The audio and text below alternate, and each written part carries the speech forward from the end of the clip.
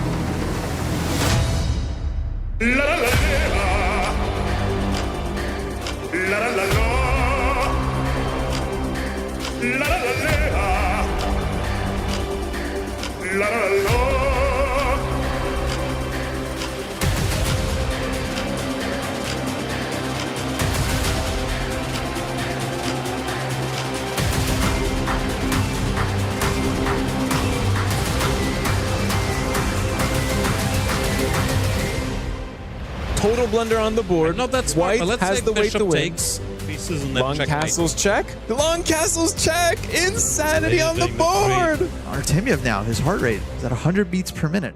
Oh no, the pain and the face of Yesipenko. Is this the end? Did Parham get the victory?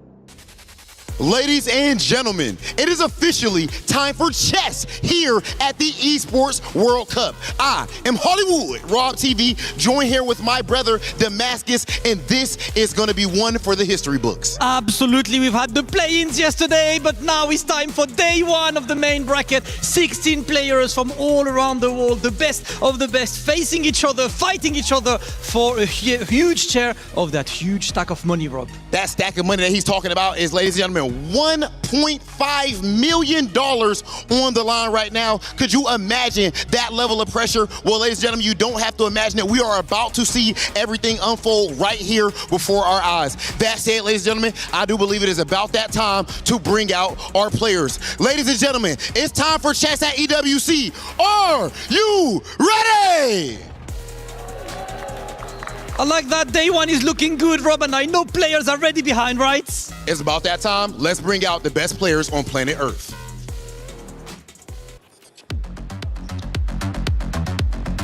Qualified through the play-ins. Way!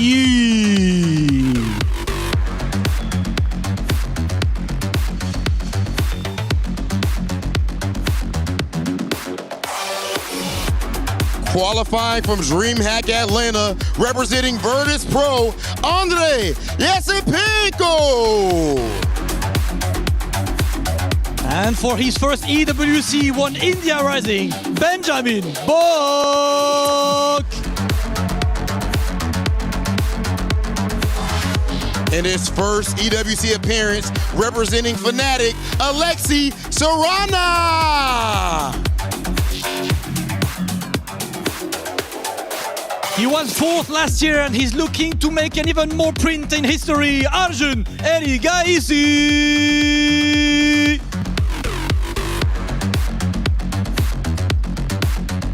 And one of the faces of the new generation on Team Na'Vi, Noterbek Abdusatara.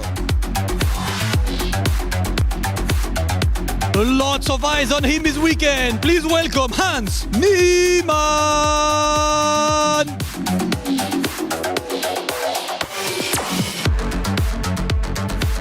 One of the best in the world in representing Seoul Esports. Put your hands together for Pranesh.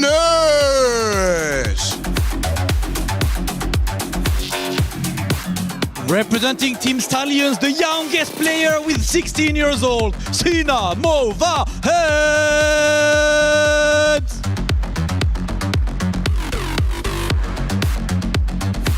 And from Aurora Gaming, put your hands together for Jan Nepomniachtchi.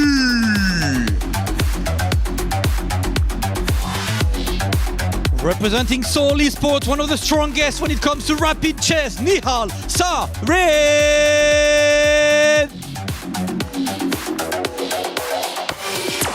Ladies and gentlemen, from Weibo Gaming, Jan Krzysztof Duda.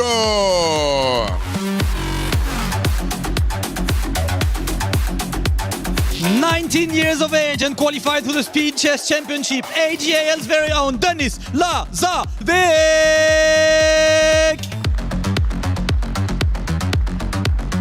Representing Team Falcons, the legend himself, Hikaru Nakamura.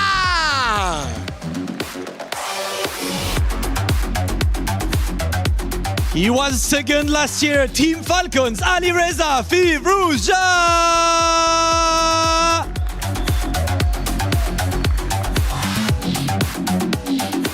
And now, ladies and gentlemen, one of the greatest players of all time. He became a grandmaster at only 13 years of age and went on to dominate the game across Classic, Rapid, and Blitz. This man has reached the highest rating ever recorded in the history of chess. Everyone here has their dreams. Everyone has their goals. But the road to victory always leads through one man. Last year, with the weight of the world on his shoulders, he got it done. Put your hands together for our returning champion, Magnus Carlsen!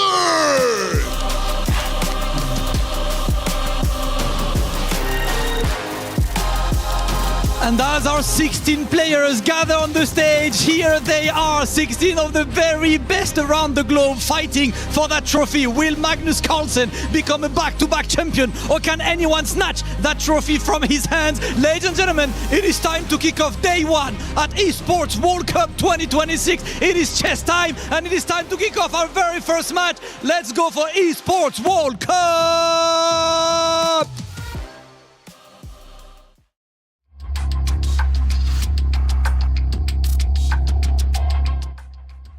What an incredible opening ceremony that has been. Chess deserves the main stage, and chess is on the main stage here at the Esports World Cup in Paris for 5 days.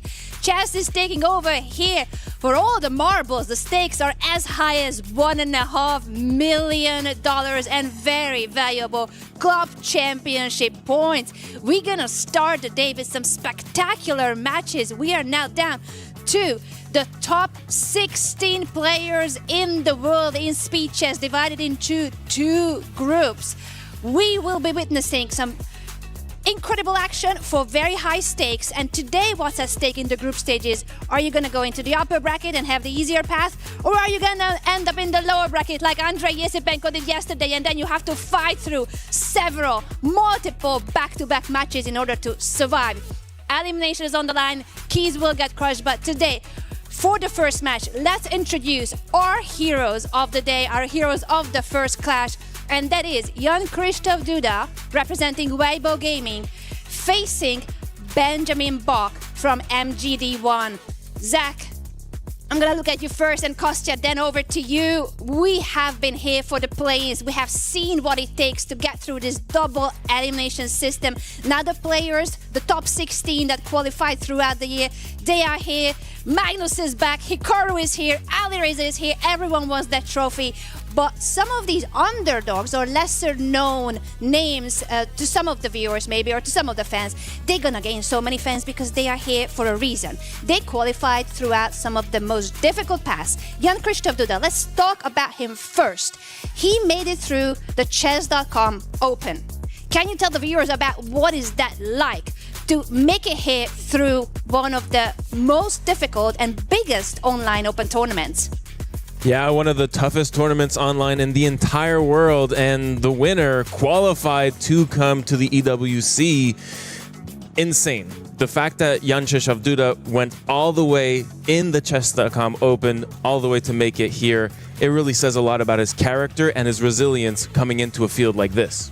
It says so much, and at that tournament he faced Magnus Carlsen himself multiple times, so that's great preparation for Jan-Krzysztof Duda. He knows what it's like to be sitting in front of Magnus in an esports environment, very much so. And Kostya, his opponent, Benjamin Bok, he won a qualification spot in India against some of the top Indian players in the world, including Arjun Erigaisi and Vidit Gujrati. Now, what is that like? And the fact that he did it on the home turf of some of the strongest Indian players in the world. Yeah, credit to Benjamin Bok. I mean, he's not the most well-known player, he's not the highest rated. He wouldn't be someone you might expect to qualify, but he actually traveled to India, to Mumbai, played on their home turf, and then beats Arjun Erigaisi and Vidit Gujrati on his way to qualifying. Arjun, of course, in this tournament. Vidit didn't make it, but these are some of India's top stars. Benjamin is known in the Title Tuesday circuit. His rating is well over 3,000 blitz. He's beaten all of the players in this field at various points in his career. So I'm sure that he can beat anyone on any given day. Definitely one of the dark horses in the event.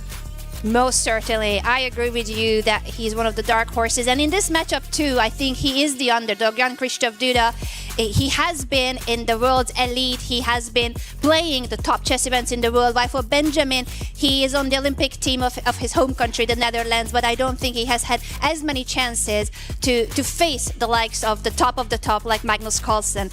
But here at the Esports World Cup, anyone can do it.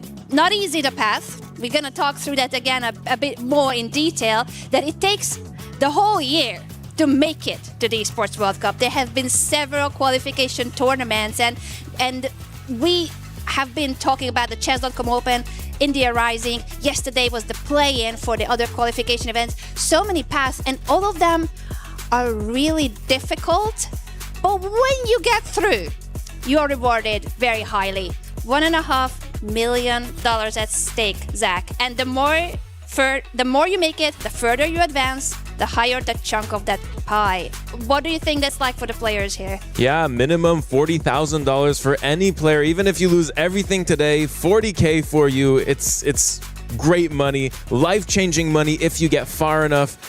I'm really excited to see how that plays in. Also, many players today are playing for top teams in this club competition, and this is gonna really add some pressure for some athletes, and for some athletes, not much pressure at all. So it's going to be interesting to see how that plays in. The money, the club competition, we're going to see all of it soon.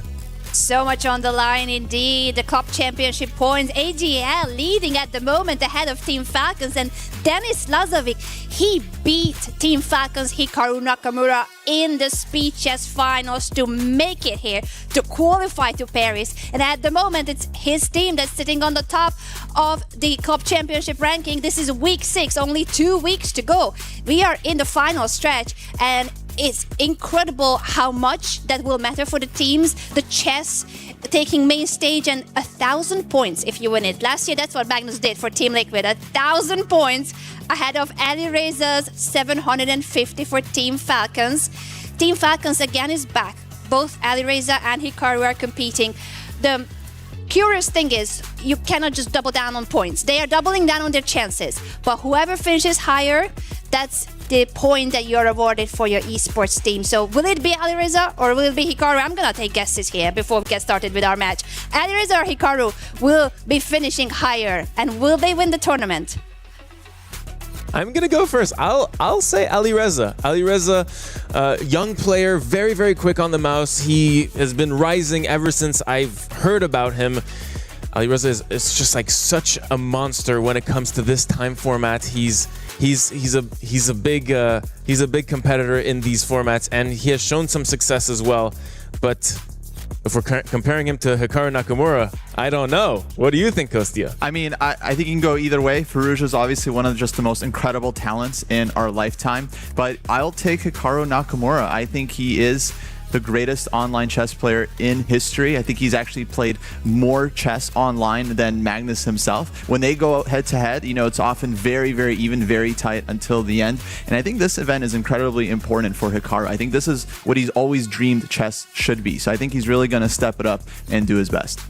I agree with both of you there, and I would not be able to pick between Alireza and Hikaru, so I'm always throwing it to you guys. You do the difficult task of having to pick, of having to predict, and I'm just asking the questions because there will be so many questions throughout the day. This is day 2, ladies and gentlemen, of the Esports World Cup, and our players are arriving for the first matches. You can hear it already. The crowds are applauding our fighters for this really crucial matchup that we already announced. It's going to be between Jan Krzysztof Duda for Weibo Gaming, and his opponent is Benjamin Bok for MGD1. This match is a best of 2, and so is all the matches that we are covering. Best of 2, 1 game with each color. If it's a tie after the 2 games, we're gonna see an Armageddon that is absolute cinema. We witnessed it yesterday multiple times. I'm predicting a lot of Armageddons for today too, but Armageddon is the decisive tiebreaker. And what's on the line in this match is whether you end up in the upper bracket or in the lower bracket, because this is a double elimination format. You don't get second chances in the lower bracket. Andrei Yesipenko yesterday proved us that it's okay to be in the lower bracket. But that meant he lost the first match against Wei Yi, and then he had to win 4 matches on demand against the best players in the world. Winning on demand, 1 game is already hard enough. To do it multiple times, Zach? The way Andrei did it? Absolute cinema theatrics yesterday as Andrei Yesipenko was just winning match after match after losing his first match. It was completely crazy. Can he continue his Cinderella run? He's playing Magnus Carlsen today. That is the toughest match possible. What do you think, Kostya? Does he have a chance? I think we should nickname Andrei Yesipenko the Avenger, because he not only lost his first match, he also lost the first game of his elimination match, meaning that his back was on the line the rest of the day for hours and hours. And then the players that he beat yesterday, Parham Maksudlu, Alexander Grischuk, Kwang Liam, they could have been in this event themselves. So he's definitely one to watch. We are now on the stage as the game between Duda and Bach has just started. Duda playing the first game with the white pieces, and Bach plays the famous Berlin defense. Zach, what do you make of his strategy? This is one of the most famous classical openings in the entire game of chess. The queens are swept off the board as soon as move 8. Yeah, they have the so-called famous Berlin endgame, which basically since the year 2000 has been one of the most popular openings at elite levels. It has a very drawish reputation. Black sets up what is known as the Berlin Wall, where you get this in-game structure. It's very hard to crack, the double bishop pair for Black. On the other hand, though, White has a lot of advantages themselves. They have more space with their king pawn there on e5. Their king is able to castle, whereas Black will not be castling this entire game. And so it ends up being a very strategic battle. We often do see many decisive results despite the drawish nature of this opening. Very strategic game. We're going to have a nice struggle as well. Black has the 2 bishops called the bishop pair, and White only has 1 bishop. But as you mentioned, the king cannot move in a castling motion, which means that that king is stranded in the center for as long as B. So this is going to be an interesting struggle here. Yeah, Duda, a lot of experience here. I think from both sides of this position, Bach likely has played this endgame many times himself as well. And here we see knight to g6 from Bach. The tricky thing about Black is that he really has to figure out his development in these next couple of moves. His rooks are disconnected, whereas White is very close to completing his development. But long-term, strategically, with that bishop pair, especially that light-squared bishop for Black, is such a powerhouse piece that Black has a lot of upside when it comes to the long endgame. Let's hope Black can use those 2 bishops, as White has a lot of space right out of the opening with that strong pawn on e5, if you can see, just tunneling down the Black position. Also, I feel like White is more coordinated coming into this middle game. Absolutely. White just has kind of easier development. Now he's going to figure out what to do with that dark squared bishop. Maybe he'll fianchetto it. Maybe he'll develop it to a square like d2 or e3. And eventually, what White tries to do is trade down in this position. He wants to trade pieces and actually use his advantage in pawn structure. As the viewers can see, on the queen side, Black has these double pawns, which makes it very difficult in the long run to create a passed pawn. You have 4 pawns versus 3, but because 2 of your pawns are doubled, effectively, they only feel like 3 pawns in a lot of situations. Whereas White's pawn structure on the king side, he's got a very healthy 4 versus 3 majority. And so if we get down to some kind of simple king and pawn endgame, knight endgame, a lot of times White's strategic edge really makes itself felt. Trades favor the white pieces here, of course, because of that pawn structure. And Black wants to retain those pieces on the board if they can manage to keep those 2 bishops for as long as possible until the position opens up. These 2 bishops can become absolute monsters. Yeah, solid start for both players. Zach, what do you make of their body language? Are you feeling any nerves here from either one of them? So far, I'm not looking at body language, but more heart rate. Look at Bach's heart rate, 76 beats per minute. We didn't even see anything under 80 yesterday for the whole day. Does he know he's playing for $1.5 million right now? I think someone should tell him. Duda, though, he clearly senses the moment his heart rate is over 100 beats per minute, but he looks cool as a cucumber right there. Yeah, Bach just dialed in. Look at that stance. I just love the stoic stance. Oh, then he did a grimace.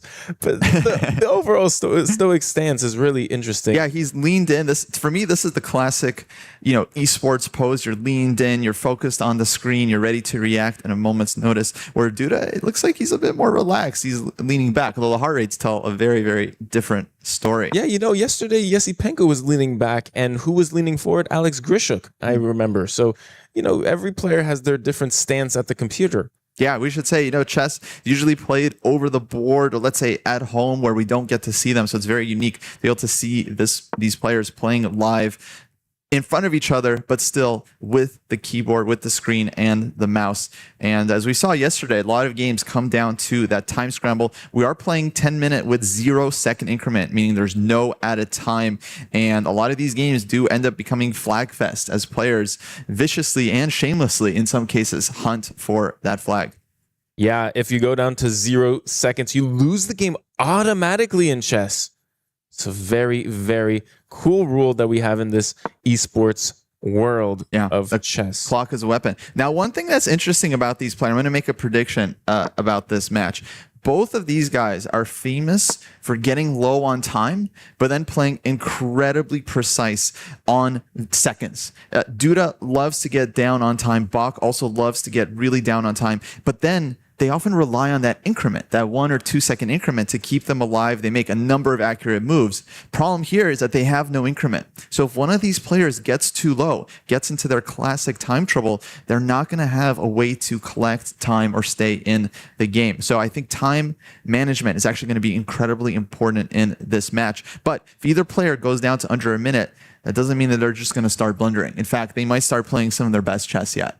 They might. And as we get into this, what would you say? This is a queenless middle game? Absolutely, Zach. Great phrase. Queenless middle game. Because there's so many pieces on the board. It's not like the kings can just come out like they can on a lot of endgames and start contributing. No, both kings have to be tucked away and careful, because if they get into the crossfire of the enemy pieces, it's going to be a big problem.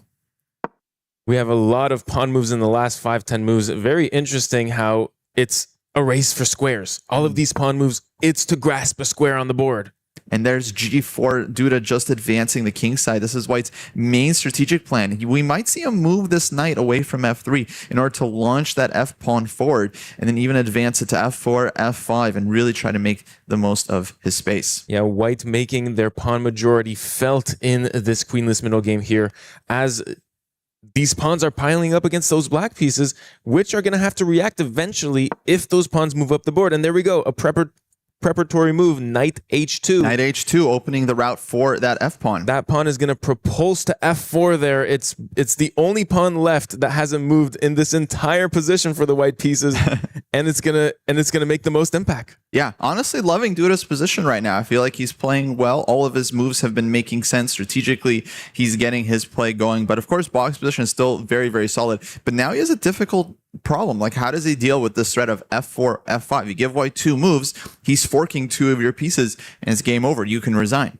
Yeah, that fork is a big threat, even 2 moves away, because those black pieces are going to have to scramble and find new squares if this pawn becomes dangerous enough.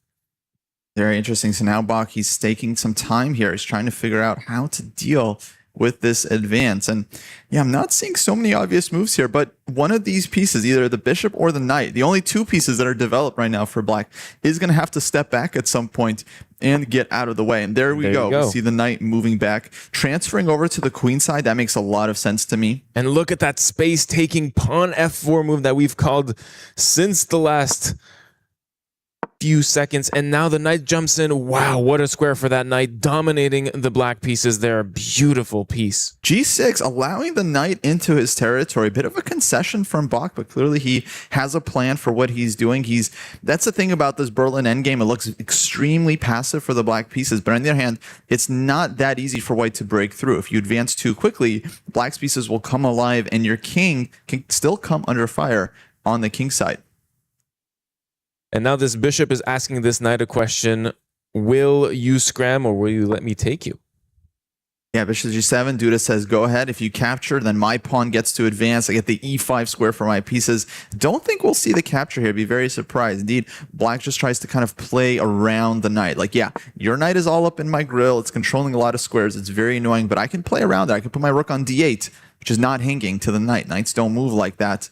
Now White goes rook to d1, challenging the d file. And I think we're going to see a classic standoff here. Neither side is going to want to take and give up the d file to their opponent. Remains interesting what's next for the white pieces from this position. How do you progress here as White? Yeah, it's a great question. I think now, interesting. You have a trade. I just said we're not going to... Commentators. Just say we're not going to want to see that. So Bach clearly has something in mind here, because he gives up the d file. That definitely feels like a concession. But on the other hand, White's rook has no entry squares. If you try to lift the rook into the opponent's camp, right now it's just going to get captured. So he's seeing that, he's playing around the knight on f6. He's playing around the rook on d1. It's a very cagey kind of passive approach. But on the other hand, it's still not that obvious how White breaks through there. If you advance too quickly, black's light squared bishop will open up and start to do damage against your king. Yeah, this knight has infiltrated the black pieces' position, but it's not enough. It's just not a mobile piece enough that it can dominate the black piece's rank once it's infiltrated through. However, the rook is that kind of dominant piece that when it infiltrates, it can be an absolute monster. Duda, so far the favorite coming into this match, looking very, very good for him. His position's only slightly better, but he's up 2 minutes on the clock, which without increment, I think is a huge handicap. Oh, the captures happen. The capture, and I don't think this is a move that Black wanted to make, but he simply saw no other option. You got to make moves in chess. You can't just keep thinking, and eventually you'll run out of time. Oh, and now White has a decisive advantage after this trade. That's surprising because White isn't up material yet, but now it seems like the computer is just giving him a huge edge. Clearly, it's seeing some kind of breakthrough on the king side. Maybe it's time to push the h-pawn forward and try to create a pass pawn against Black's g6 and h6 weaknesses here. That said, we do have opposite color bishops on the board, so one slip for White, and I think this could easily fizzle out into just an immediate draw. But with those knights still on the board, I think Duda has some great winning chances in this first game. The computer is taking into account that the white pawns are 4-3 on this king side with that king, and on the queen side, the 4 black pawns are completely obstructed. How do you progress as black on that queen side to create counterplay? Yeah, so I think that's the key thing here, Zach. Black cannot make a pass pawn, even though they both have double pawns, but White actually can break through. So the plan is you push your H pawn first, then you push your F pawn. Black takes. You're not going to take back. You're just going to keep pushing your G and H pawns. All you need to win the game here is one pass pawn. One pass pawn will win a piece. Extra piece you can win in the resulting endgame. So very, very difficult moment here for Bach. As Duda now, he's using his extra time to figure out exactly how to break through. White is looking for a breakthrough with this potential pass pawn here, but also this trade on f6 square created this really nice potential outpost for our white knight to jump to e5 in the center of the board and attack some weak squares. And he leads with the king. This is very interesting. I wonder, what is he playing at? What is he looking for? Clearly, he wants some kind of breakthrough using the pawns and then the king to advance. So very interesting play here from Jan Krzysztof. Yeah, we're about to see some interesting maneuvering, definitely very, very high level stuff. The king moving up on h4. I'm very curious to see what's the path for this king, because right now it cannot move more forward. Absolute endgame masterclass from Duda so far. He's gone into the Berlin endgame, a famously drawish position, and he hasn't really done anything special, but that's because he's just made it look easy. That's how good he is. And now he does have a decisive advantage if he can find the right breakthrough. And he has plenty of time to do so. So now maybe the knight can jump in, knight to e5. Maybe he's going to look for that pawn break with f5. And the knight jumps in. What a move. Centralizing the knight, hitting a couple weaknesses. And notice he's also stopping Black's king from entering the king side as well. What a nice idea. The king is a weapon in the endgame. It's actually a strong piece, whereas in earlier phases of the game, the king is a weakness because it can get checkmated. But here, there's not enough pieces to checkmate the king, so it's an absolute weapon. And to prevent that black king from coming into the battle is such an interesting strategic idea. Yeah, it's a huge edge here for White. The king is a very valuable piece, as you just explained. Because, yeah, you have 2 pieces left, but then you also have the king. So the king is essentially a third piece. It's your third man. And right now, White is playing 3 versus 2 on the king side. Obviously, has an extra pawn there as well. And this is a big thing in chess. You always want to play on the side of the board where you have the advantage. Notice, since playing a4 and c4 on the queen side, White has not touched that side of the board. He hasn't even looked at that side of the board. If you look at Duda's eyes right now, he is only looking at the king side. He is not paying attention there. Okay, knight to b7. Bach tries to reposition the knight to the d6 square, hoping to fight against White's counterplay. But he's down to 2 minutes, and this is going to be a very difficult defense for him. He's down to 2 minutes. We have seen yesterday players go down to 2 minutes, and from there, the clock ticks. And look at his heart rate, Zach. It's still at a 74 beats per minute. Yeah, is it working? I mean, no, it's working. It's adjusting, yeah. I mean, I think I figured out, you know, I've played Bach many times. We both play in St. Louis, and I faced him, and he loves to get really low on time, but then blitz out best move after best move on the increment. And now I can see how he does this, because he doesn't get nervous. His heart rate doesn't go up, so he's able to stay focused, and he's able to just find the best moves, staying calm under pressure. There you go. Maybe staying calm will not be enough here, as Jan Krzysztof Duda can find, if he manages to find the best continuation here, it's winning by force. Yeah, and there we go. Duda has just leaned in and he's closing his eyes. He's closing his eyes. He's calculating blindfold. A little bit of Queen's Gambit there, looking at the ceiling and calculating blindfold. Yeah, of course, all these guys can play blindfold chess incredibly He well. finds F5. This pawn sacrifice paves the way for the king and also gets the bishop off the defense of that pawn on F7, which the knight then captures. They found the breakthrough. Now this F6 pawn for you is just an incredibly strong pass pawn. The H pawn is also hanging. White is about to have 2 pass pawns versus 0. It's completely decisive advantage here. It was all about closing the eyes there. He knew that he had a winning idea, and he was just making sure in his head. Now, how's Black even going to try to save this? I mean, if he could trade knights somehow, he might still be losing at this point. But that's basically his only chance. But I don't see it. Knight is going to take this pawn on H6, your bishop to E6, and then it's just 2 pawns up for White on the king side. Basically 2 pawns up. Even though Black has 1 extra pawn on the queen side, it's not enough. It feels truly like we have 2 pawns up. Knight to D6. Now White just needs to get the knight and king out of the way. And okay, the F pawn is under control, but the H pawn can still pave its way through. No, I love this for the white pieces. This king is going to march in, put some influence on the board, create the way for these pawns to push towards the victory. And it's not looking good for Benjamin Bach, who is down on position and on time. He has his back truly against the wall. Honestly, ridiculous how well Duda has played this first game. Basically a textbook game. I think he would be proud of this game in classical chess, let alone that he just played this incredibly precise game in rapid chess. Duda right now sitting at 97.4 accuracy. These are candidates numbers that he's showing with his level of play. This is absolute class consistency by the Polish Grandmaster, who is now trying to trade off his bishop for the knight maybe in order to make it easier for these pawns to push down the board. Yeah, at this point, it's completely winning for White. Duda knows it. Bach knows it. But with both players under 2 minutes, we've seen so many games that we thought were over all of a sudden turn around in the last moment. Bach is incredibly fast, so he gets any resource, even a whiff of a chance, he will spot it with seconds left on his clock and make Duda pay. So Duda has to stay accurate here until the very end. King to G5, leaving the H pawn behind. He's saying, if you take that pawn, then my F pawn is going to sneak through. You're not going to be able to stop it. And wow, nicely calculated by Duda. I think everything is working for him. And Bach here frustrated. He can even trade knights now with knight F7 check, but it's no longer going to be holding because White just has too many pass pawns to work with. A strategic sacrifice by Jancic of Duda in order to displace this bishop. Benjamin Bach says to him, I want none of this. I'm not taking your pawn. We check first.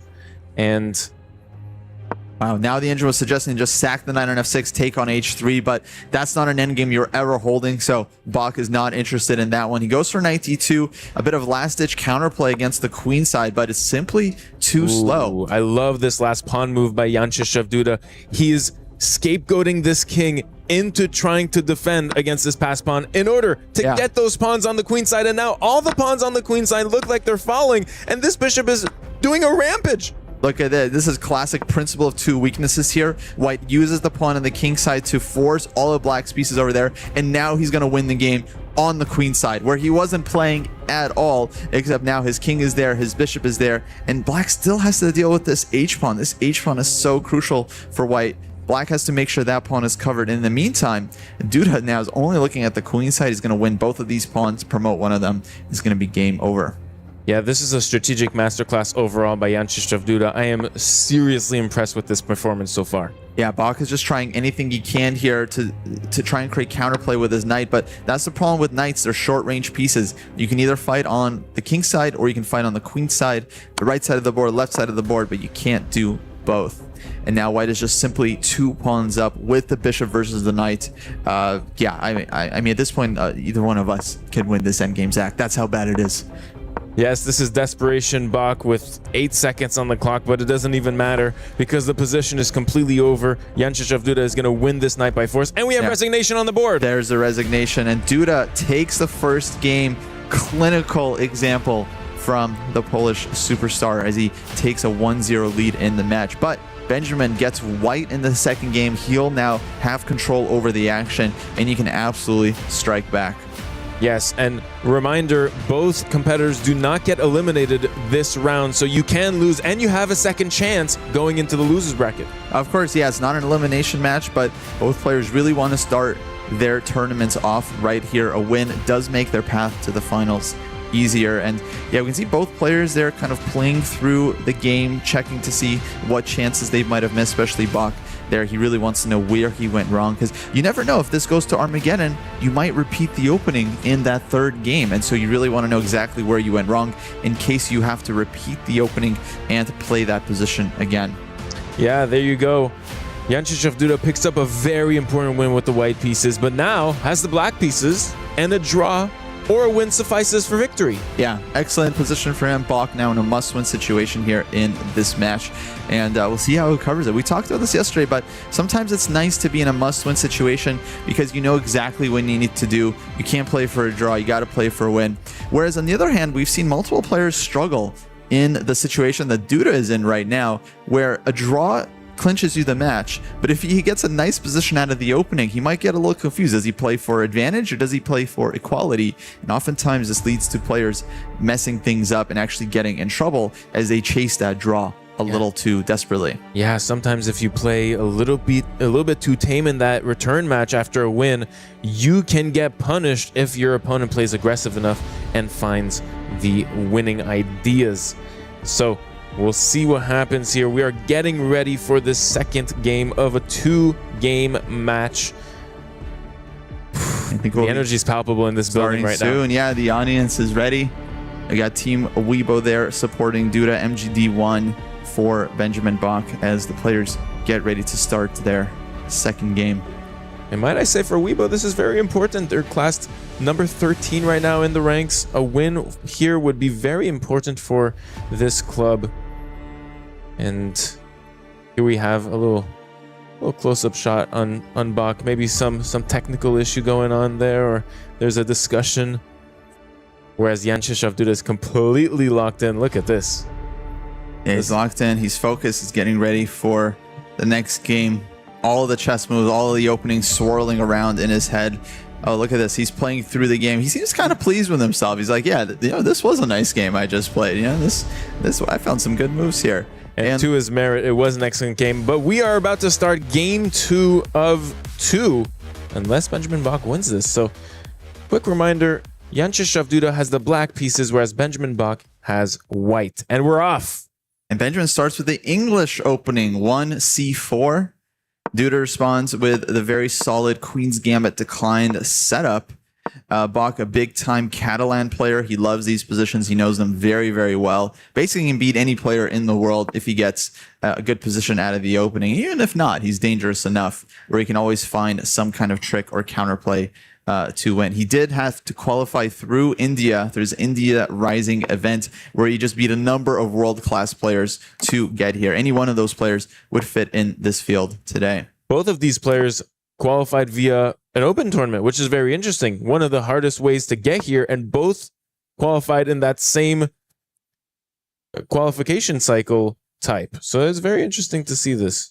Yeah, we see a closed Catalan approach from Duda, basically just keeping his pawn on d5 locked down. He could have taken white's pawn on c4. He can still take that c-pawn, but he's indicating that he doesn't want to enter this kind of complex battle. Rather, he's trying to play this as solid as possible. Given the match strategy, I think this is absolutely a correct approach. And yeah, he knows these positions well. So it'll be up to Bach to try and figure out how exactly he can get a little pressure against his esteemed opponent.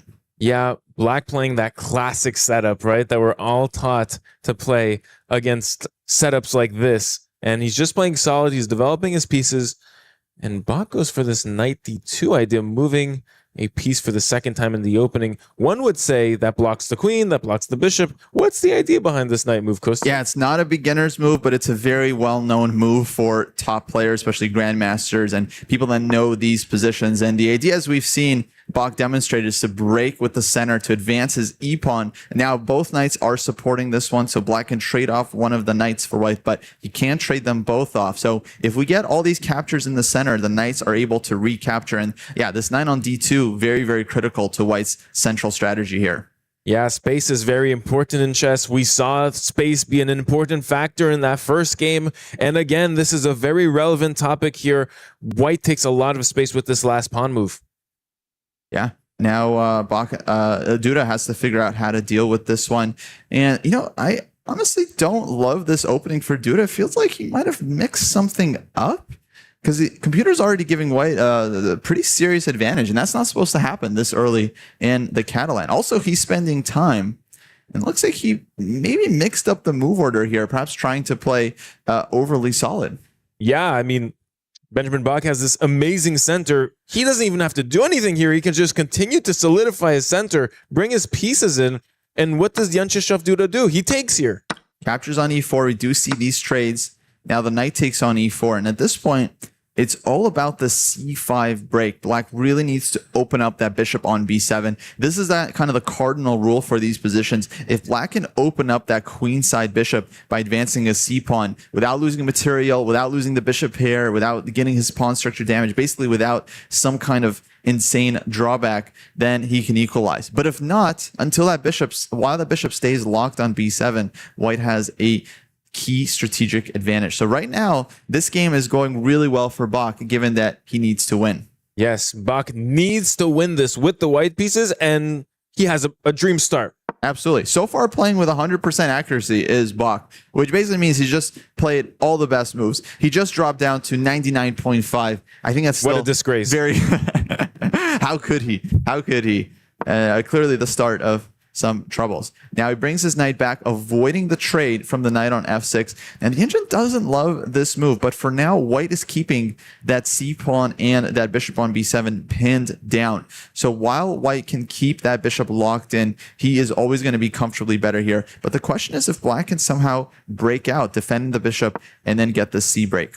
Yeah, the engine didn't like that last move from the white pieces, halves the advantage for White because it's a little bit of a passive move. Generally in chess, you want to go forward and not backwards. So backwards moves are seen as a little bit slower. And just in this case, we can see that this gives Black the chance to bring some pieces into play. Yeah, Duda playing this very solidly so far. This last move, h6, shows he's not worried about the bishop on b7. That guy will get out. For now, just controlling some squares on the king side, keeping him very solid and letting Benjamin come to him, right? Show him how he's going to try and win this game. Queen to d3. Benjamin just develops the queen, connects the rooks, queen to d7. Now, Zach, check this out. The bishop on b7 is protected. So Black is looking for that c5 break. And this is where White needs to be ready to advance d5. So if he can meet that c-pawn push by advancing his d-pawn, he can keep some edge on the board. Hence, we see the move rook to d1, supporting the d-pawn so that he can advance d5. And that's not something Black really wants to allow. So I'm not sure if we're going to see c5 here or not. It's definitely a very difficult move to play. This c5 move is a make or break for the position sometimes for the black pieces. If you fail to play c5, you will get hit with c5 yourself and your bishop will be eternally bad. Absolutely. So right now, Duda has to decide, does he want to play c5 or not? Now, the engine actually says c5 is totally playable here, but from human point of view, you do allow d5. And then how do you respond there? White kind of clamps down. So yeah, he builds up himself. Rook a d8. His other rook can come to the e file. I would expect now maybe rook f e1 from White, just getting that last piece into the game and continuing the strategic battle. Oh, instead he drops back queen e2. Very interesting, lining up his rook against Black's queen. So now on c5, he can take it with a discovered attack. You see all of these moves from both players. It's all about this c5 break. These guys know that this is what it's about. White does not want to allow it. Black wants to achieve it. That's what chess is. Understanding what your opponent's plans are, whether you can stop them or whether you need to just go for your own play. Deep strategic plans from both sides here as you see the queen leaning back, the black rook coming into play. Although the black rook is seeing absolutely no time of day, why is this move played? This is what we call the mysterious rook move, right? That rook basically controls no more squares on e8 than it did on f8 where it just came from. But it is lined up against the queen. And the idea is that if the e file ever opens up, well, then that rook will start talking to the queen on e2. And it's going to have a lot to say. Yeah, this lineup that we see, both rooks on both queens opposite each other's, this is called an X-ray in chess where you don't attack the queen right now. But maybe in 5-10 moves, it's a different story. Yeah. So now maybe white plays the mirror move. Rook fe1 slides his rook over. Maybe black will get his queen off of the d-file, so it's not facing white's rook. There we see you go. That last piece. Wow, I'm calling everything. And we got to maybe add a couple of more headphones on the player. I don't know what's going on. But yeah, both players here playing very good, solid, strategic chess. Yeah, this last queen move I love. Queen c8 backing out of that x-ray because the white rook is hitting that queen by x-ray. You don't want that. And now black is ready to play c5. Maybe we'll see queen to f3 now. Just amplifying that pin on the long diagonal. Again, just preventing the opponent from breaking free. And it's not clear how white is actually going to proceed here. But for the moment, if you can just prevent your opponent from getting out, there's a very frustrating position to play from the black side. You have to kind of stay passive, stay solid. You can't really push your pawns without making weaknesses. You don't have a lot of great piece maneuvers. It's a very much a maneuvering game at this point. But I don't think Duda minds that at all. He's quite a strategic player. He feels very, very comfortable in these situations. Bishop to e5, axing the bishop on this knight towards this king too. The bishop is really nicely placed. Very centralized piece now. Once again, Bach is the first player under 5 minutes. It's still plenty of time, but he is lower than his opponent. And again, without increment, this time management is so important here. It just feels like Duda has been a little bit of the faster player so far in this match. Yeah, it really didn't matter last match, but if that would have been an equal position with 8 seconds left, Benjamin Bach would have had a serious issue managing that clock. And we're seeing that again, near 2-minute difference now between both players. He's going to have to play faster. Yeah, because he's got to have to play faster, and he's going to have to win on the board because he's not flagging Duda from here. Now, knight to d7, putting the question to white's bishop. It doesn't look like white has a better move than pulling his bishop back, which Bach does. Knight to f6. They've repeated once. We are not going to see another repetition here. What happens after 3 repetitions, Kostya? If the position is repeated 3 times and the game is just declared a draw, that the players can't just repeat back and forth, back and forth. And there we see Bach. He doesn't repeat again. He knows he has to go all out for the win. And h4. Finally, the c5 move is played and both bishops are traded off the board. There we go. Black manages to equalize. Black has gone in the c5 break. This has been his main strategic plan all along. And now white really needs to push d5 here if he wants to get anything going. But d5 is a tough move to play. That was a bit of a pawn sacrifice.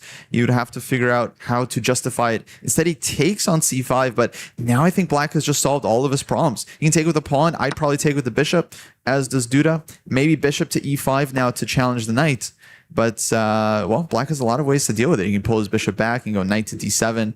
It's not the most dangerous threat in the world for him. All of a sudden, for the first time in the game, I will throw a personal opinion in the mix. I like the black pieces. Okay. Okay, yeah. This queen sliding along this long diagonal, this bishop sliding along this weak pawn and pinning to the king. I like the black pieces activity. So for the first time in the game, it looks like it has opened up for the black pieces. Absolutely. No, it feels like black's position is very harmonious here, very dynamic.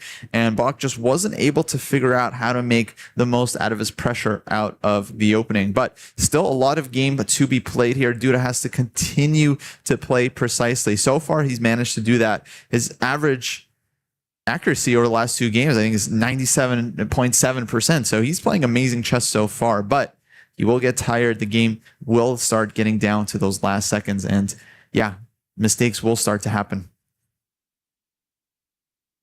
Yeah, it's very interesting here. He's taking a long turn. He's maybe doubting himself as to how he has to answer this question of bishop to e5 attacking his knight. How does he deal with this knight attacking this position? Does he move? Does he overprotect?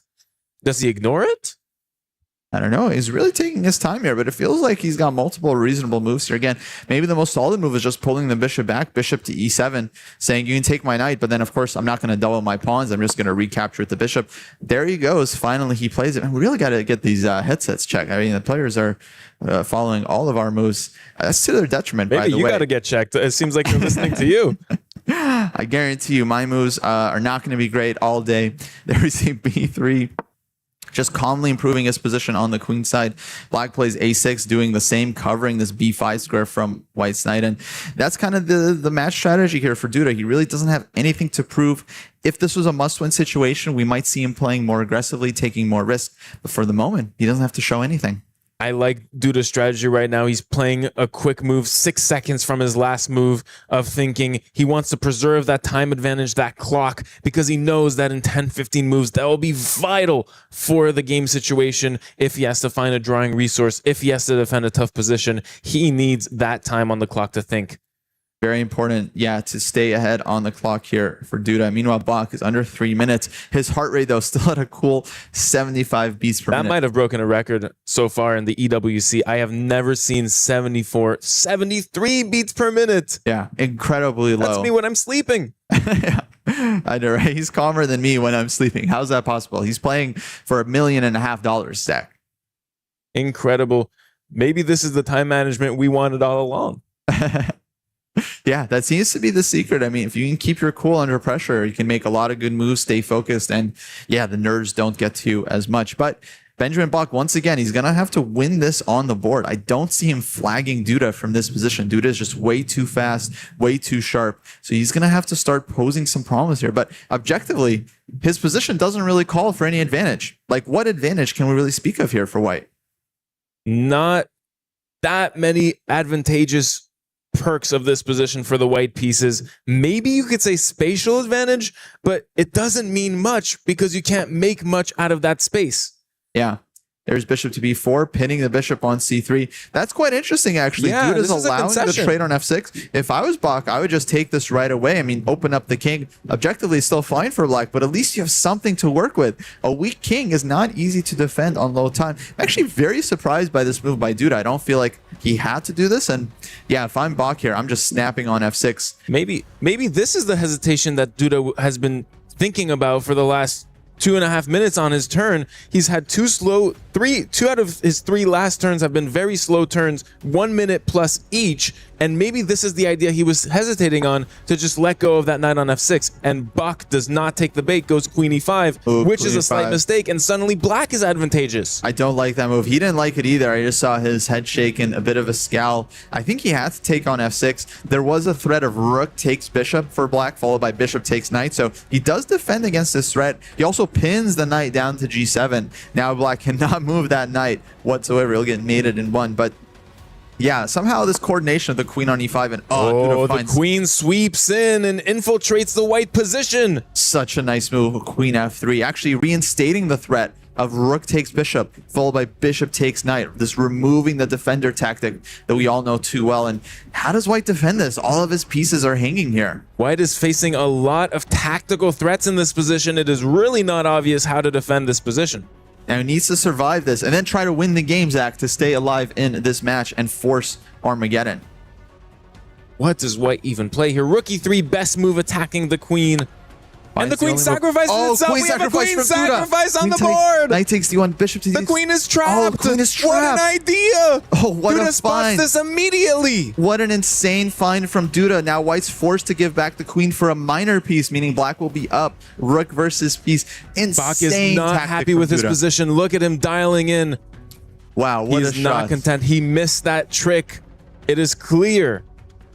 Unbelievable. And wow. What does the white queen do? It is completely trapped in the center of the board. Completely trapped in the center of the board. We don't see that every day. And it sacrifices itself back against the knight. Gives back the queen, goes for the endgame, but now White is down material. That said, he does have some passed pawns on the queen side. So in fact, if he's able to get these pawns going, you know, this could still turn around if Duda makes a mistake. The problem, Zach, is that Duda has not made a single mistake in today's match. I mean, he's playing chess at an extremely high level thus far and is showing no signs of slowing down. Yeah, this bishop now swoops in, attacking the black rook. The black rook must move, and White might be formulating a little bit of counterplay. I wouldn't write off Benjamin Bach so quick. Absolutely far. not. No, it's far from over here. Rook to b8 is possible. Rook to c8 as well to try and cover the c file. But yeah, if these pawns get rolling, White has 3 versus 1. We talked about pawn majorities. It's 3 versus 1 on the queen side. That means he can get himself 2 passed pawns. That means that he can get himself 2 new queens if Black doesn't defend properly.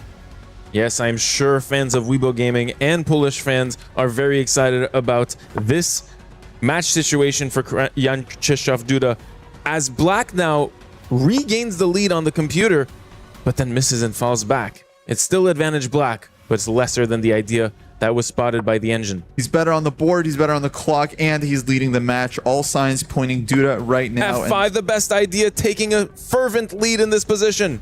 Wow, forcing that knight back. He has knight to c5, but then the rook will get in with check, and there's bishop to d4, just attacking all of white's pieces. So he goes back, knight to c3 now. Now Black wants to trade, so you want to swoop in with this bishop on d4 and D4. force the trade of the bishops to keep quality pieces on the board. Very classy move there, trading off for white's bishop, leaving white with this knight that just can't find a good square. Black's rooks are incredibly active. Rook on d4 hanging. We have seen mouse slip, Zach, so Duda needs to be very precise here to finish off this game. He plays a beautiful move, forcing E4. the rook trades, and then it's knight against rook. The more trades you have when you're winning and up material, the better your chances at converting that position, and that's exactly what Duda has done in the last 5 moves. Love that approach. Whenever you're playing 2 rooks against rook and piece, you always want to trade off a pair of rooks, that you're just left with one dominant rook against this poor knight on e2. But look, white's bringing in the king. The king is an active piece, but so is Black. Black saying, no, you're not getting your king in before I am. I'm also bringing in my king. And yeah, these pawns for white are still stuck. They haven't been able to push forward. And yeah, now Black is getting the king in. He's ahead on the clock. This game is all Duda right now. I'll do the a5, beautiful move, fixing the pawn structure, and now white truly has no counterplay. Bach should just offer a draw because this is completely over. We might see our first 2-0 match that we've covered so far in the EWC. Yeah, at this point it's resignable for white. Rook takes a4. White's not even having a pawn to compensate. Rook a2. I think he's gonna call it. I think that's it. Yeah, and this is a 2-0 victory, a clear win for Jan Krzysztof Duda, who advances to the winner's bracket. Just brilliant performance from Duda here. I mean, 2-0, dominating both games. Clean never games. Worse. We've really seen some clean play, all around consistency and class from Jan Krzysztof Duda. Oh, how about that queen sack, Zach? You remember that one? Oh my god. I'm gonna show that to my kids. You're gonna show it to your kids? I'm gonna show that to my children. That was beautiful. That was a beautiful queen sack. And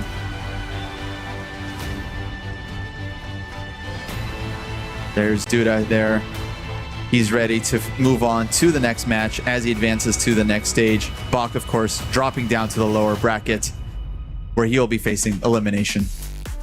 Wow, what an incredible start of the day that has been for us here at the Esports World Cup in chess. And also the other match, by the way, there's 2 stages for chess. That's how big our event is. The other match also has gone down to 2-0, winning Nodirbek Abdusattorov on the other stage over in the Group B. But we are covering now this section here, and we are just like thrilled by the fact that the queen sacrifice, Jan Krzysztof Duda winning for Weibo Gaming. This is just the beginning of the day. How would you sum up, Zach, these 2 games and the performance of Duda?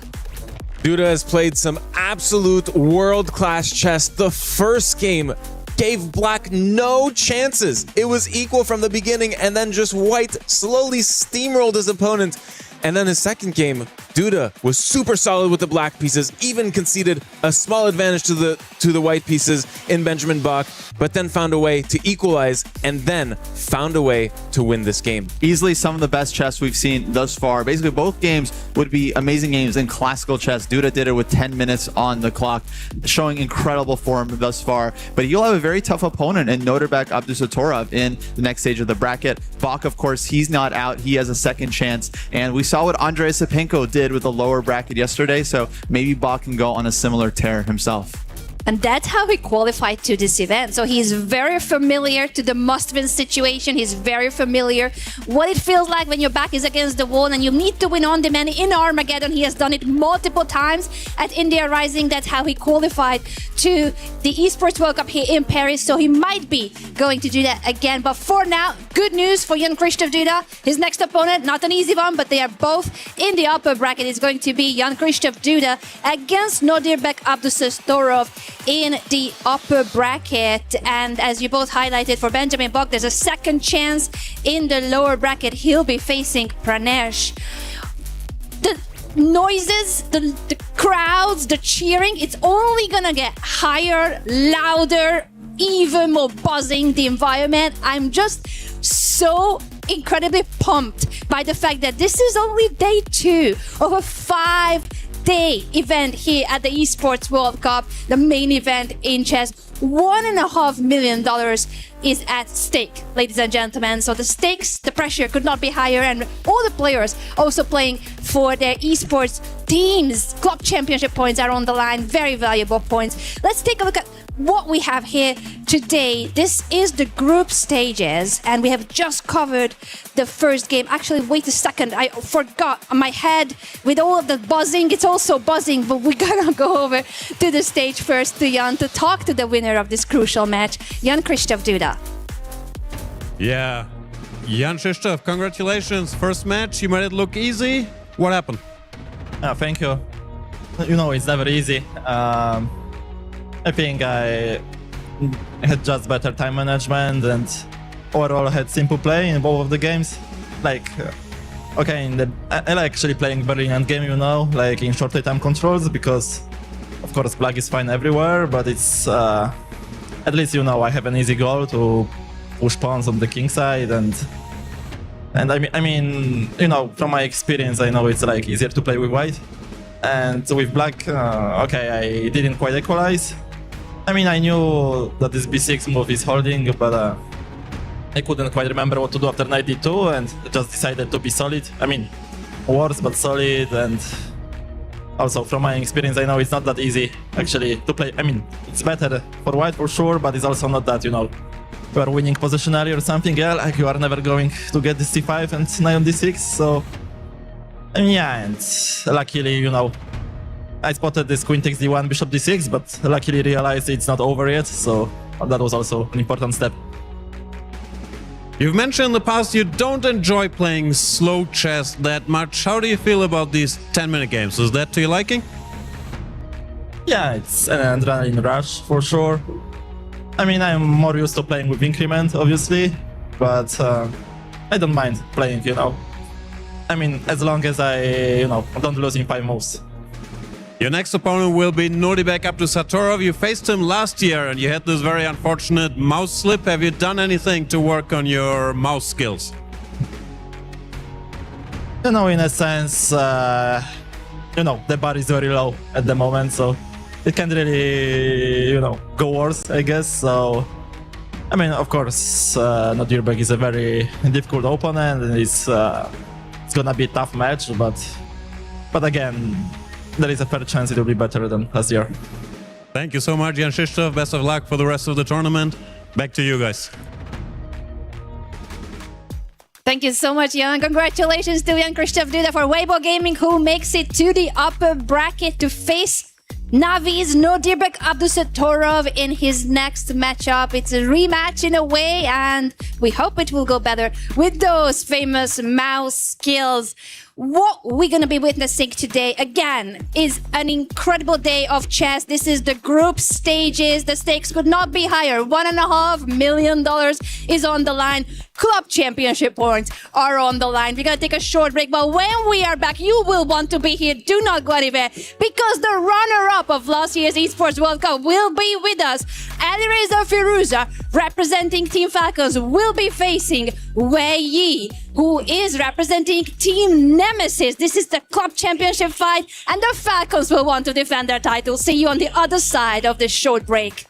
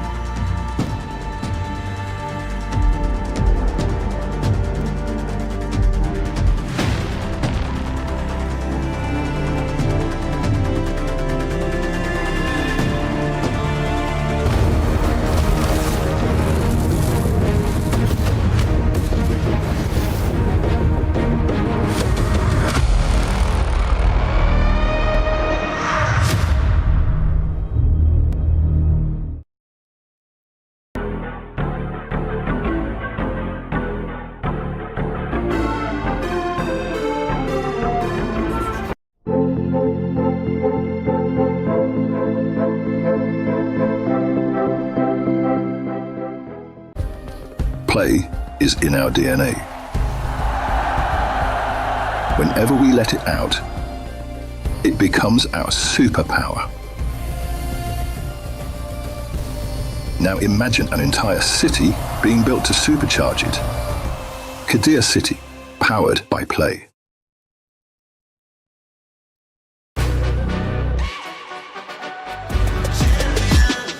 This ain't no regular thing. I came for the ring, you know what I mean. You see my name in the lights, better get right, I'm champion.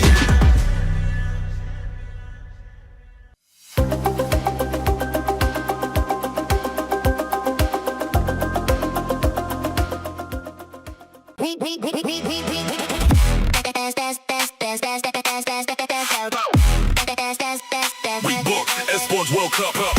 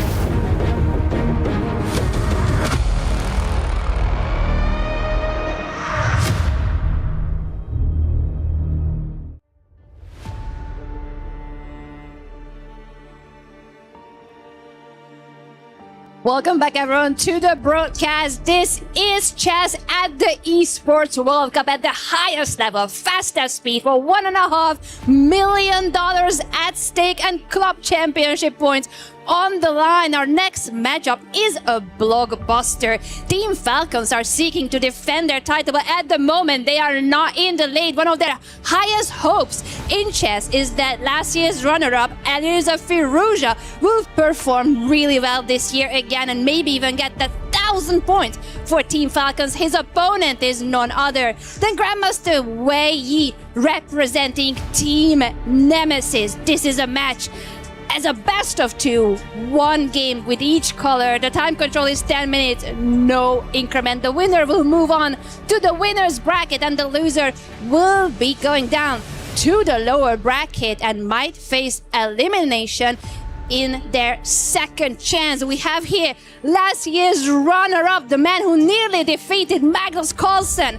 Only 23 years old, Alireza Firouzja, representing the Falcons. And 27-year-old Wei is also approaching his seed.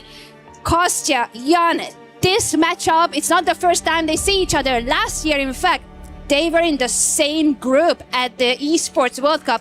And because Alireza won that match, Wei had to go down to the lower bracket. And eventually, his runner-up position made him qualify directly to this year, Alireza Firouzja's case that is, while for Wei Yi, his path was a lot longer and harder to make it back here this year. Jan, what are your thoughts on his qualification and how that match went last year? I think this is the highest level matchup we've seen on this stage yet. Two absolute world-class players. Alireza very much in the top 3 in the world in this format. And Wei Yi just completely dominated the qualification day, the play-in yesterday. So these are two heavyweights of our game and they're getting started. So let's jump right into it. Let's jump right in. Kostya, Jan, take it over from here. Best of two. Whoever wins will make it to the winner's bracket. The loser goes to the lower bracket. All the marbles, lots at stake for Cup Championship points and the overall glory here at chess. And we are in the opening phase already. Thanks, Anna. Yeah, the game is underway here. Firouzja playing with the white pieces in the first round as he plays the famous London system. Jan, your predictions for this match. Who's the winner? I'm confused because something weird just happened. I think Wei Yi mixed up his moves as early as move 5, which you see rarely at this level. Some subtleties. Normally white starts with a knight out, not with a pawn to c3. And now bishop out, you can just take that pawn on c5. And it's not so easy for black to recapture it because it can be defended by the other pawn.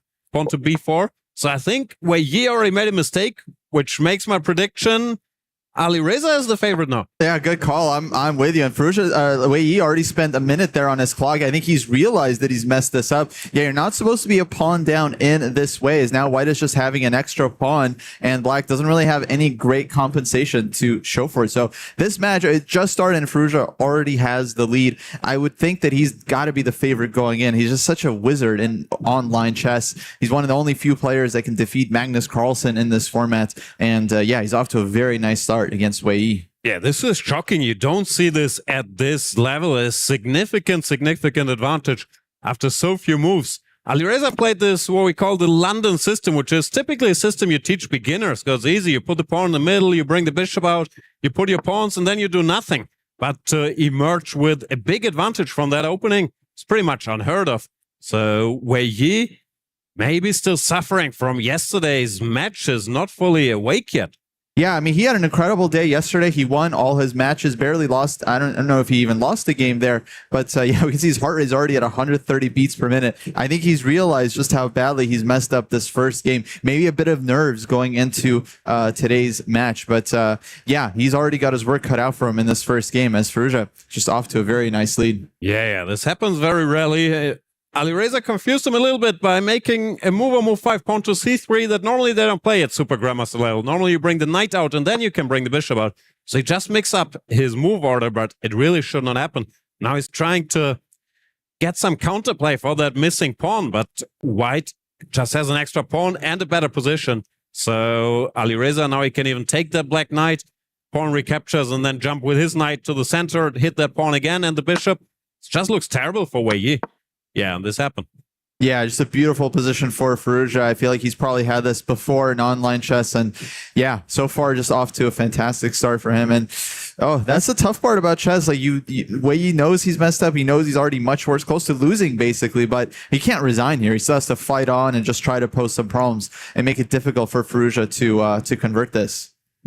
I don't know if he'll manage. If we look at the heart rates, Alireza is 74, which we've only seen from Benjamin Box so far, but looks very relaxed. Feels right at home in this format. Made it to the finals last year. And let's not forget, Alireza not long ago was pretty much the up-and-comer in chess. Magnus Carlsen said, you know what, I don't want to defend my classical world title unless I get to play against Alireza. That could be interesting. And now he has these even younger people breathing down his neck, entering the top 10, the Sindarovs, up to Satorovs, Keimers of the world. So at 23, he's no longer a kid, and I feel he wants to show he's still very much on top of our game.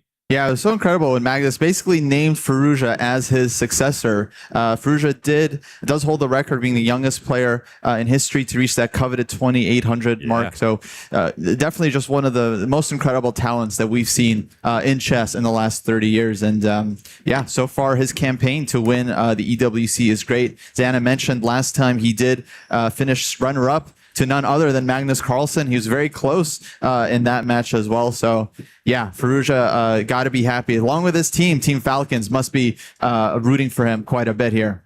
Absolutely. Falcons have both Alireza and Nakamura, who finished second and third last year, but only one of them can score. So they will have their hopes on Alireza starting strong here. And it looks like he is. We don't talk that much about the position because it's very, very sad for black. He's just missing a full pawn, which at this level is pretty much decisive. Like you said, not decisive enough to resign, but you don't save this very often. I would give Alireza 80% to win this. Absolutely. Yeah, we'll see how much fighting spirit Wei he has if he can somehow manage to make a mess of it. But he's also down on the clock. So the thing is, like, even if he somehow gets back into the game, he's still going to have to face that clock in the long run. So Jan, after 94 here, how does White react to this? Do we defend the pawn? Do we trade knights? What's the plan? I think you can just take, but I like bringing the bishop to the center, covering that pawn, and then put the bishop on d4 in the middle of the board, covering everything. But Alireza decides to keep it simple. He just takes, which also looks sensible. But maybe now we'll see this bishop maneuver. This does make a lot of sense. Yeah, Black got to undouble his pawns, so at least he's a pawn down, but he no longer has these double pawns he has to deal with. But I still really, really like White's position. He also has all this potential on the queen side to push his pawns there, and the bishop maneuver is still very much in the cards. Yeah, it feels like an easy plan for White. You put your bishop in the center of the board on d4, you connect the rooks, bring both rooks over to the queen side on the left side of the board, and then you just start advancing this massive pawn majority. We saw that in the first match between Duda and Bach, where he basically won with the king side pawn majority. Now Firouzja's got a queen side pawn majority here, and yeah, feels like White has just a very straightforward plan here just to keep improving. Alireza Firouzja, his brother, also a strong chess player, sometimes covers his matches online and gets very upset if things go wrong for Alireza. Mo Reza can be happy here because Alireza in complete control, just trying to work out the most precise way here. Yeah, as they've just equalized on the clock. So Firouzja using that extra time he got in the opening to make sure that he continues this in the most precise way. I think he's a true chess player. I've seen him flag so many people. He really is one of the nastiest in time scrambles, right? Very good with those pre-moves. But this position, I think he just wants to win on the board. I don't think he wants it to come down to some kind of time scramble. No, but because he's so fast, he can afford the luxury to think for a minute or two. He's not worried about getting down to a minute because he can make 100 moves easily with 1 minute on the clock. Absolutely. But now, yeah, he spent a lot of time after this knight capture and a bit of a head shake there. Something's irritating him. I don't know what, but maybe he's annoyed that he took the knight instead of bringing that bishop directly, which looked even cleaner. But he still has a good position. He can do whatever. He can push his pawns. He can bring the bishop to the middle. But something's bothering him. Yeah, I guess, you know, the chess players, they always want to play perfectly. Perhaps he captured with some plan in mind and then he changed his mind. And yeah, a little upset there, but computer still loves his position. I think a4, perfectly reasonable move there that he finally plays.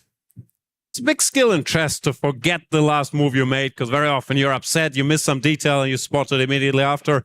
That can sometimes take you off your game. Alireza, he can tilt, but normally not when he has a good position. If he loses a game, he can tilt in the tournament, but he's also very capable of dominating if things go well. He's one of the few who can just win many games in a row against world-class players. Absolutely. I feel like his teammate for Team Falcons, Hikaru Nakamura, he's kind of well known to be upset even in a completely winning position. Right. He'll shake his head if he feels like he missed something or he didn't play in the most precise way. But yeah, here Firouzja has got to be incredibly happy with his chances. Yeah. With Alireza, it's more internally. You won't see him getting visibly upset while Nakamura gets visibly upset but then keeps playing well. Well, Alireza, he keeps his composure, but it can affect his level if he's missing something. Exactly. So far here, he's very much in the driver's seat. And there we finally see this bishop maneuver you mentioned just a few minutes ago, transferring that bishop to the center where it's just incredibly solid, locking it all down. And yeah, eventually I think Black will kind of have to challenge this bishop because otherwise just such a strong piece. It's holding the queen side, it's hitting the king side, and these pawns are going to start advancing soon. Yeah, it's hard to challenge. It's backed up by both these white pawns, and White is given time. He will just put his bishop there, bring the queen out, bring the other rook over to the queen side, and then work on that pawn break, pawn to b5. And these pawns will just do damage. I don't see how Black survives this still. Yeah, just a massive edge here for Firouzja. So Wei's going to have to dig deep here, just come up with some kind of defensive setup. There's no counterplay on the board that I can find for Black. So I think it's really just a matter of maintaining and then just trying not to make it easy for White. Yeah, just don't blunder something simple. And, you know, you might get lucky. You never know. Anyone at this level with this time can still blunder, mouse slip. Things can happen. Yeah, Wei is at a strange point in his career. He's 27 years old, which is still young enough in chess terms, but he's no longer a prodigy, because he was, I think he was the youngest to break 2,700 at age 14 or something crazy. So he's been a prodigy of the game. But now he's an established world-class player, but he just played this candidates tournament where he could qualify for the World Championship match. He didn't really get close. So I'm wondering if that's a little bit in his bones, like, where's this going? Do I have a shot at being world champion? or where's my career going? But he's still, of course, one of the best in the world. So I'm curious how he's going to fare here. Yesterday, he did dominate. Yeah, he really is an interesting player. We mentioned, Magnus named Farouja as his successor, but when Wei Yi had his run in his teens, 14, 15, 16, breaking all of Magnus's records, the whole world thought that he was going to be the next Carlsen and become world champion. I mean, he still reached incredibly high level, but yeah, not quite up to the expectations people had for him. The thing that also, I don't know if it held him back, but his countryman Ding Liren emerged as the Chinese top player and also became the world champion. So maybe as Ding, who's also his friend, was holding this world champion title, it sort of stopped Wei Yi in his own path to that title. He even wrote a very touching poem for his friend Ding Liren before the world championship match. I can't quite recite it, but he's a lyricist as well as a top chess player. Yeah, you don't see that too often, chess players writing poems, especially for one another. I don't know if AI was involved, but it did look very, very genuine. As for the position, it's so bad. He's trying to fight against this pawn break. That's why he put his queen there, so both the bishop and the queen have an eye on the c5 pawn. Right. But white can just improve endlessly, can make it loaf, then he can bring his queen over to the other side of the board, because all black's pieces are stuck just defending against this one pawn break. Yeah, maybe means there's holes somewhere else. Maybe white can do the same, just slide his queen over one square, cover that c pawn in advance, and then try to advance b5. I guess black then steps over with his queen. But it's just very, very sad. Alireza has all the time in the world, not on the clock, but on the chessboard, because there's nothing that black can really do. Right, just build up endlessly. And there's queen d1. There's that maneuver over to the king side. Yeah. Principle of two weaknesses here. Now black has all of his resources defending against the queen side pawns. White switches over to the king side. A lot of those light squares look quite vulnerable. And yeah, so far Farouja playing just a very, very accurate first game. It's just so bad. It might look like what's happening is only one pawn, but all the black pieces have to remain passive, always covering that pawn break on the queen side. And now he's trying to cover the king side as well. But he will be overextended, and there comes queen to e2, once again hinting at that pawn break. Once that pawn crosses the Rubicon, it's very much over. Now I guess we've got to see rook d to c8 sliding over to try and stop this this push. I'm not sure. Even I see another move. I don't know. Is b5 already possible here? We should mention you can also just take another pawn, take on a5, and then put it on a6, because where you left that one on priest. Take a pawn, you get this open b file, and then there's this b6 square in black's territory that white can start using. You take, you go a6, rook to b6, a5, then put the other rook there, and something's going to give. Yeah. No, starting to look very, very close here, Farouja. He does take. Does take. I mean, it's a bit ugly, but it's two extra pawns, and either one of these can win the game for white. So, doesn't look quite pretty to me. Just how do you convert here where he's trying to attack them both? Pawn to a6, then he will take the other pawn, but it feels like there's something decisive looming. Now, we mentioned this yesterday. You can't win a game at this level without at some point calculating one line accurately. That's why I never win. But Farouja, he's so capable. His calculation is so good that for sure, I think he's going to be able to manage here. But I think he's locked in. I think he'll wrap it up here. But we have to think. You advance this a pawn one square, then black will take the c pawn with the bishop. Then there has to be something decisive. Maybe it's rook to b7. Sorry, this is too long a line. But trying to distract that queen, the rook takes, the a pawn takes, and then the queen can't take because you take the bishop.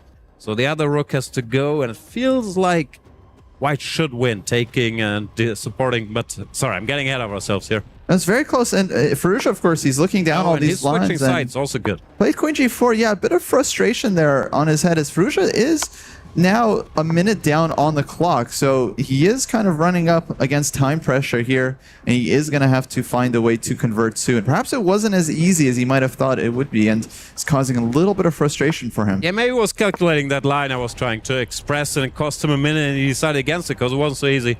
But he's still totally winning. Queen to f5. He can take a pawn on h7, exposing that king, or he can just bring his rooks, rook to b6, rook b1. Should collapse, but it can be annoying if you can't wrap it up. And 1:45, it's not that much time.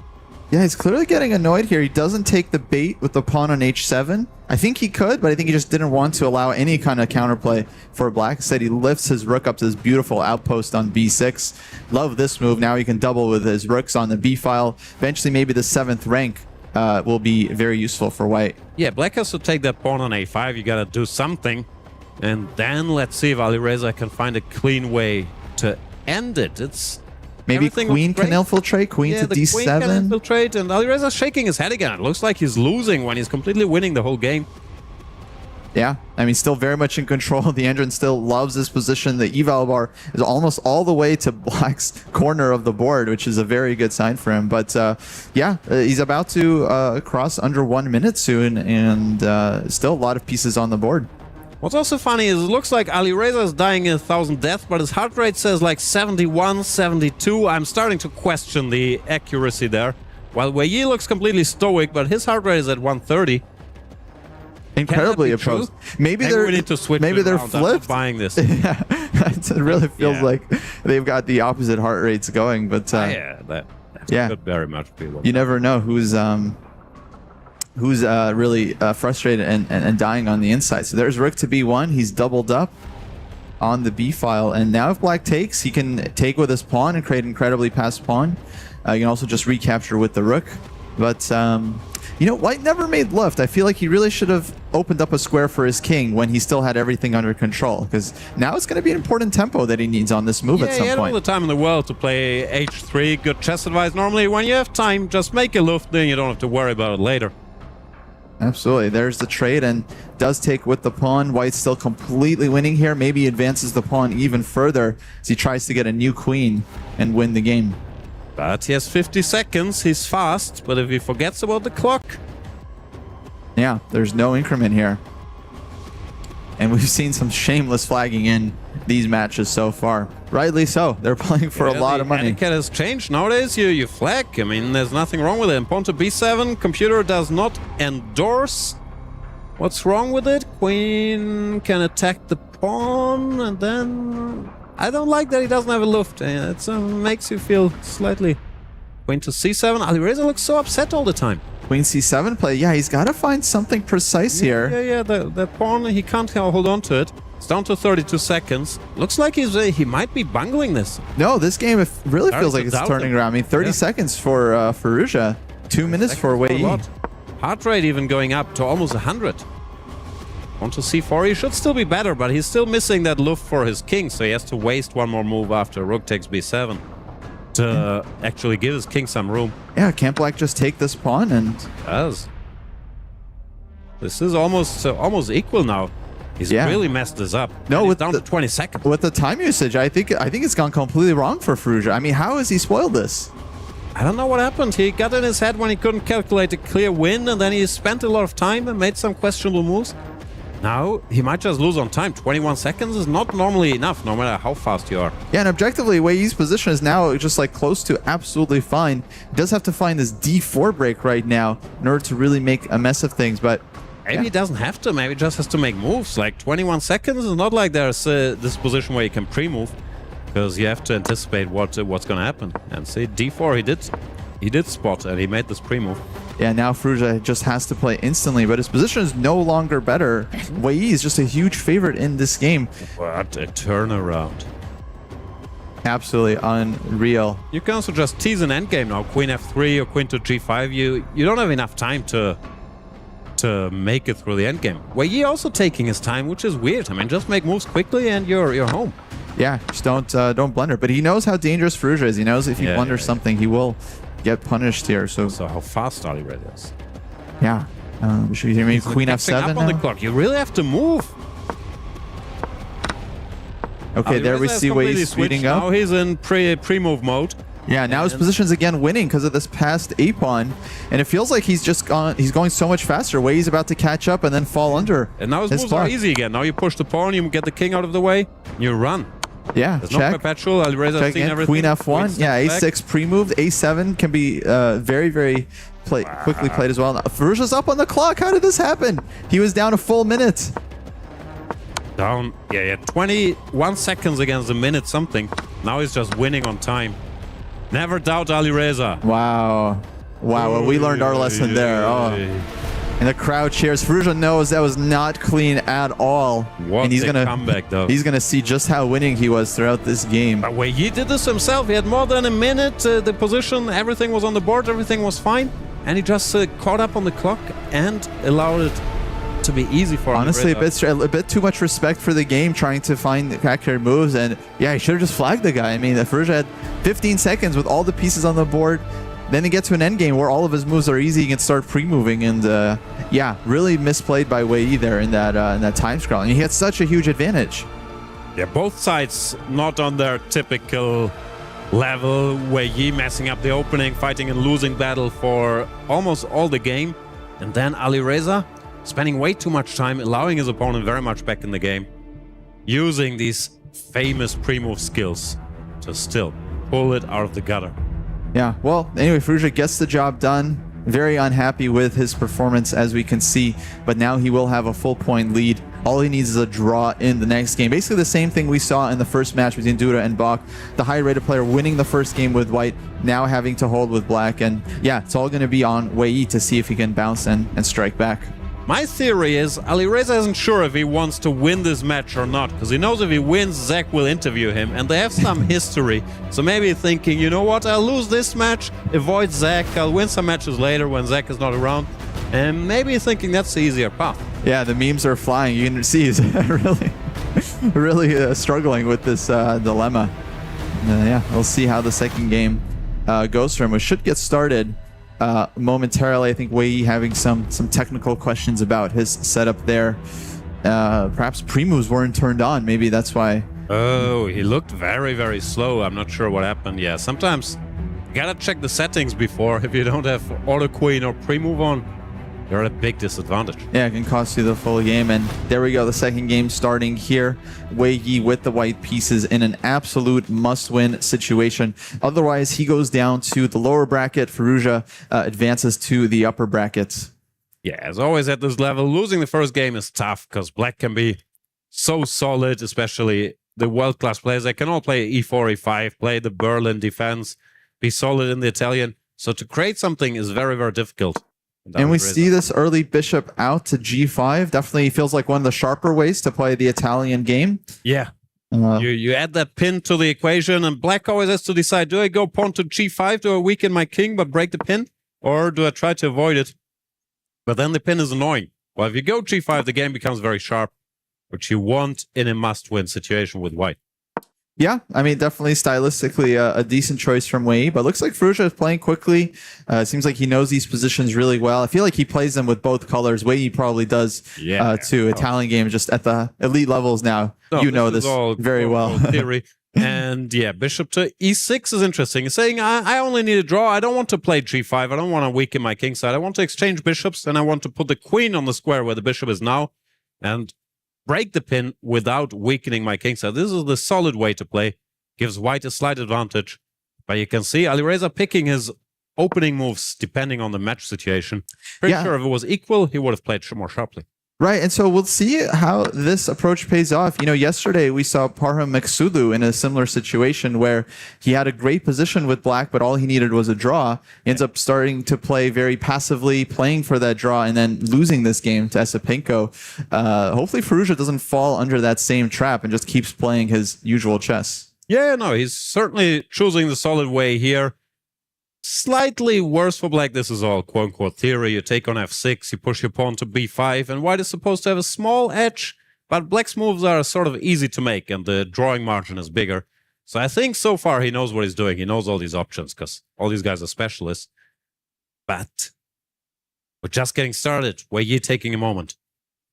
Yeah, now I think black, of course, still has to figure out what to do with the king, but eventually probably he'll... Castle kingside. Kingside, yeah. Yeah, it's got to be, especially now that white's just so far advanced on the queen side. Knight is transferring over to the king side as well. Knight to g6, likely black's next move here. And, no, the battle is often on the queen side. Note that black did not take this pawn, but left it there not to open the a file. And what white often tries to do is to provoke black to actually take it, to get some more play. Sometimes they even put the rook to b1, threaten to advance further, induce that capture, so to have one open file to work with. So far, both sides' complete development. I'm still shocked by the developments of that last game. Firouzja was just in control over the board, in control of the clock, and then all of a sudden it's equal and he's down 20 seconds against a minute and a half and still wins it. I mean, maybe he relaxed too much with his winning advantage, and then he woke up when he saw he had 20 seconds and he switched to Bullet Alireza, who is pretty nasty, arguably the best 1 minute player in the world. Oh, Bullet Alireza is, incredibly dangerous. And look at this, Jan. His heart rate is now under 70 beats per minute. I mean, he's really, really cool. My resting heart rate is like 110. Yeah, I mean, how do these guys do it? Well, I guess we see how. They just stay very calm under pressure. Didn't look like he stayed that calm. His heart is telling one story. His moves and clock management are telling another. Yeah. As for the position, it's all still very much established tracks. Black is a little passive typically here. Now you can take the pawn on b5 because the rook left that open file. But it looks like Alireza is not too keen on releasing that tension. Yeah, I would expect knight to g6 here. The knight on e7 can't really stay there forever. Once the knight goes, then white takes the other knight with the bishop, the queen takes, and you have this pawn break, pawn to b6, which is sort of on the agenda now. Alireza is trying to figure out how big a threat that is, because it's a bit unpleasant typically. Yeah, this b6 move is quite annoying. And how does black deal with it? I guess you got to take on b5, right? But then white takes with the pawn and reinstates the threat. Yeah, with the a file open, it's a slightly different story. I'm not sure. It's so many subtleties, which frankly are quite boring, but that's where top players have to spend their time nowadays, because there's no like win out of the opening. You can't play the King's Gambit, sacrifice a bunch of pieces and checkmate. You have to study these small nuances, and takes, rook takes plate. Pre-move there, so Wei's pre-moves are working. Maybe it's testing. Pawn takes is no longer that tempting now that black would have gotten the a-file, so he takes with the rook, and I think he still knows his position. I think that because I still know it, and Wei is a bigger specialist. Still know it as in this exact position? Yeah, it's wow. still in the files, as we call it. Most top grandmasters have files with opening analysis, where, I still have this in my file, so I would guess so do these guys. Wow, incredibly deep. There's Firouzja playing rook b8 to defend the pawn on b7. And, black seems like a bit worse, but on the other hand, it's holdable, right? Very solid still. Slightly unpleasant, not too bad, but you have to be very precise to play this way Alireza played to neutralize white's nagging pressure there against the queenside pawns. Because you don't want to advance that pawn that would lock in your bishop, so you have to cover it manually or sacrifice it. And Wei is asking again, would you please advance that pawn one square? Yeah, blocking that bishop. Now, is rook b8, queen to b1, this is still your files? I think I'm out of book somewhere around here. I would have to check, but there's rook b1, a takes b, rook takes b5 idea I recall, because it looks counterintuitive that you don't take with a pawn. And but now black to come up with a way to cover this. You can't really drop the queen back, because then the bishop takes the knight and the queen can no longer recapture. So it looks like you have to sacrifice a pawn here. That's what he's doing. Brings the knight finally and gives up on that pawn on b7, looking for counterplay. Okay. No, it looks very tempting. I feel like this is for sure well in Firouzja's wheelhouse. No problem sacrificing a pawn here. And does Wei have a choice? Can he drop back, or he's probably obliged to take on f6? And I think you want to take the pawn. If you drop back, even the queen could go back and cover that pawn. And I don't think you're getting very far. So no, take it. He's in a must-win spot. At least be a pawn up. Yeah, absolutely. Even if there's no objective advantage, just pawn up. In the long game, you can always try to make something happen. It's hesitating because black gets counterplay. Like this remaining knight would jump into the infamous f4 square close to the enemy king. So good play by Alireza. But it looks like he was also forced to do it. There were no easy ways to play solidly.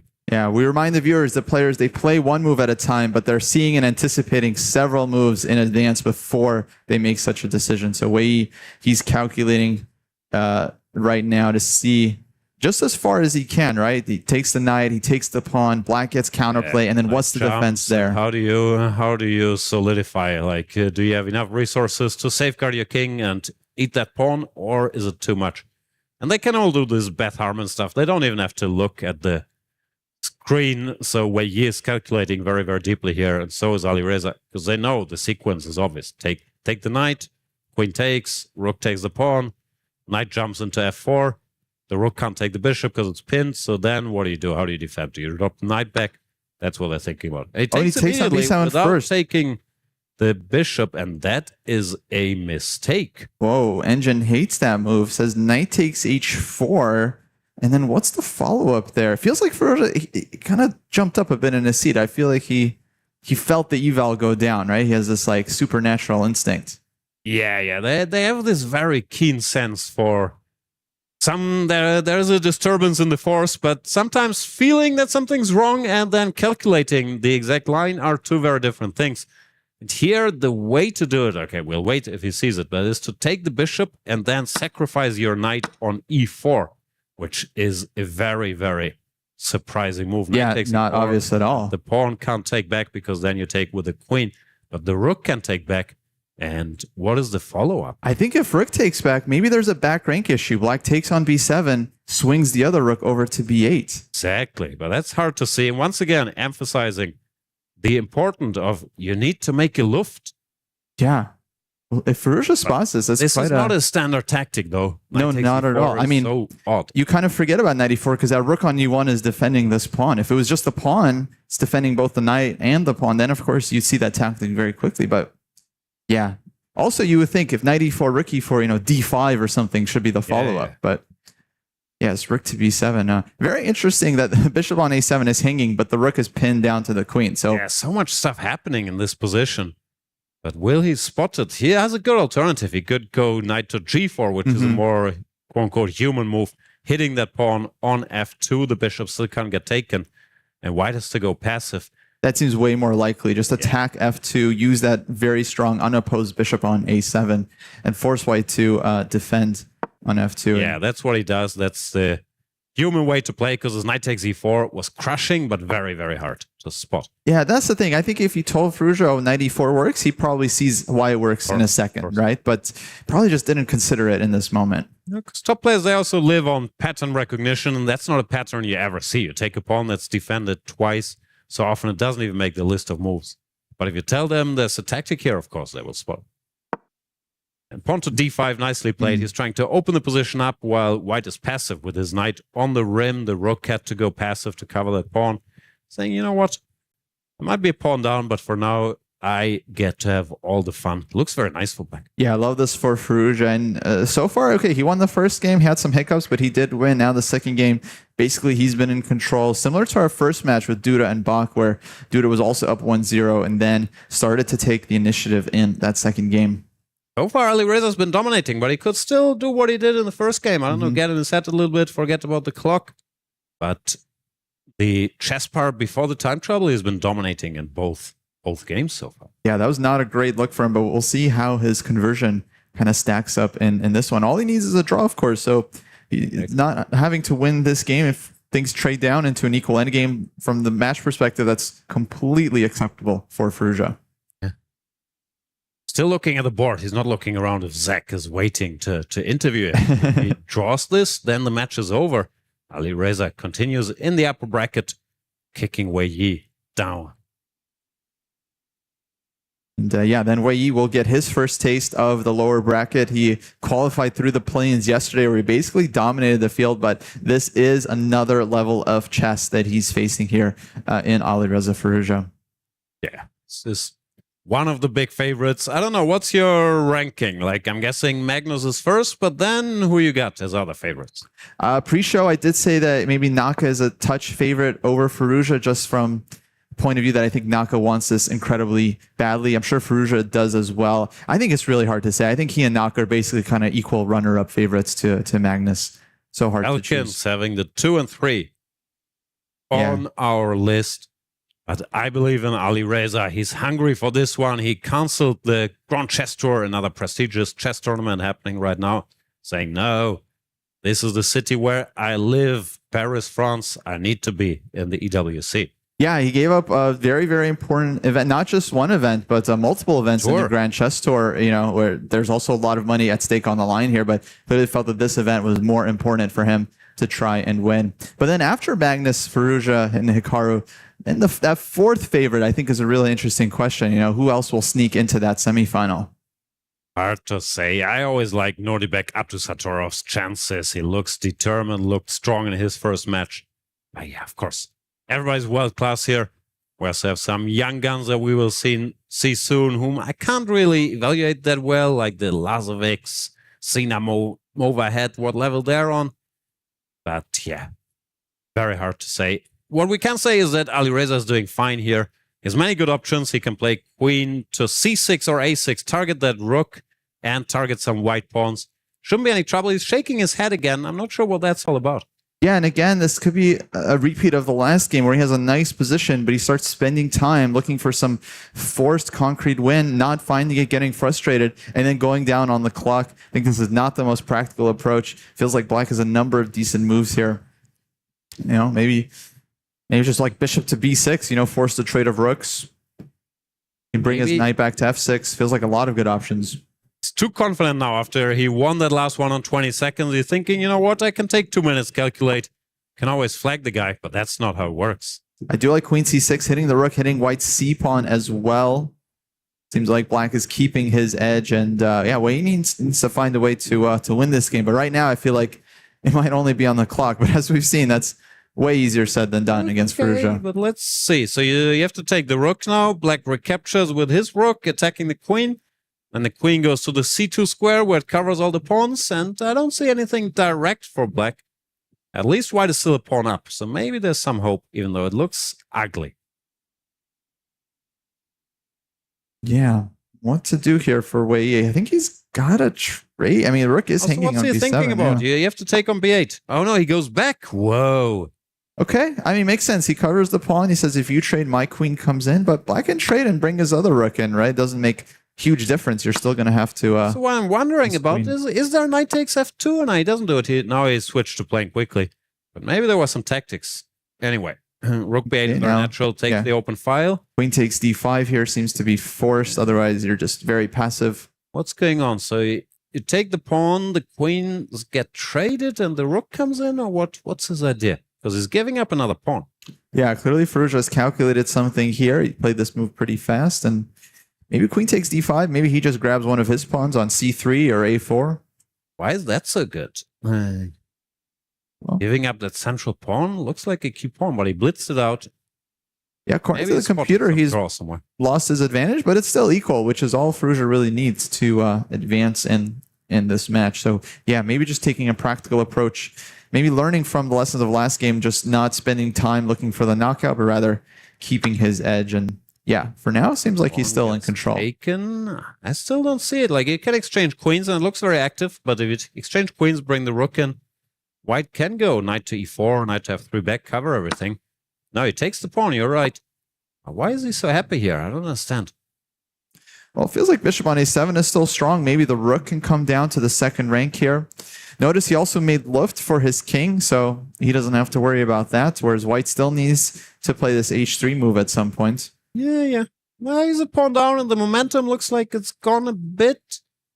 I don't know. Feel Wei Yi's still in this. Yeah, pawn up, 30 seconds up on the clock. And Firouzja, of course, no idea what the eval is. Starting to get a little nervous there. Like he's panicking a little bit. Heart rate above 80. Yeah, that's marathon levels for Firouzja. I mean, okay, now he's about to be a minute down on the clock.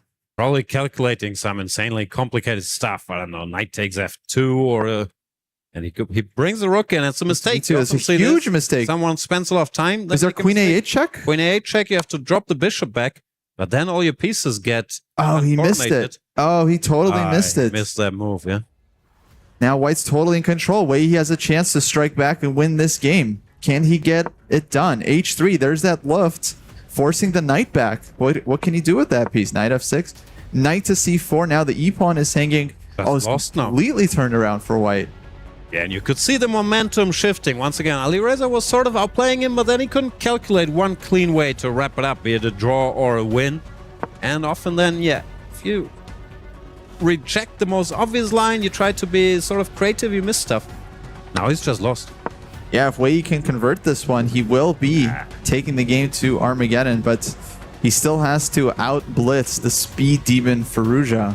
Just played c5, opening up that bishop. No threat to the knight, though. That bishop is pinned to Black's king, but... okay, now it's tough for White, because now his position is good. Now he has to start spending some time, figure out what's the most precise way. He's played blitz games before. He's winning here. I really don't think he will give any chance. Also, what can Black do? If the king moves, we take this pawn on f7. If not, we push the a pawn. Eraser's letting his time run out. 98. Some very ugly move. No, he's busted. Oh, heading to c7. He's just trying to make a mess of it. But again, 20 seconds for Faruja. Gets a minute for Wei Yi. a6 or queen d5, anything. A queen d5 hits the pawn on f7. Looks completely over. Yeah, a6 now. No, this one is all Wei Yi all the way. So we're headed for Armageddon. Armageddon, yeah. If he can convert, there's another pawn that drops. Rook to a1, just praying for some back rank chances. Trickery.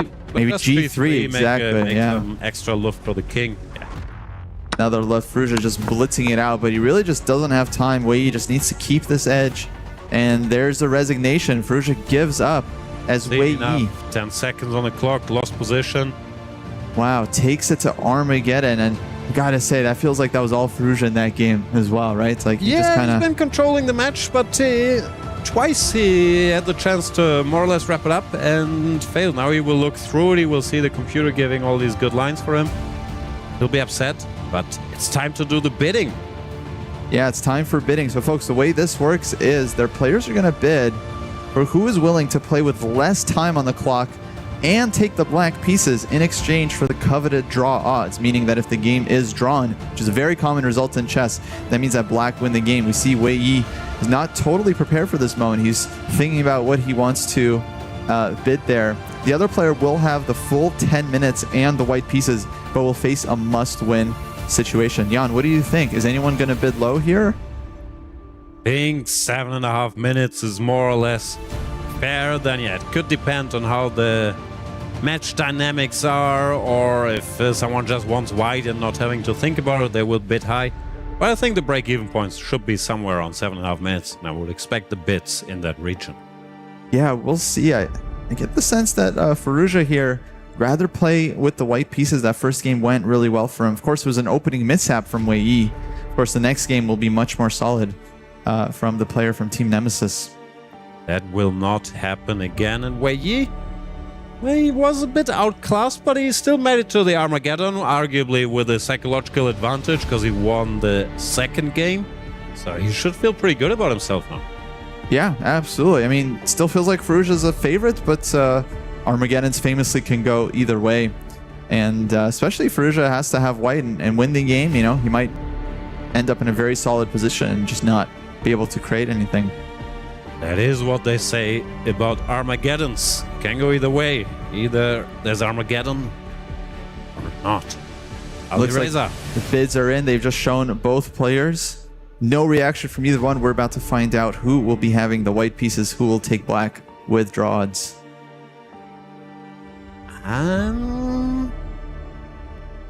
Faruja looks confident. I think he bid low. I think he relies on his speed. He's done something weird, like 6 minutes. Yeah.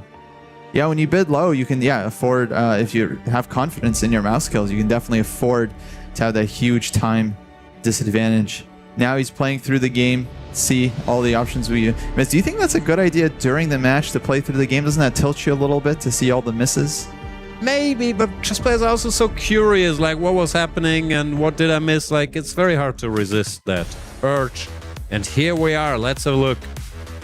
Yeah, right now both clocks are 10? Cool. Maybe they both said 10. They both said 10 minutes. That would be a huge advantage for black then if it was equal time. But it looks like Wei Yi has been given the white pieces. So Faruja won the bid. We'll see how much time he starts with on the clock.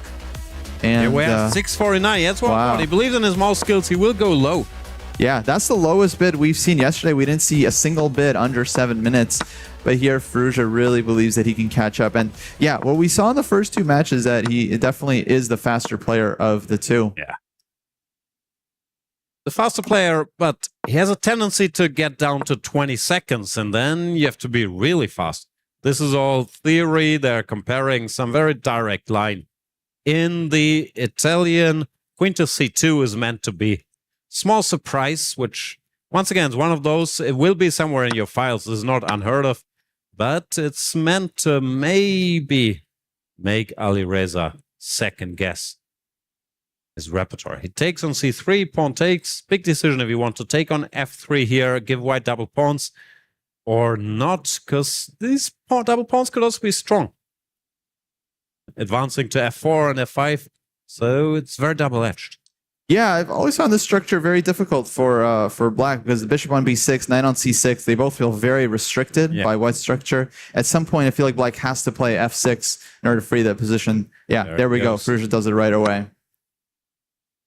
Trades on c6. Very, I would say, positional approach from Wei Yi, and feels like not a bad choice for this Armageddon game. Do you have any kind of strategy for the opening? Are you trying to play something slower that makes the game longer, or what do you think? Necessarily, I think with white, if you can surprise your opponent even slightly, because he has little time on the clock and it's very hard to react to surprises in chess, then that's already a big accomplishment. Looks like he's achieved that. Structure is very complex. Black's king is safer, but he has this bishop on b6, which is really not participating right now, and it's very hard to reactivate because it's sort of boxed in by his own pawns. Yeah, Firouzja's definitely spent more time in this opening. Wei Yi only 30 seconds, whereas Firouzja is already a minute and a half down compared to what he started with. But still, plenty of time, and a number of pieces have gotten off the board. So if Black somehow finds a way to break with c5, and kind of freeze position. Now, and king f1 is a weird move.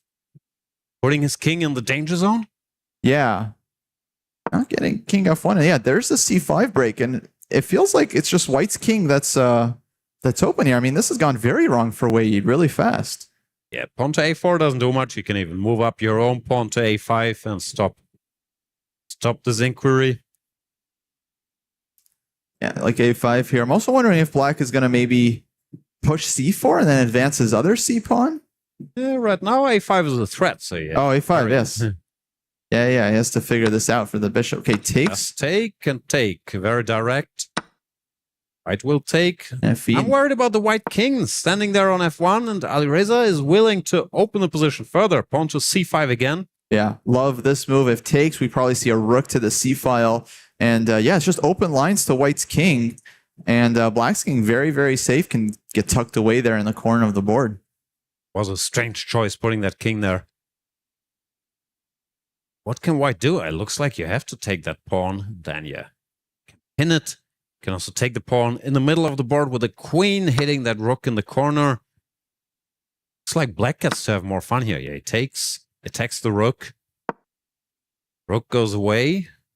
E1 looking for some kind of discovered attack against the queen, but right now the only threat is to that bishop on b6. Maybe we see bishop a5 challenging the rook on e1, and yeah, this is looking great for Firouzja's chances. He only needs a draw in this game, but right now he's simply better on the board.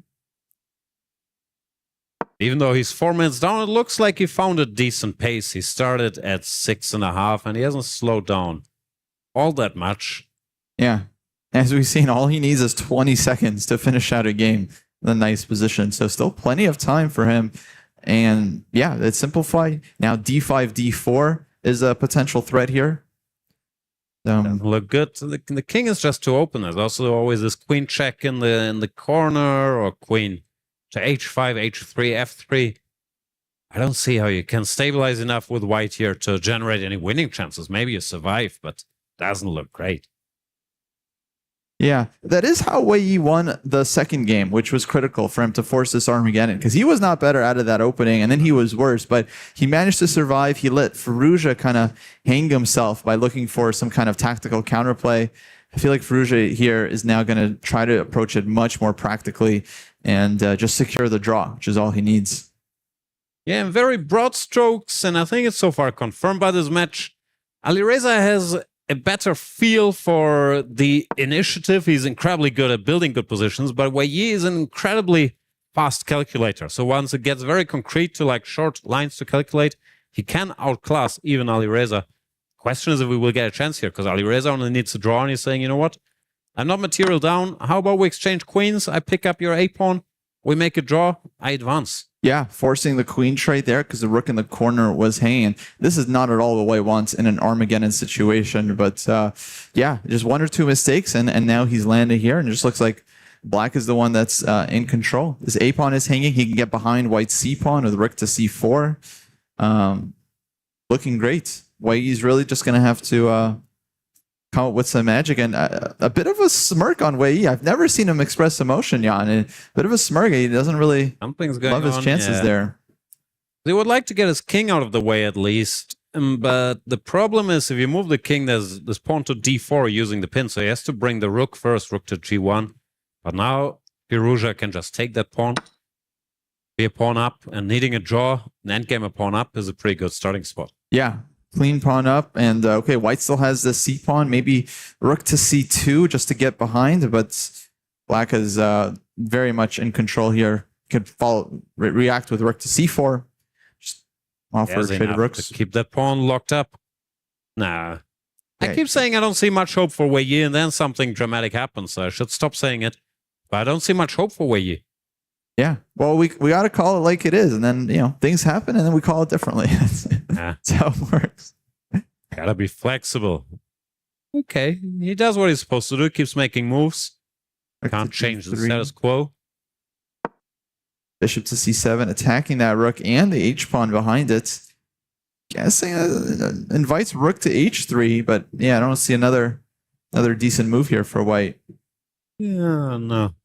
Maybe you can go forward, rook to g5, and that invites pawn to d4 as well. Once again, he has to create winning chances. Like, where are the winning chances? Yeah, not seeing it. Firouzja still with a ton of time on the clock. He can make hundreds of moves, you know, from here if he wanted to. So, yeah, but okay, he has to figure out what to play. He can take on h2. That kind of gives White some activity. Maybe d4. Yeah. Bishop has to drop back. The computer doesn't like it because the computer wants to make a draw. He wants to take on d4, rook takes, rook e7, make a draw. But as Armageddon, you can't make a draw. Yeah. Just unacceptable result here for White. Needs to play for the win. A draw is basically the same as a loss. A d4, bishop f6, very solid setup here for Black. Covers his d-pawn, covers g7, so there's no accidents that can happen there. Yeah, White's c-pawn is not going anywhere for the moment. Classy little maneuver, improving that bishop, safeguarding everything in his position. Still, nothing to worry about for Alireza. Only that c-pawn keep an eye on, but yeah, he has both rooks to deal with it. It's not going to be a problem. Okay, rook e6, trying to advance. There's rook c8. You can still get behind with the rook to c4, so this pawn is not advancing anytime soon. The problem is all the good moves seem sort of fighting for survival with White, like bishop to g5, try to exchange a bishop, and then maybe you can hang in there. But that doesn't help Wei Yi either. Yeah, it needs to keep it complicated. Maybe king e2 now, start to bring in the king, but rook to c4 is coming, yeah? c4 is a big threat just to rounding up that c-pawn. I'm sorry, Wei Yi, I just don't see it.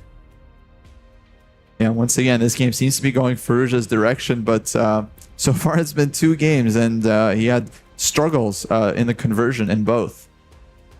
Absolutely. What could you do? If you push that pawn further, then just the other black rook attacks it.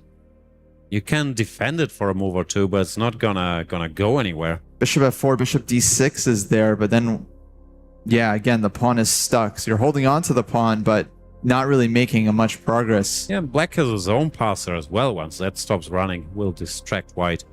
D-pawn. Yeah, as soon as his bishop moves out of the way, black will start running that a-pawn. And yeah, that's a lot of counterplay. Wei Yi is getting lower on the clock. Soon he's going to be within a minute of Firouzja's time. Once that happens, seems very, very tough for him. Wait, he needs a miracle. Like, Alireza has 3 minutes and it has an extra pawn in the end game. Something spectacular has to happen. Well, he's shaking his head because he sees there's no normal ways to create any problems. Oh, that means he has to find something abnormal. Bishop h6, just try something. Even the abnormal ways don't work. I think all he can hope for is Alireza getting in his own head, maybe calculating some line for too long. But it looks like so far, Alireza spent 1.5 minutes on this game. No, sorry, that's not true. 3.5 minutes on this game. He's playing fast. He's got it under control. Yeah. But maybe that's the ploy. Give Firouzja something tactical to calculate and hope that he just spends too much time. It's really difficult to do as a chess player. Wei Yi catching up on the clock, about to overtake or undertake Alireza. But yeah, shaking his head. He knows that objectively his chances are very, very slim. He can hold this position easily. He can make a draw, but that's basically the same as a loss in this match. We are in Armageddon. Yeah, he keeps shaking it again. There's bishop to g5. Okay. Firouzja, the nemesis. Decides that best move, but not really playing for a win. You have to get rid of that strong bishop to expose the black king a little bit. Exactly. I mean, I guess he's hoping for, maybe he can double his rooks on the second rank, but yeah, Firouzja's just not going to allow it. Take the bishop, put one rook on c7. You're happy to simplify. You can trade the pawns. Yeah, there he goes, covering all the soft spots in his camp. Yeah, difficult to even come up with a way for White to win here, just short of a massive blunder. There is no way for Wei Yi, no pun intended. Rook to c4 next, and then you just push up these pawns. The d pawn or the a pawn, you're happy to trade them for the white c pawn, because with 2 versus 2 pawns on the king side, there is zero way for White to win. Just hopeless. Yeah, looking good for Firouzja. Rook to c4 now, probably the move. Just take the c pawn, and then you really just get rid of all your losing chances. Wei Yi holds on to the pawn, but now along a5, a4, you can just push that a pawn up the board. Exactly, you can hang on to it, but you can't make progress. I like rook c3, not bringing in the king. Subtle for White. Okay, h4, very far from making a threat is Wei Yi. Now h6 is there. You can play a5. Just run a5, a4, a3. Yeah, and yeah, soon White is just gonna be facing a loss. Is Alireza doing his calculating thing again? Why, Alireza? Push the pawn. a5, yeah, h6. One also. trick I can see is rook f5 threatening rook e8 checkmate, but it's a bit too on the nose. Thing is trying to prepare it, like h6, rook f5, and then rook e8, rook f8. Which of course should never work, but you have to hope for something. At least a hint of a chance for Wei Yi. At least he has some mate threats in mind, and yeah, Firouzja getting a touch stress there. His heart rate doesn't show it, but his face. Rook f5, there he goes. Now he wants to give a check and then bring the other rook, creating some threats, but rook to c8 covers the back rank. Okay. Gives up the 7th rank for now, but that's less important, because if any move rook moves there, then you take the c pawn and you're fine. You take the c pawn, and then your rook can swing over to g5 and hold g7. I think he's noticed this line. White can double on the 7th rank, but Black will defend g7, and then, yeah, you're just never winning that. Black is now also threatening to exchange a pair of rooks, so rook to f8, given that he needs to draw, would sort of trap the white rook, forcing an exchange and ending the game directly. Yeah, if the rooks come off, then yeah, don't see any hope here for White whatsoever. Alireza said something. You're not allowed to speak to your opponent. Maybe that's Wei Yi's last chance. Oh, where are the lip readers at? What did he say? Draw? f4. The computer hates this move, but it doesn't matter that White is losing now. He just needs to create some drama here. Maybe he's given the question. Yeah, Firouzja keeping it practical. That's the clinical way. Exchange the rook, and you can never lose. Exactly. And then the a pawn starts running, and yeah, White will be forced to make a draw. Yeah, you can resign here via Wei Yi, because there's just no chance to win this. Yeah, looking off to the side, classic. He's done with it. Yeah, you can tell by the face. He knows this is over. The quiet draw offer.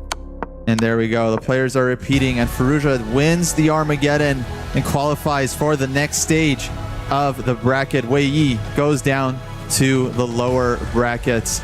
Wow, tense match, Jan. It feels like it should have been a lot less close than it was. Yeah, it feels well deserved, because Alireza was sort of dominating all 3 games, but he did make it close also. Wei Yi is world class, so nothing is given. everything is earned. And Alireza did not only earn the win, but also the interview with Zach, which will come up soon. Anna, how was it for you? It's been incredible, this match, the roller coaster, our very first Armageddon of the day, and we also have the opening ceremony right next to us for Rainbow Six, so it's gonna get louder, cooler. The atmosphere is absolutely buzzing. $1.5 million is on the line, but looking good at the moment for Alireza Firouzja, who is the runner-up of last year's Esports World Cup. But when it comes to how he started, that game one where he was lower on time, and then he flexed his opponent, then game two, and then the Armageddon. Kostya, take us through those 3 games as a summary if someone is just catching up with the show. What has just happened here? Yeah, as I said, it was a lot closer than it really should have been. Firouzja was dominating that first game. We thought he was just winning, nearly resignable position for Wei. All of a sudden, Firouzja is down 20 seconds versus a minute and a half, and he's no longer better on the board. Ends up winning that game anyway. Game 2, Firouzja is again leading with the black pieces. Once again, spends too much time looking for some tactical win. Doesn't find it. Wei Yi ends up snagging that victory from the jaws of defeat. That takes us to Armageddon. The Armageddon, Firouzja calmed down. He's able to play solidly. He just needed a draw. He was able to do it, and with that, he does advance.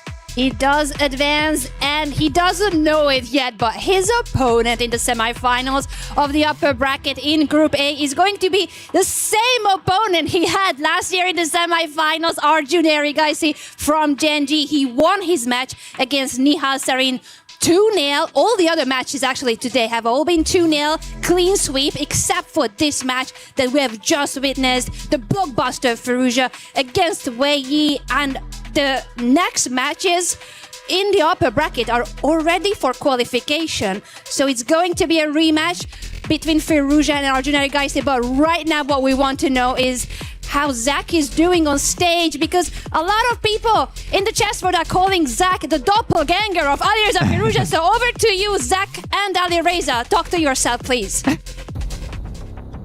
Thank you, Anna. Congratulations, Alireza, on your win with that match. Tell me about that first game. It was crazy up and down. Yeah, I think I should have converted more smoothly the first game, and then second game also, like I had so many ways to just finish the match, but yeah, it's just the beginning, and it's a warm-up. How do you manage to find yourself so resourceful in these critical moments in both games? Yeah, I mean, the second game I was not so resourceful. I could have played much better, but first game it was not a bad game, yeah. And the third game, you needed a draw or a win to win the match. It went pretty smoothly for you. What were your overall thoughts on that one too? Yeah, I mean, it was a smooth game. I think the opening went well for me, and after that it was pretty easy. In your next matchup in the winner's bracket, you are facing Arjun Erigaisi. What do you think about that matchup? Yeah, I mean, we faced, I think, semi-final last year, so we are meeting early here. It will be exciting. Thank you so much. Back to you guys in the studio. Thank you so much, Zach. This is the first time that Zach has ever met and talked to Alireza in person. So huge moment for our reporter on the ground. And congratulations to Alireza Firouzja advancing to the semifinals of the upper bracket. As he said, he knows his opponent very well from last year's semifinals, and they are meeting again in the group stage. The qualification to the playoffs is on the line, and Arjun Erigaisi will want revenge, because last year, because of Alireza, he could not fight for the top prizes. It was Firouzja who won the match last year and therefore managed to go to the grand finale against Magnus Carlsen. Erigaisi seeking revenge, Firouzja seeking the trophy. We are going for a short break, but when we are back, the action continues here at the Esports World Cup, and our next matchup is featuring Denis Lazovic representing the leading esports team, AGAL. See you on the other side of this short break.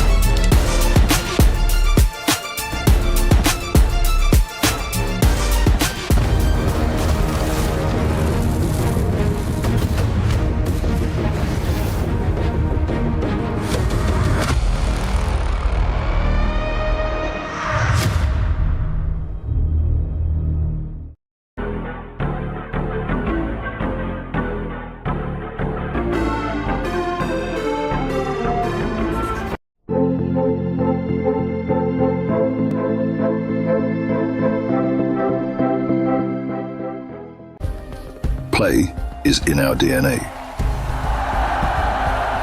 Whenever we let it out, it becomes our superpower. Now imagine an entire city being built to supercharge it. Kadir City, powered by play. We were there. For every click, every clutch, every respawn. We were there for the years of grind. And we're here. Now. The proud founding partner of EWC. Powering the biggest event in gaming. Shoulder to shoulder with the world's best. Making history. Greatness deserves a stage. Lenovo Legion. Reach your impossible.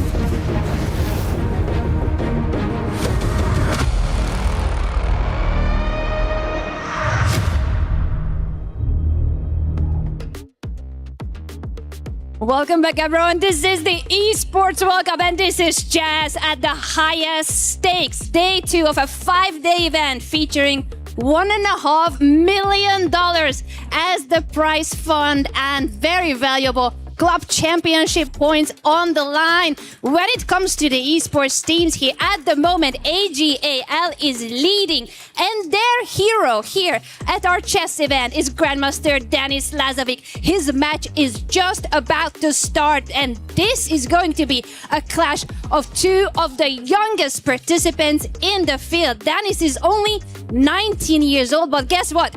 His opponent is Sina Move Ahead, representing Team Stallions at the age of 16. He is here on the main stage fighting for a big chunk of that $1.5 million prize fund. Zach, Jan, when it comes to this clash, they are probably the two that have faced each other very many times in terms of the chess.com event. Sina Move Ahead coming from the Champions Chess Tour leaderboard, and also Denis Lazovic, known for having played several Title Tuesdays. Basically, they are the generation that grows up playing these chess.com events 1 week after another. Jan, when it comes to that experience, asking you first, how much does that matter for this format here at the Esports World Cup? What do you think? Well, it helps with the mouse skills. Sina Move Ahead, I can't get over that name, we'll keep using it.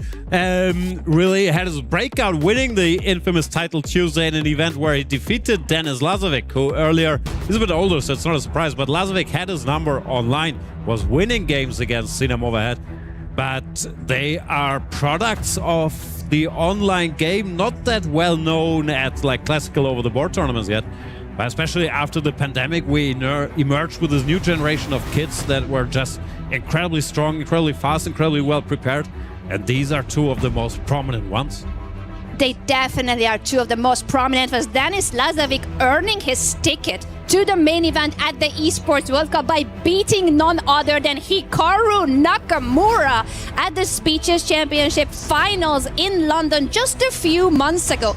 And that was an in-person esports event in February in London. Zach, when it comes to that experience and that Dennis, as the underdog, proved himself against the man himself, Hikaru Nakamura, do you think that gave him that confidence boost? And also, ever since then, he's been rapping AGAL, one of the best teams, picked him up right after that. AGAL leading the leaderboard in the club championship, but also Denis Lazovic, you have a very ripe player there who has a lot of experience despite his age in these online formats. So he is primed for a competition like this one. I'm super excited to see how that's going to face against Sina Movahead, who's also bred from this online atmosphere, this online play, and has a ton of experience too with the mouse, with these quick plays when needed. So this is going to be a very interesting format and match in which both heads collide equally. What's Lazovic doing? He left. He's coming back. Okay, good. He's getting Maybe ready he forgot for his the badge. I fight. always forget my badge and then they don't let you in here. You get refused? Yeah. It happens. It happens to the best of us, Jan. Don't worry about it. But we do have our players now getting ready. 16-year-old Sina Movahead here representing Team Stallions. And the man that we have talked about defeating Hikaru Nakamura just a few months ago at the Speeches Finals in London. Denis Lazovic, 19 years old, representing Team AGAL. This Get it is together, Dennis. Come on. Oh, wow. Well, the handshake now. I was like, wait, is he going to take his jersey? What is happening here? But Sina Movahead walks over for a handshake. Amazing. Headphones off. Is this some psychological warfare that we're witnessing? Doesn't look like. Looks like he has audio problems. I think they can hear us. And that's not good news. So they're going to make sure that they cannot hear us. We are just a few meters away from the players. Don't Are you trying to influence play, Jan? Do not listen to Jan. Do not That's listen a to severe Zach. regulations issue right there. Of course, it looks like Dennis has everything under control now. And make no mistake, even though we talk of him as an online player, especially Denis Lazovic is very much established as one of the best rapid players in the world. He has years of experience in these Champions Chess Tour events, playing the likes of Magnus Carlsen, Ali Reza, Hikaru, and very much playing at their level. So this guy is just world class.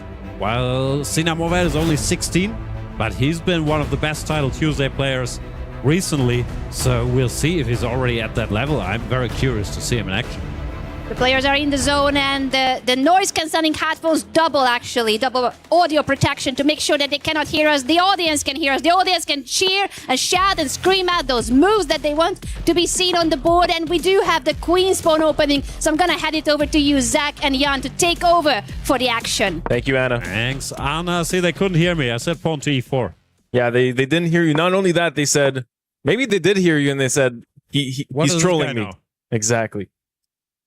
Denis Lazovic, he's a d4 player. He's very classical dry style, very well prepared, but he likes his Catalans, you know, put a pawn on d4, fianchetto your bishop, bring your king to safety, get some small positional pressure and grind out the win. That's what he does. Starting position of the Catalan.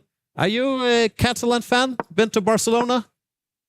Of the opening or of the place? Either. I've been to Barcelona. I love Barcelona. I dislike, however, facing the opening. So I've played against the Catalan most of my classical chess career. And let me tell you, it's a very fierce opening. You need to find precise moves at certain points. I wasn't aware. And they are playing a very sharp line here. Pawn to b5, pawn to a4, pawn to b4. A bit of a sideline. Sina Movahead. He's a blitz specialist. He will have a repertoire of slightly offbeat lines that he knows well. And trying, I don't know, maybe to surprise Dennis, even though Dennis, he could have anticipated this matchup. He will probably have something in store here. Yeah, both players emerging out of this opening. Tell me, what is the concept of the Catalan opening? The concept, that's a big question, but you safeguard your king and then you are putting positional pressure. Mainly you're trying to stop black from freeing that bishop, which we already see on e4. So Sina Movahead made some concessions with his pawn structure, advancing that pawn to develop that bishop, because the main point of the Catalan is to restrict that bishop. And at least that guy's out. but there's a lot of action. Black is sacrificing a pawn, trying to bring the pieces out. Sinamovad is blitzing, so he's clearly done his homework here and is hoping to catch Denis Lazovic. Little bit off guard.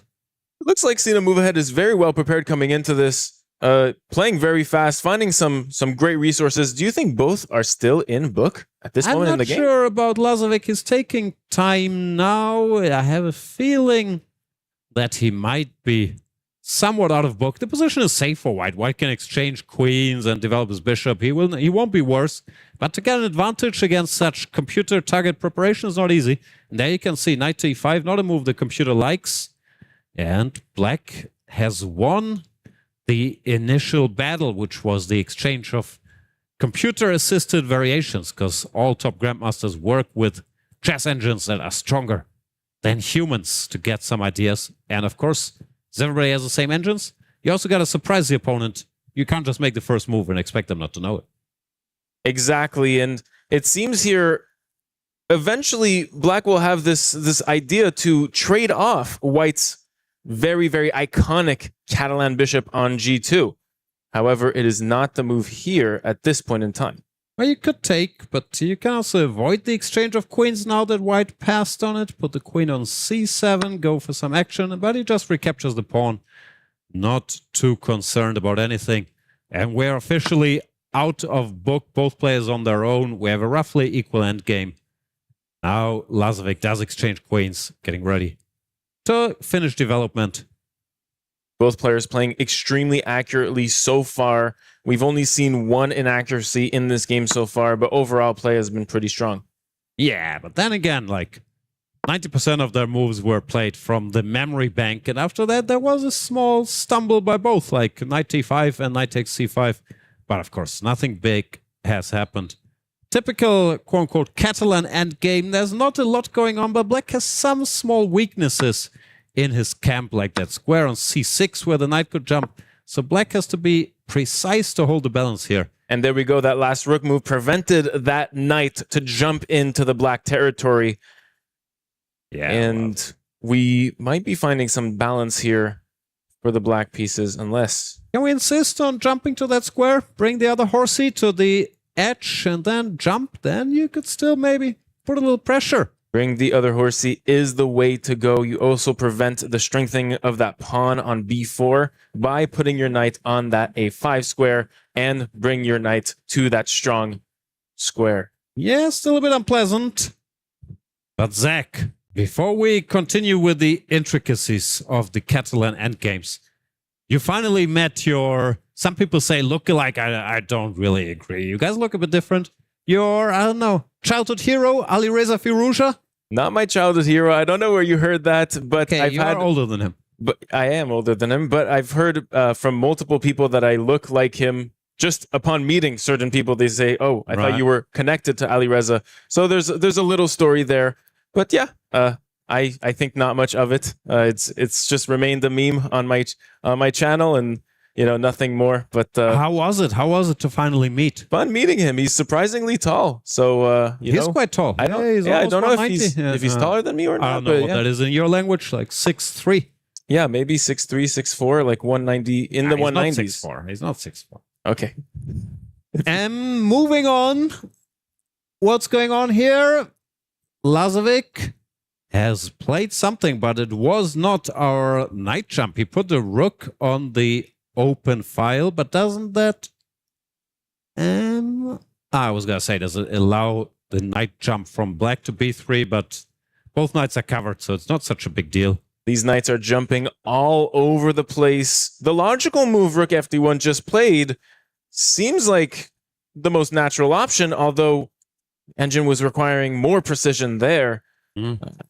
Black has the opportunity now to take grasp of this game with a forward knight jump into the white territory that would claim a small advantage. So how do people get that good at chess at age 16? Like, I was good for my country's standards, but this guy is 16 and he's like playing against the best in the world, an established grandmaster. These two are monsters. They have mouse skills that are unrivaled with this field. They are quick calculators, and they have a fantastic feel for intuitive moves. So all of that combines really nice in the later stages of this time format. When you see this clock going down to 3 minutes, down to 2 minutes, down to a minute, this is where these players become absolute talents, world-class talents. How do you get so young? That's my question. Is it just playing online? Do you have to study? Like, how do they do it? I think the key is obsession. These two are obsessed. They spend day in, day out studying, But I've seen that movie. It looked like Obsession is bad. I have no comment. I haven't seen Obsession myself. What do you do all day, Zach? I will never understand. I don't watch movies, that's for sure. Sounds like. All right, so finally the knight has jumped to the edge of the board, going for that c6 square, typically the soft spot in Black's camp. Sina move ahead has brought his king to e8, but he's not quite in time to cover that square, and now it looks like White, he has a little something to work with. Like, either knight could jump there, you can centralize your king, start pushing the pawns on the other side of the board. Well, it's a bit unclear how Black plans to untangle. This typical nagging pressure. You solve most of your problems, you exchange queens, and you're still defending. That's why the Catalan is widely hated this opening by Black players. Yeah, one of the keys of chess is to pose problems to your opponent, and that's what Denis Lazovic has done so well so far. The position may be equal, but it's definitely uncomfortable to play for Sina move ahead. Not even sure if it's equal anymore. So many issues. This pawn on b4 is a target. You might take the black bishop. You can just target the knight on c5. It looks deeply unpleasant. Deeply unpleasant as Sina move ahead moves his knight to the center. Covers the pawn. The bishop will probably centralize. Escape from the black knight's inquiries. Yeah, there comes the bishop. There you go. And he drops back. Nicely done, nicely done. He covers the pawn, and he also avoids the exchange of his bishop for the knight. So he's found a way to keep it together. I still don't like his position, though. Yeah, it seems the white pieces can just put tons of pressure on this black side, and quite easily. And from my perspective, Sina looks a little bit passive with his rooks there. Also, if you just move the rook one square to the side, attack the knight. If the knight moves away, there's a pawn on a7 to be snagged, as far as I can see. How do you escape with black? It's a difficult position to navigate. Serious pressure here. Denis in the zone, but he doesn't do it. He has not seen a move ahead. Goes f3 instead of rook dc1. Preparing to break in the center with pawn to e4. But black could stop that with pawn to f5 if he wants to. Maybe that's ugly. I don't know. However, might I mention... Good. Might I mention that both opponents have record-breaking heart rates in this game. 150 BPM, pardon, is a record so far. Used to see people like they're... Jan, this is the equivalent of you on the treadmill. This is, it's my resting heart rate, if we're being honest. But we've seen Alireza, a veteran at these events, at 75. Denis Lazovic has double that. His heart is doing double the work of Alireza Firouzja's heart. Crazy. And what's going on here in the position? There was a little tactic, knight to b3, like giving up the knight, but then taking the other knight, trying to simplify. But he's still under pressure. It's this eternal Catalan story. You make a bunch of good moves, and you still suffer. It's not fun. And Sina move ahead. This is also not the type of position that these young talents normally enjoy a lot. No tactical chances. You just have to be precise to hold the balance, and even then it's unpleasant. I don't like his chances. Sina move ahead with the black pieces that you see on screen is trying to find a way to deal with this eternal pressure of the Catalan. Trades off a pair of rooks. This grants white the advantage as this rook controls the c-file. He brings the king, trying to cover some of these entry squares, but his knight gets kicked. Pawn to e4 is to drop back. Black is still very, very passive under a lot of pressure. You can see the computer is saying, this Lazovic kid knows what he's doing. It's equal material. Looks like nothing happening, but the computer gives white a big, big advantage. Look at those black pieces, though. They're just not as mobile as you'd want them on the board. They're not doing their best work, and we're feeling that fully fledged in this position. Yeah, black tries to activate the knight, but here comes the pawn, creating new troubles. F5. I love this move. Attacking the knight and winning the c5 square. Quite an important square in order to attack these weaknesses on the queen side for the black pieces. The knight was not in time to make it to the central square, which white covers twice. So now you have to decide, do you give up a pawn, knight d4 check, do you suffer there, do you retreat the knight and keep sitting passively? So far, Dennis is saying, you know what? You might be a 16-year-old prodigy, but I was also a 16-year-old prodigy, and then I gained 3 years of experience playing the best in the world. Maybe when you're 19, we can talk. Exactly. It is a tale of experience here. On to a6. Seemingly a slow move. White has... Nice move, knight to a5, stopping the black horsey from re-entering the battle, covering the c6 and b7 squares. Dennis is enjoying himself. He is also able to reroute that knight further, go to c4, threaten a little fork. Yeah, it seems that white is gaining more and more control in this game as we are popping through. This is just a textbook Catalan grind. Rook to c8, offering the rook exchange, but you can just take, then bring your king, put the king on c4, pick up the b-pawn, and he does it. The king has a really nice path to victory now. c4, d5, and it looks like black will be having to defend the best way possible, but... It's nothing to defend. You're losing. You're just getting outplayed. Objectively speaking, it's completely over. Yeah, this has been a masterclass by Mr. Denis Lazovic, showing Sinam overhead. There's levels to this.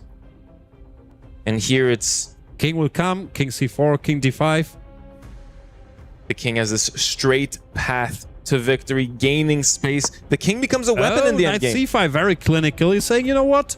I don't need these horses on the board. We can exchange those. My bishop will eventually pick up your pawns. My king is more active. Very clean style. That's what Denis Lazovic does. He doesn't overcomplicate things. He has a very, very mature chess style. Getting that advantage and then keeping things simple for himself is what made him so successful. Playing good values. Sina move ahead looks stuck in this position. And now you can just take, then bring the bishop to c5, intending to go to f8 and chip away at that pawn chain.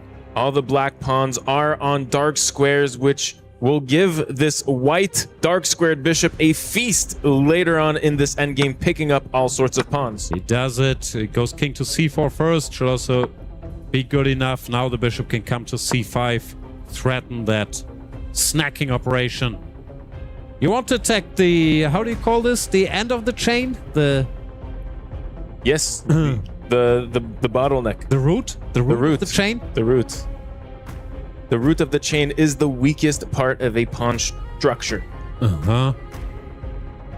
And bishop to d8. He's preparing if the root gets attacked to then advance it, but Denis has seen a move ahead yet again. He's going h4, saying if you go g6, I will take and go h5, create a passer.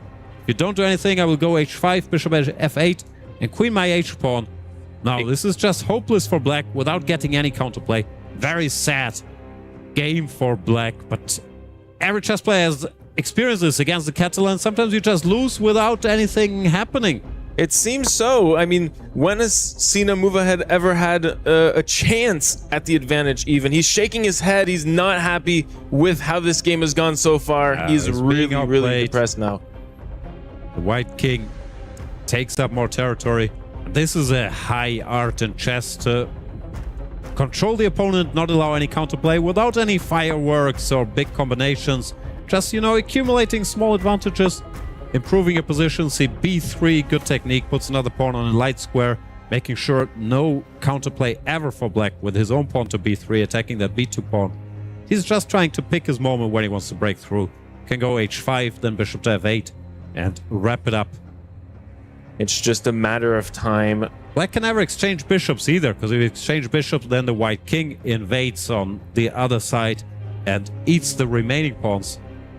Yes, the white king is on what we call a key square to this black pawn on a5, which means it is easy for it to take this pawn if we get to a king endgame. So there's really no way out for Sina move ahead.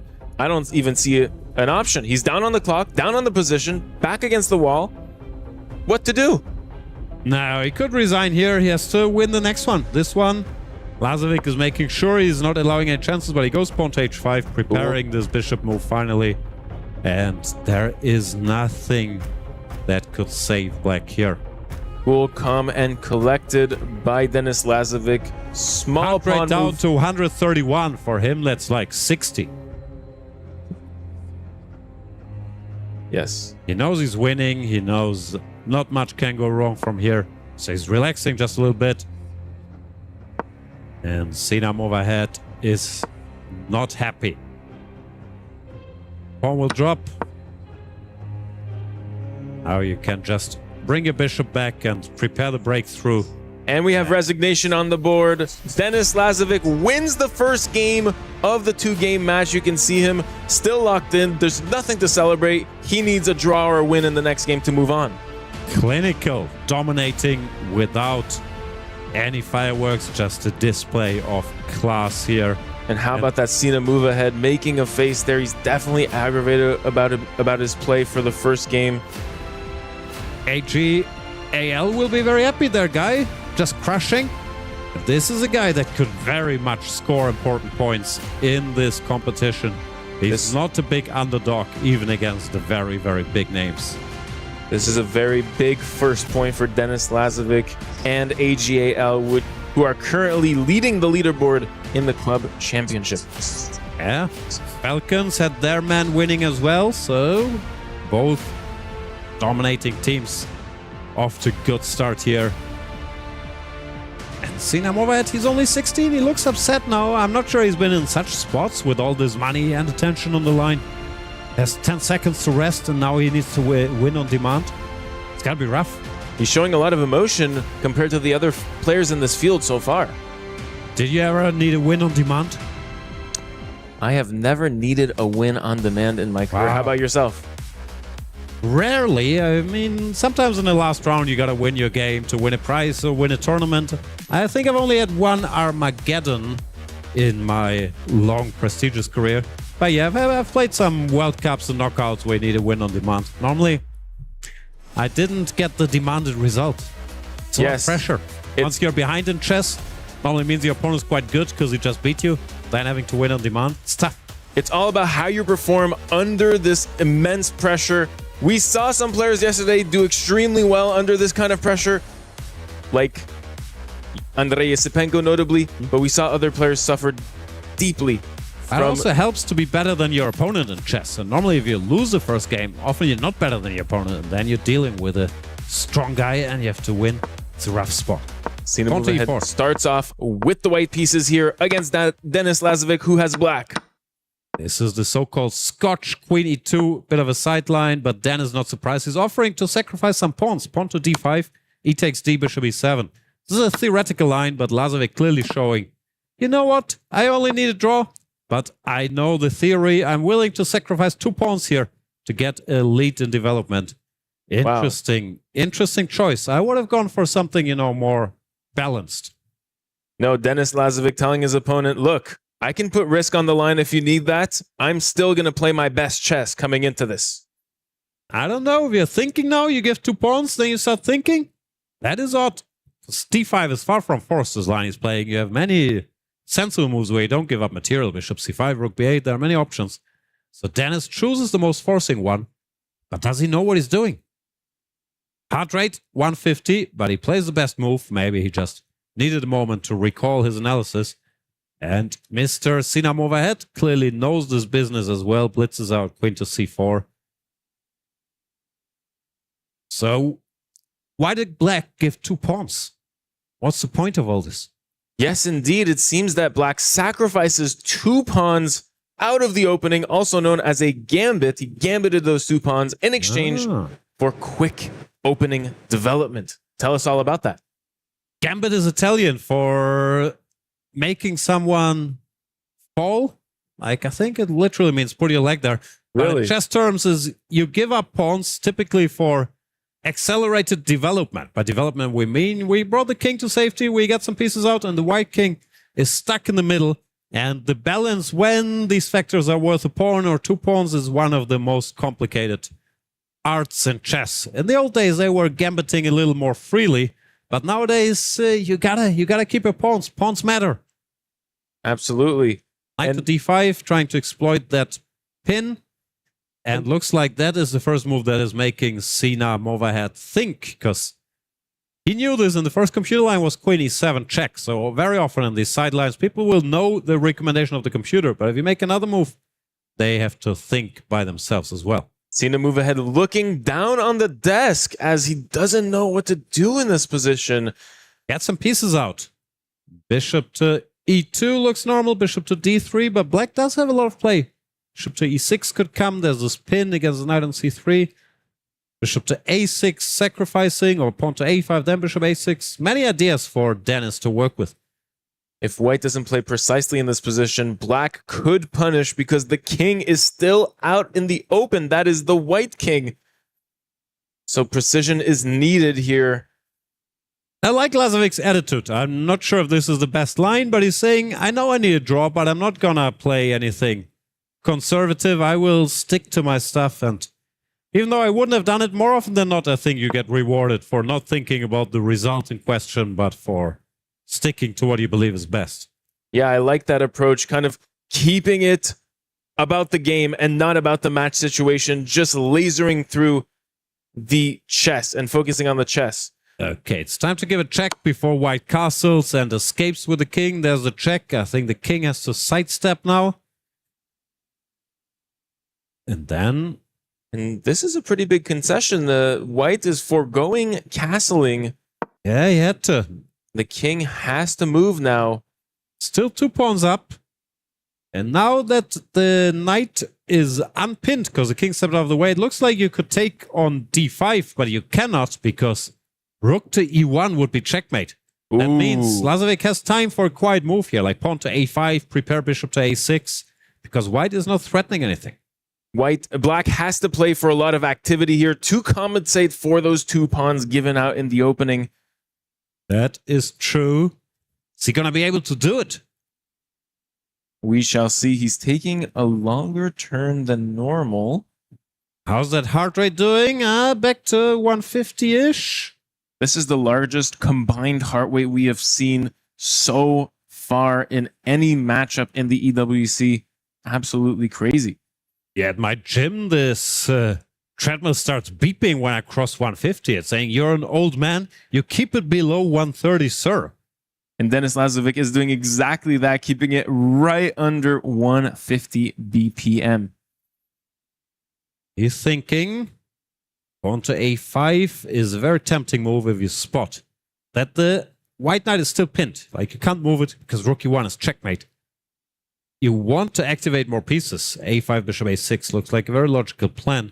Bishop to e6, but then maybe white can take on d5 because they would box in your own rook.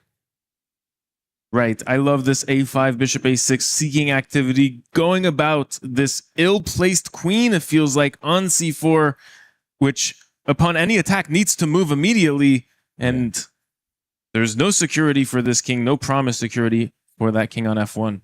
Dennis taking his time here. I'm sure there are alternatives. Rook to the side, rook to b8 is also fine. Still exploiting the pin and maybe preparing bishop to e6 by covering your bishop. But the straightforward move seems to be pawn to a5, and he's shaking his head ever so slightly. Yes, first time we see Denis Lazovic even ever so slightly confused in this matchup so far. I think for many people it's the first time they see Denis Lazovic at all, because he used to be an online specialist. We used to see him on camera, but recently he's started to emerge in more tournaments. He was in Hong Kong on the Hans Niemann team in this World Rapid Team Championship. Now he's here, so maybe he said, okay, this online stuff is nice, but it's time to get out there, play with the big boys. I would say this is true for both of these players who kind of are bred online, who have played online and really found their early success online and then started playing over-the-board tournaments in person. So it's a very fresh perspective on this new generation. This is like the plot of Gran Turismo, another movie you haven't seen. I have not seen that one. Tell me about it. Kids being very good at this game, Gran Turismo. then they get invited to drive with real race car drivers. Oh. A5 is played on the board. See, he's good.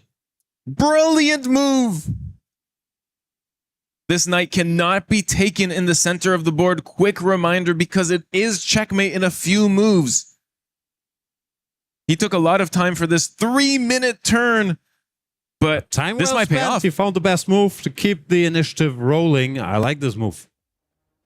Once again, you cannot take the black knight in the center. If you take with the knight, rook e1, checkmate. If you take with the queen, black takes, knight takes, rook e1, checkmate again. Cannot do it. A5 also has a nice side effect. It covers the bishop on b4, which means it frees you up for moves like bishop to e6 as well. And Sina just covers that e1 square. Now he's threatening. Takes care of that checkmate threat. Stops Exactly. bishop a6. So Dennis still has to find ways to keep it going. You could exchange knights now. Take the white knight with the black knight.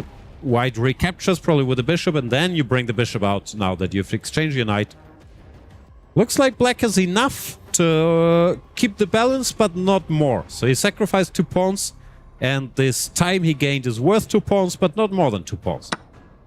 And he takes, just like you said, knight takes knight, liberating this knight that was on prise and attacked. There now comes this the bishop slides in.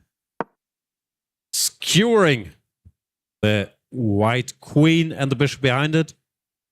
Sinamova ahead is happy to exchange, but maybe he's also threatening checkmate. Maybe you have to exchange. Queen to d4 threatens queen takes g7, checkmate. Yeah, you're threatening checkmate. You have to trade off one of those 2 pieces eventually that are threatening checkmate. Bishop gets taken. I guess you take with the pawn, but then what? So why can't I play checkmate in this position, Jan? Because it's check. Oh! If your king is in check, you cannot checkmate the enemy king, because you have to capture the king first.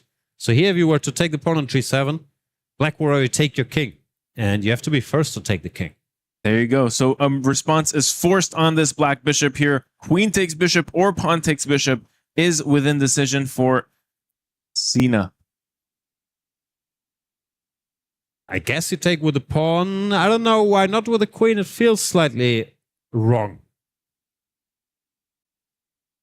Black probably wants to keep queens on the board, exploiting that the white king is slightly exposed, and also the white king is not allowing the white rooks to connect. Because rooks, they're networkers. They are on LinkedIn all day long trying to connect with other people. They want to see each other. Then they can cover each other, and they become much more effective. While like this, they're all alone in the corner. It's like me at a party. It's not a good look. It's not a good look, as Sinamova had really hesitated for that takes backs, and now we see more trades on the board. Bishop takes, interesting. He takes back with a queen immediately. He could have exchanged queens, but that would have cost him some pawns. So he's still 2 pawns up, but after queen d5, rook d8, the white king is still a bit of an issue. These pawns will be very difficult to hold for the white pieces, and we foresee that black may be even easily able to equalize from this position. I'm not sure I like this queen d5, because you know what move I like here for white? It's pawn to h4. Looks very dumb. But the point is, since the rook can't really connect with the other rook, at least bring it out manually. h4, rook h3, cover the pawn in the middle. Sinamova goes for queen to c4, offering the queen exchange, but I'm wondering, am I not in time to take and then go rook d8? Now then he wants to exchange rooks, rook e1. It feels like black should be in time to exchange queens and have enough counterplay. But feelings are one thing, lines are another. Dan is thinking about it. Could exchange, he could also play a move like queen e5, trying to keep the queens on the board, or queen h5, I don't know which one. Because this white king is vulnerable, Yeah, it is keeps the in queens. his intention to keep the queens on the board. Yeah, if you can't force it, you gotta keep them. Queen to d6, it's a slightly passive move though. I would have preferred, I don't know, h5 or somewhere on that 5th rank to stay a bit closer to the white king. But so far, Dennis has given us no reason to doubt him. Sinamova ahead must find a way to get his king to shelter so his rooks can connect and thus be up material. Go g3, king g2. Yeah, there he goes. G3. Good move, good move. Rook b8, trying to keep the initiative cooking. And Cena move ahead must play this king move 2g2 to untangle here. It would be a very good idea for the white pieces to get some king safety, get those rooks out. Does he do it now? Because then we're losing one of the pawns. Maybe still it's a priority, yeah? Like king g2, give up that pawn that is attacked. I'm not sure if he has time. Yeah, he does it. And he sacrifices a pawn. The rook is out, and he still has one pawn. So he managed to stabilize, cost him one pawn, but he started 2 pawns up. So white should be better now. Denis Lazovic is looking to gain back that second pawn. He still needs to win another pawn to equalize on the board. Yeah, but he's not even threatening to take it yet because his king would get back rank mated. You would exchange queens and then put a rook on the back rank, trapping the king. Sinam overhead, not taking any chances, covers the pawn, prepares to bring his other rook. Yeah, white is better now. He solved his problems and he kept one extra pawn. White is better now.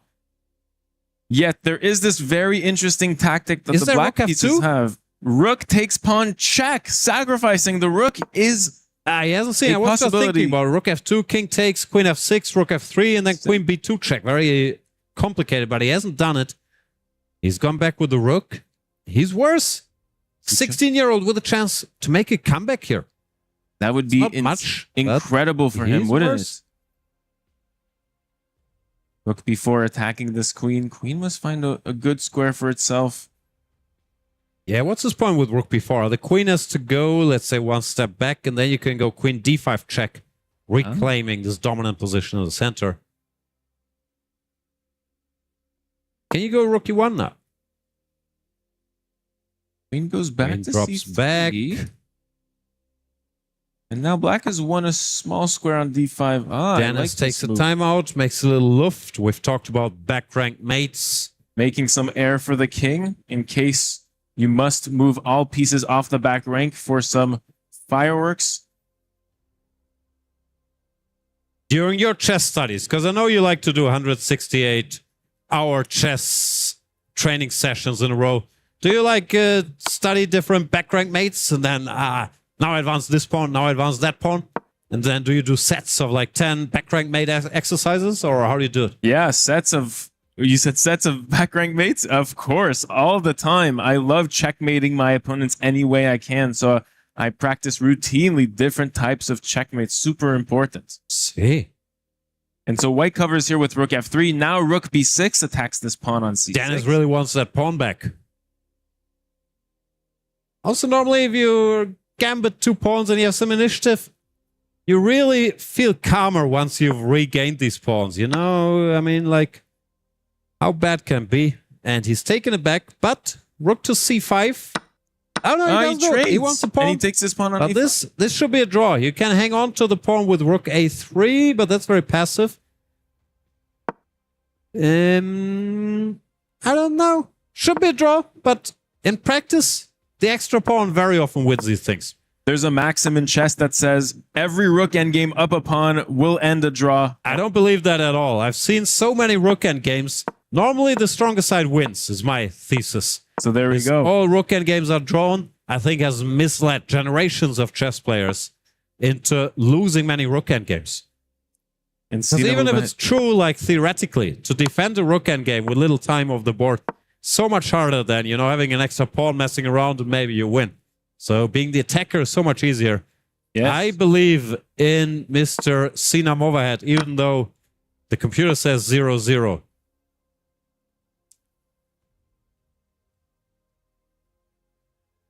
Denis playing well though, activates his other rook.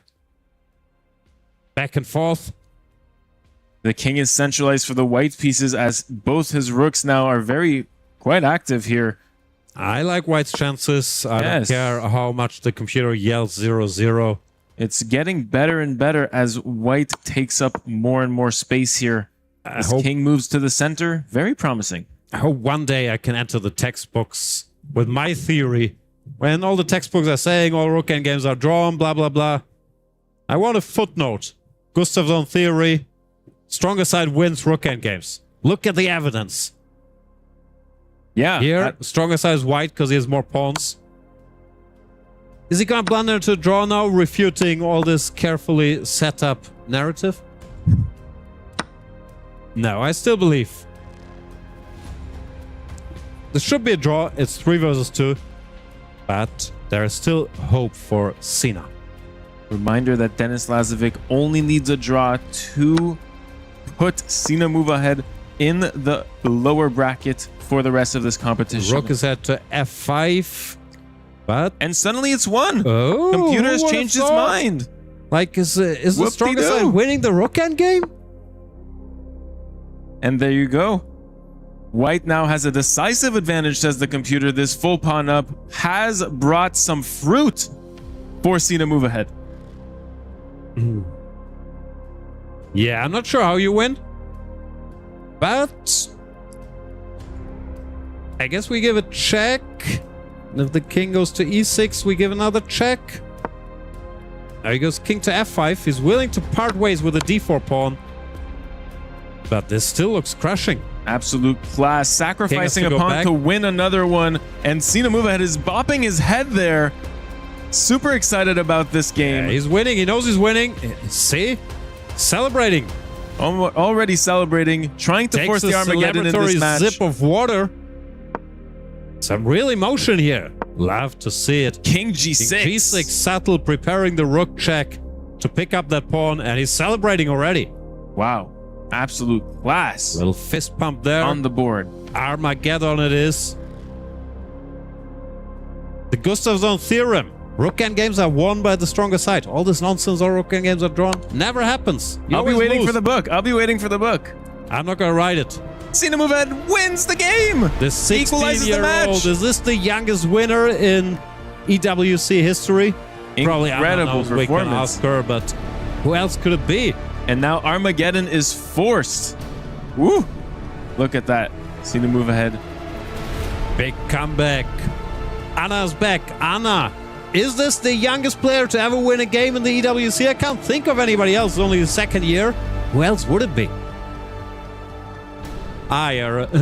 Sorry. Anna is not mic'd up yet, so Zach, you're a student of chess history. Who else would it be? Well, do we have a younger player? It's the second year of chess being featured at the EWC. Was there a player that was younger than Cena move ahead last year? I do not I believe he's the youngest player in the field this year. So this could be the youngest win by any person at the chess in EWC history. Last year, what kids do we have? Was like Nihal Sari, but he's like years and years old.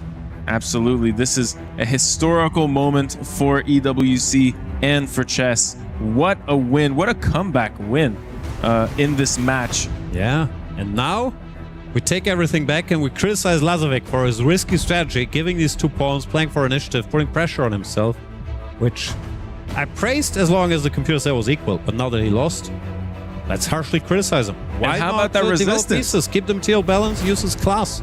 How about that resistance by Cena move ahead, who was basically up 2 pawns with nothing to get with, and waits 30 moves, scrambles until finally he has a winning position. Yeah, but I all think hard he did work very was earned nicely, there. always keeping some play in the position without going crazy. It was just a mature performance. Well, it's not a coincidence he's here. He's one of the best blitz players in the world already.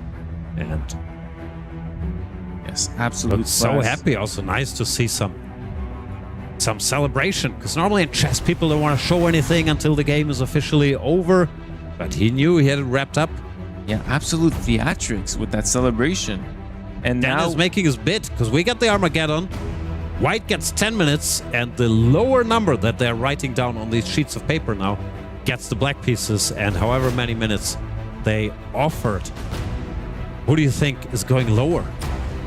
I think Denis Lazovic is going lower and will get the white pieces, but it's merely a prediction in this game. If you go lower, you get the black pieces. Oh, of course. Higher and the white pieces. I think he's going for the white pieces and the must win. Could be. They both won their games with white, maybe. They will want white again. But I think these guys, you know, they're analytically minded. They're so good at chess at a young age. They will just say, break-even point is 7 minutes 30. I offer 7 minutes 30. You pick. And here we have the decision coming up of the Armageddon. Let's see. Oh, they disappear behind the stage? How do we know? Is there someone watching? I don't want any any funny business with, bits getting... There might be some tampering with evidence probably here. Players know what the number they wrote, so they're safe. Okay. Here we go. We are waiting for this announcement. Is there like a team that's comparing the numbers? I don't know. Higher or lower? Should be straightforward. Lower bit gets black. Looks like we have a decision here. Denis Lazovic. 19-year-old veteran. 19-year-old veteran. Yes, quite. See, I told you 730's break-even point. They'll be around there. Wow, look at you. Look at them. Lazovic with the black pieces went slightly lower, went 719. Marcina went 728. Maybe expecting the 730 from his opponent. But Denis outfoxed him there, going an extra 9 seconds lower. We have the same exact match situation as this last game where Sina Move Ahead has to win with the white pieces in order to this time disqualify or send Denis Lazovic to the lower bracket. Yeah, it's a tricky spot because he just used his best surprise weapon. Can you do it again? Probably not, because if Denis rechecked that game, he will know where the improvement is. So he has to think of a new surprise. Does he have another one? Absolutely, as we see the starting moves in this game. Same line. Is it going to be another Scotch? No, he switches to the Rui Lopez. He's saying, okay, no more surprise weapons. Let's play some classical chess. But of course, Denis is ready for this. Knight c3, there comes a surprise. Minor surprise, because this is more of a positional line. So similar strategy. Oh, there he goes. Knight to d5, offering a pawn. And this position I usually mix up, because there are two moves, d6 or castles. One is bad and one is good. But I always forget which one the good one is. Oh. I think you're supposed to castle. But maybe it's the other way around. What happens on d6? Yeah, castle is right. See, he also doesn't know. Oh, tricky position. Denis is not used to all this Sina Move Ahead surprise weapons. Look at that. Knight d5, yeah, I think d6, c3 was risky. So you castle, then after c3 you can take the pawn. h6 is playing to make sure nothing bad happens on g5, but it's a bit slow. Now you get hit by c3, d4. You should be slightly worse. And thus the idea of knight d5 and c3 clearing comes the in way the board. for his pawns to occupy the center. Now you could push d4. I think you can also just play d3 now and argue that your knight is already dominant and black has lost time with pawn to h6. Let's see. If Sina is still in book here, h6 not the way. And yeah, he goes d4 very direct. Taking the center and the space here with a time gain on this bishop. Pawn will take. Have you seen this in your textbooks? I was told this is the perfect pawn center. This is a beautiful pawn pawn give it to white. This pawn tandem takes up a lot of those central squares and can act brilliantly when trying to take control of the game. And he who controls the center controls the game. The bishop has to move again. And important, the knight on d5 covers the square where the bishop could give a check. So you often you have this resource, you give the check with the bishop and then you do something quickly. But here you cannot do it. You can take the knight, yeah, that's what he does, trying to clear that checking square for the bishop. But after bishop takes d5, I think white is better. Taking with a pawn would attack two pieces, but one escapes while attacking the enemy king, so that doesn't do much. Exactly, so you need to preserve the pawn structure here and take with the bishop while pinning the knight, though. You could also take the bishop. Maybe he likes bishops, and he's saying, you know what, give me that bishop. Got to think about here for Sina Move Ahead. He's thinking, but he's so confident now that he won a game, showing he belongs. He's using his time wisely here. Precision is needed if you're going for a win and a win only. That is when precision is needed. Don't take with a pawn. You could take with a pawn unless you see a move ahead and you see bishop b4 check and then the knight escapes. I hope he's seeing moves ahead right now. You think he's seen a move ahead? Ah, and he there takes he goes, with the bishop. Takes with the bishop. Good job. Aheads. Bishop drops back because now the check was pretty ineffective. Just bishop blocks it. And yeah, the game slows down a little. Whoa, G4! This took us both aback. What is this move? I would have castled, enjoy my pawn center. He goes pawn to g4, goes for the direct kill, g4, g5. And he was shocked himself. He played g4 and he almost fell back in his chair. He couldn't believe it himself. Absolute wild postmodern chess, may I say. Is this a mouse slip? Like, did he want to castle and then somehow the pawn? He's running his pawns down the board. He's saying, look, I want to checkmate you. I need to win. I understand, but castle. Now, there is some rationale to this because black moved his h-pawn and he wants to go g4, g5, use his h-pawn as a hook to open lines against the black king. But it's still reckless. It's a very uneasy position to defend here for the black pieces. Yeah. White has sharp threats, g5, g6, using that strong bishop along that diagonal to create some pain. Dennis stays cool though, unpins, rook b8. He needs to move this rook out of the way so he can move his horsey. And now the horsey can jump to b4 or e7, challenge his bishop. Very precise Lazovic move. is good. He's good. Very precise moves found by Denis Lazovic. Back-to-back best moves. Countering in the center. Because long term, if you don't checkmate, of course, this g4, g5 leaves the white king vulnerable as well. Very nice reaction by Denis Lazovic. And this white bishop is the main operator of white's attack. If you lose this bishop, so does your attack lose some weight. Yeah, and if you keep it, if you drop back, you lose time. Then black goes pawn to d5, opens the center. So no, I think Lazovic, and quickly too, has found a way to deal with this attack.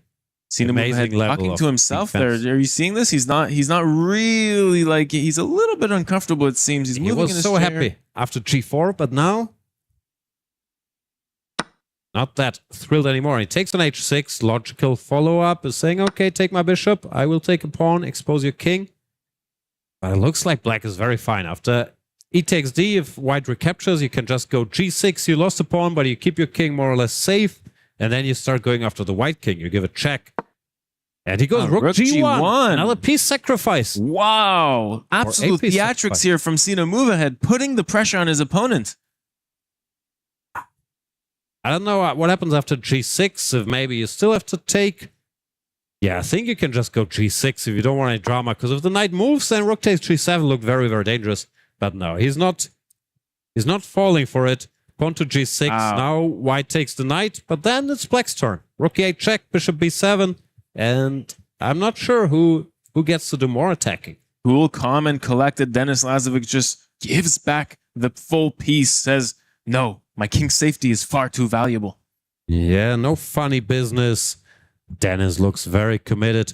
His heart rate is approaching 160. Oof. E takes d, but his position is good. Give a check, force white to either cover it with bishop e3, self-pinning, or move that king. Then you can bring the bishop out, you can bring the queen out to f6, f5.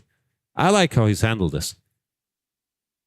Yeah, and that white king still in the center, naked to any attack by these black pieces. We could see this rook potentially rolling down that E line and attacking the king directly. Bishop to b7 played. He's not even in a hurry to give that check, saying, why should I help you develop your bishop? It doesn't run away.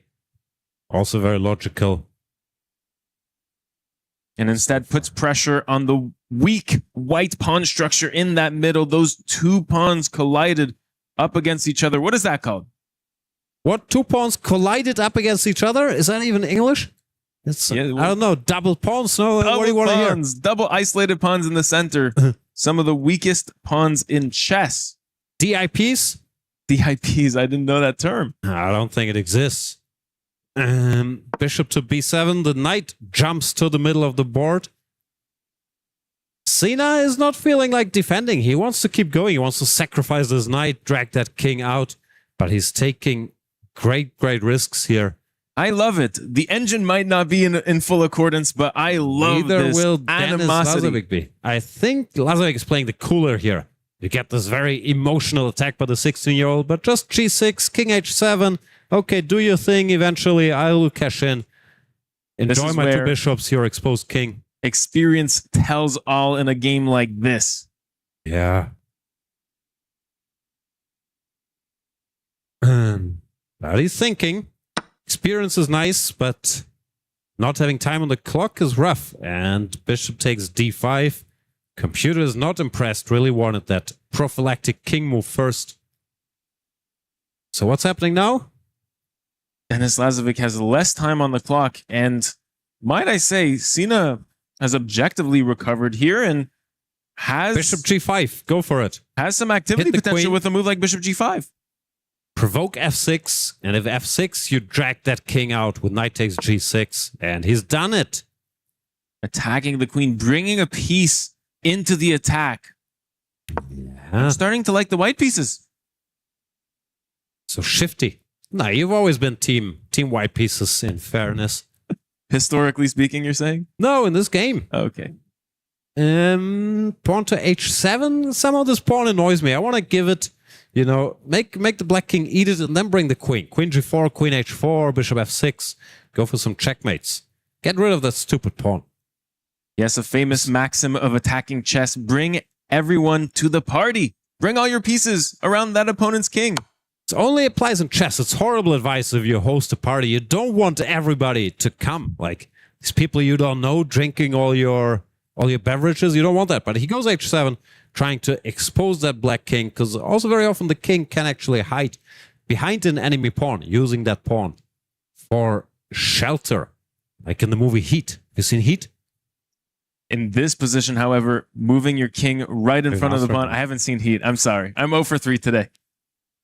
If you move your king sidestep, you face a mating net with starting with bishop to F6, checking the king and forcing that checkmate in a few moves. This is very dangerous. This is very dangerous. Black needs to be very careful in this position. Maybe you don't even take that pawn. It's an only move position. Is King G7 the only move? It's the only move. Because taking Queen G4 looks so scary, but King G7? You don't want to open lines for your opponent when they're attacking, of course. So sidestepping that pawn, moving forward up the board, King G7 is the only one, and he plays it. Denis is up to the task.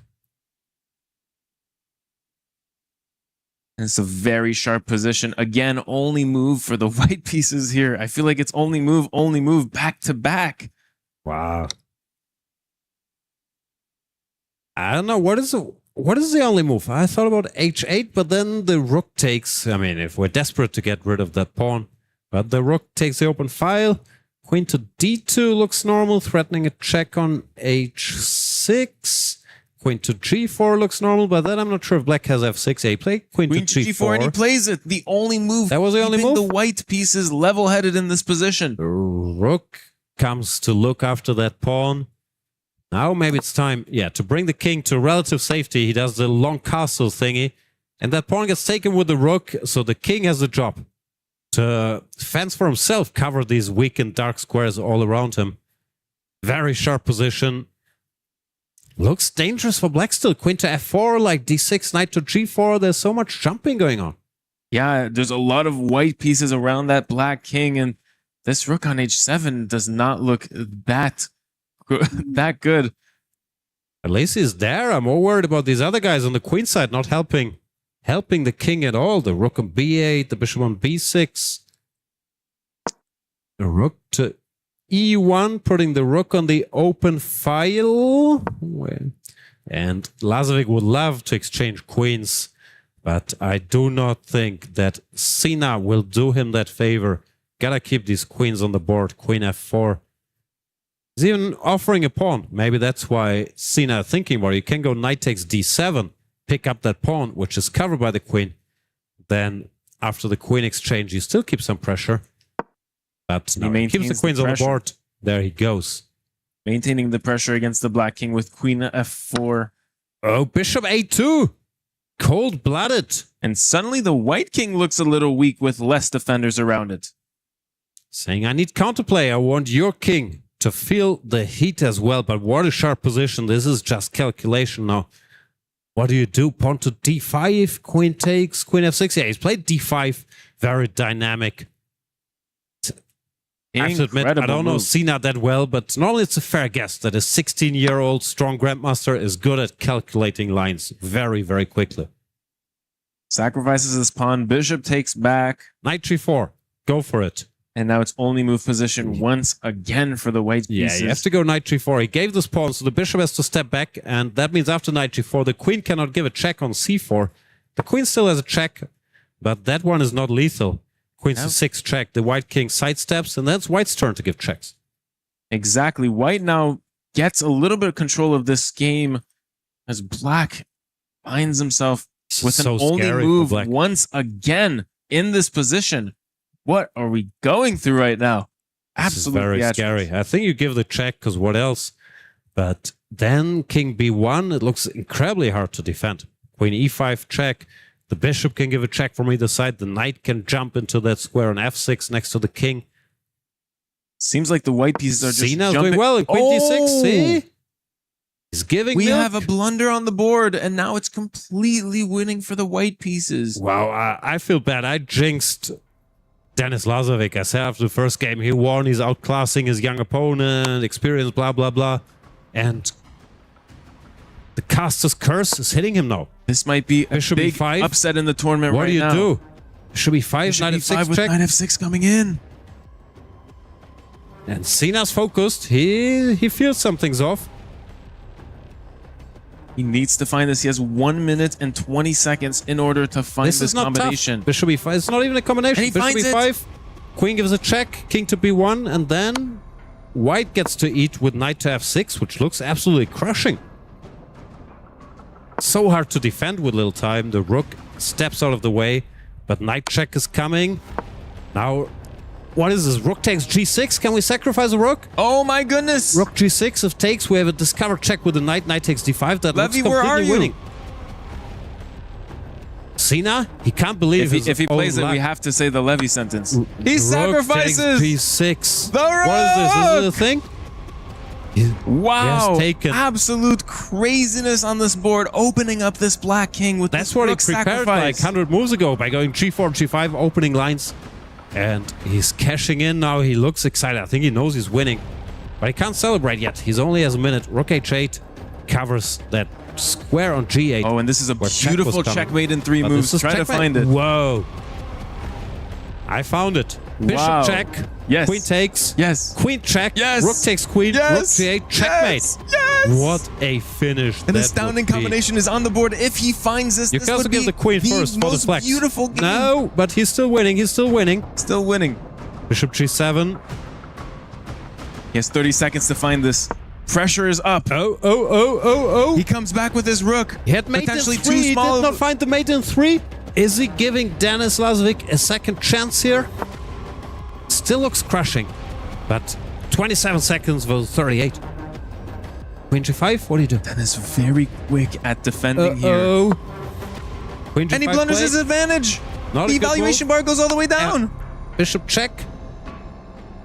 What is going on? I can't think that fast. If we take queen check.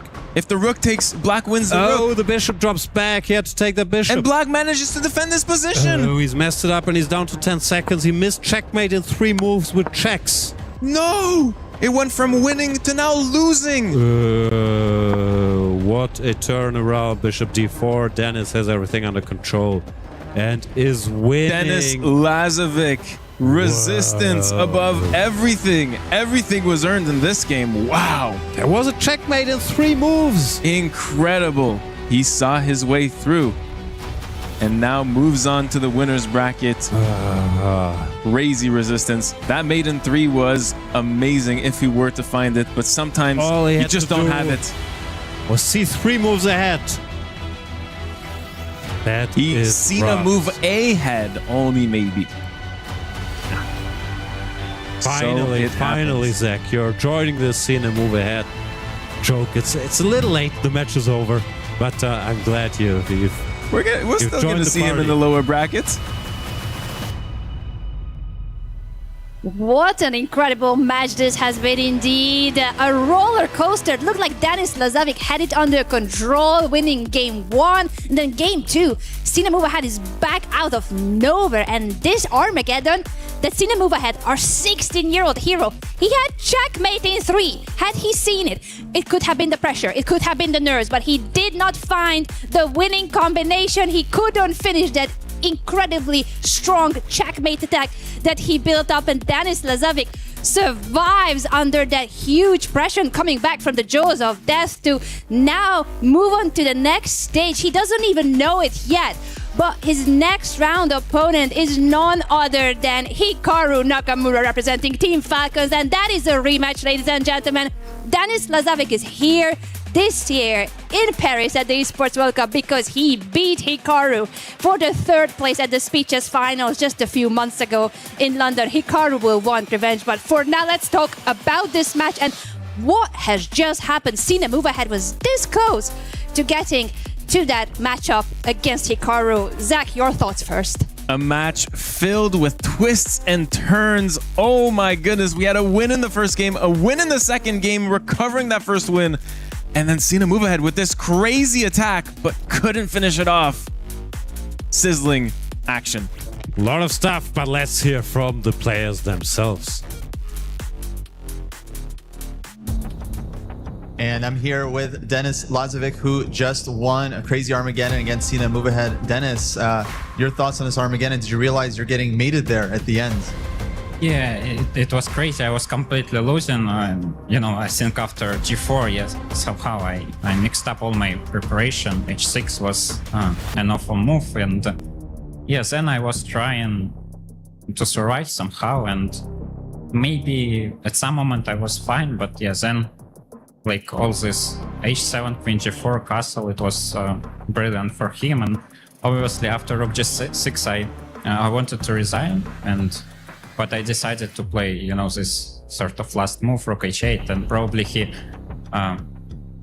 for some reason he didn't find the last move.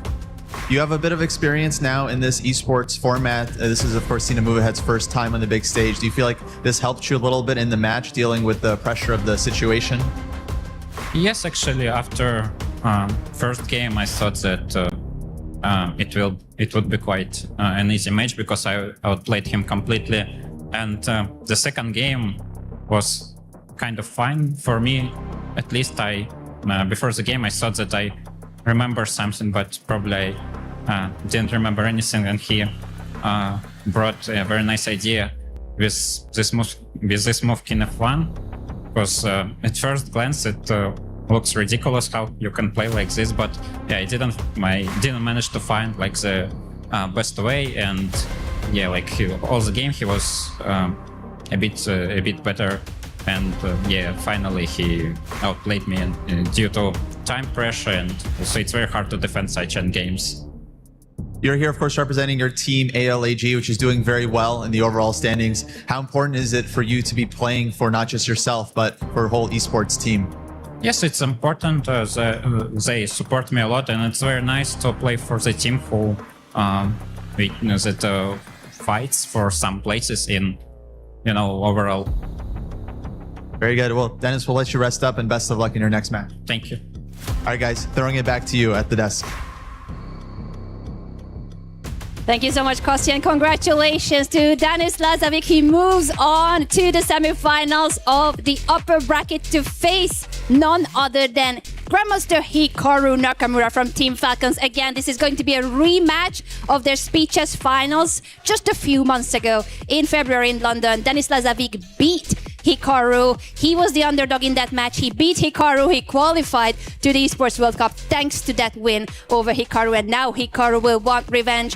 But we are in here for a treat. This is not even the end of our show. We're going to take a short break, but when we are back, you will need to be here. I'm promising you this because our blockbuster is coming up next. If there's a story that everyone knows in the chess world and outside the chess world, it is a cheating accusation that took place a few years ago. Magnus Carlsen accused Hans Niemann. It became a huge scandal that is now a Netflix Untold series and soon a Hollywood movie as well. Hans Niemann is coming up next after our break to face Jan Nepomniachtchi. Be here right after the break.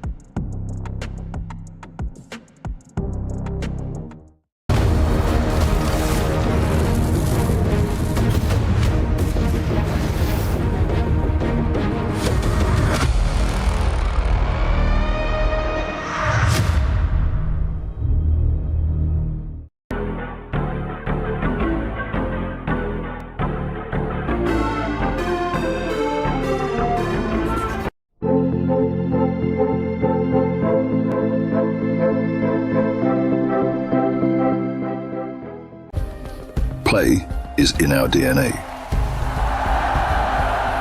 Whenever we let it out, it becomes our superpower. Now imagine an entire city being built to supercharge it. Kadir City, powered by play. We were there. For every click, every clutch, every respawn. We were there for the years of grind. And we're here. Now. The proud founding partner of EWC. Powering the biggest event in gaming. Shoulder to shoulder with the world's best. Making history. Greatness deserves a stage. Lenovo Legion. Reach your impossible.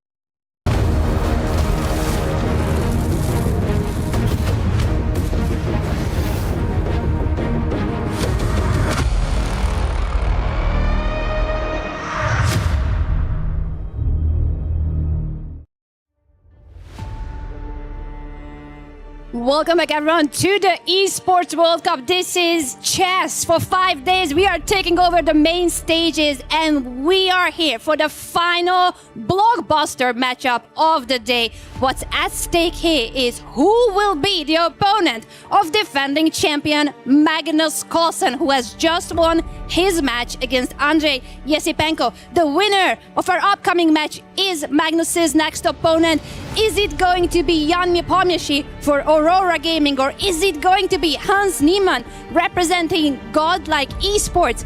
Hans and Magnus do have a history that everyone knows in the chess world and outside the chess world. And of course, Jan is known as a friend of Magnus, but there's no friendship over the chessboard. This match is about to begin. A reminder on the format, it's a best of two. The players are playing one game with each color. In case of a tie, there's Armageddon, and we are about to see liftoff with a pawn's push in front of the king. I'm handing it over to Kostya and Zach to cover the action. Thanks, Anna, and we're off. Zach, the match of the day, Hans Niemann, Jan Nepomniachtchi. We all know about Hans's history with Magnus, but people don't know Hans and Nepo also have some beef, right? Very recent, in fact. A very recent rivalry, too. They have played very recently a full-on match that ended 4-4, equality, 1 win each and 6 draws. So they know each other. They know each other's style. They have experience against each other in this format. Yeah, they know each other well. A lot of bad blood. You know, they played this match. It looked like a friendly match at first. Afterwards, they're arguing about the prize fund, the promises, both players calling each other out. Then they didn't shake hands at their next event. And yeah, I don't think these guys like each other. They don't like each other at all. And we might see that animosity play out over the board.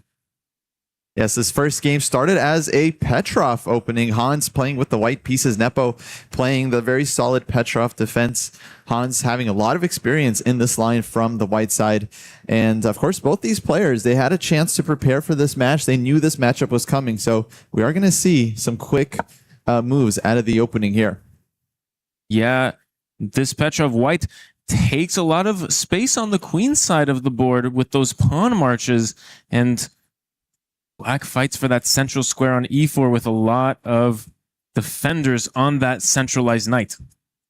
Yeah, it's already a very complicated battle right from the get-go theoretical line. Both of these players starting out at a cool 130 heartbeats per minute. They know the importance of this match. Neither of them wants to lose. Although the winner has to play a certain Magnus Carlsen in the second round. Not exactly the opponent you want to face either. But as was said in the intro, you can't get to the top without meeting Magnus at some point. And whomever meets Magnus would have another huge storyline coming up, as Jan Nepomniachtchi has faced Magnus Carlsen in every format, especially the World Championship. Of course, the last challenger, in fact, to Magnus's World Championship title, after which Magnus simply stopped trying to win the classical title. He had achieved enough, but now both these guys are looking to win the EWC. Before they do that, they have to get through one another. Wow, what a huge matchup. Zach, your predictions, who's taking it? Wow, you're putting me in a tough spot here, Kostia. I will refrain. I'll stay neutral for this one. I have no idea. This is a coin flip as far as I'm concerned. It will come down to the intricacies, the details. Who's quicker on the clock? Who's better in time pressure? This will be relevant for this match especially. How about yourself? You know what? I think you're right. I think the better player will win, and we'll leave it at that. Okay. Now, Queen to C8 just played by Nepo. So far, so solid in this opening. Hans, I remember, did defeat a very strong Fedoseev, I think, in this line. It's been like 16, 17 moves, a big blunder. So he's got a lot of experience in this opening. But of course, Nepo knows that. And yeah, he's come well prepared here. He's traded off some bishops. Honestly, Black's position looks very comfortable here. Both sides have their knight in the center of the board. Knight to d7, immediately challenging that knight on e5 is Nepo. And yeah, he's got to feel fairly comfortable with how this game has started. And they both complete development as we head fully fledged into this middle game. And White poses this question to this Black Knight. Please move. Where do you go? F3, the knight drops back to G5. Now we might see a trade of these bishops here. A lot of pieces coming off in this first game as we have a very kind of solid approach. But yeah, it feels like it's completely fine for Black. This knight can drop back to the E6 square where it just sits very nicely, putting pressure on White's center. And as you said, White has some space on the queen side, but doesn't really make itself felt when their pieces have already left the board. It seems like Black is very comfortable here. And how about this potential long-term target in this backward pawn on D4 that can become a big weakness. Attack weakness. Feels like you were searching that. I was searching deep. So knight F4, preparing to trade off the knight when it heads to E6. And yeah, I'm not super impressed by this first opening by Hans. Normally with White, you're trying to put pressure on the opponent, but we've seen people win with White. We've seen people win with Black. The color doesn't really matter that much in these fast time controls. What matters is who's a little bit faster, a little bit sharper, finding the tactics when push comes to shove. Man, I'm still thinking about that last match between Lazovic and Sina move ahead. How did he miss that maiden 3? Insanity. I mean, what a game overall that was, because it was an attacking masterpiece up until then, and then the final touch was all he needed to convert, but he couldn't find it with the seconds remaining on his clock. H4, putting the question to the knight. Now Nepo has to decide whether he wants to allow a trade of knights or keep a few more pieces on the board with knight to H7. Both moves seem completely plausible here, and he decides to keep the knight on the board. I wonder if he's not so wanting to just trade it off in this first game and make a draw. Maybe Nepo is trying to win the match 2-0 and pose a statement. Yeah, Nepo going for this Petrov, which has a strong reputation of being a drawish opening. Usually less ambitious players go for this Petrov because it can have these symmetrical pawn structures that come with this opening. And so maybe that was his match strategy coming into this: draw with Black, win with White, and that's how Nepo is going about this. Yeah, it seems like he should be happy with a draw given his opening choice, but Knight F8, Hans here trading off all the rooks. I think now he's going to bring his king into the center. There we go, King F2. And yeah, Hans not really showing a lot of ambition in this first white game. You know, some players, they have a strategy. They just want to take it to Armageddon, draw both games in regulation, and then take it to Armageddon and take their chances there. And here we have what looks like just a regular endgame, run of the mill. Absolutely. Very, very solid. But Queen F5, Black trying to infiltrate a bit. I don't think White's going to allow that. Maybe he can block with the Knight. He can also block with the Queen. Both moves seem very, very solid here. Yeah, there we go. Hans continuing his very solid approach, clearly indicating he's happy with a draw in this first game. And Nepo says no thank you. He declines the queen trade, and that might tell you he's maybe going for a more ambitious approach here? Or at least just psychologically showing Hans that he's not afraid of a fight. He's not going to just give him an easy draw. We're going to play all these games out until the bitter end. Yes, if you play solidly, you will hold, but I'm going to force you to prove that. Nepo there with his trademark scowl. He didn't love that last move from Hans by b4, but to me it looks like things are beyond equal. The Knights come off the board. I mean, I got to say, neither side here has any semblance of an advantage whatsoever. The only advantage I can see is off the board. Yeah, Nepomniachtchi has 1 minute extra on Hans Niemann. Not that it matters that much, but this is so neck and neck that might matter in the later stages of this game.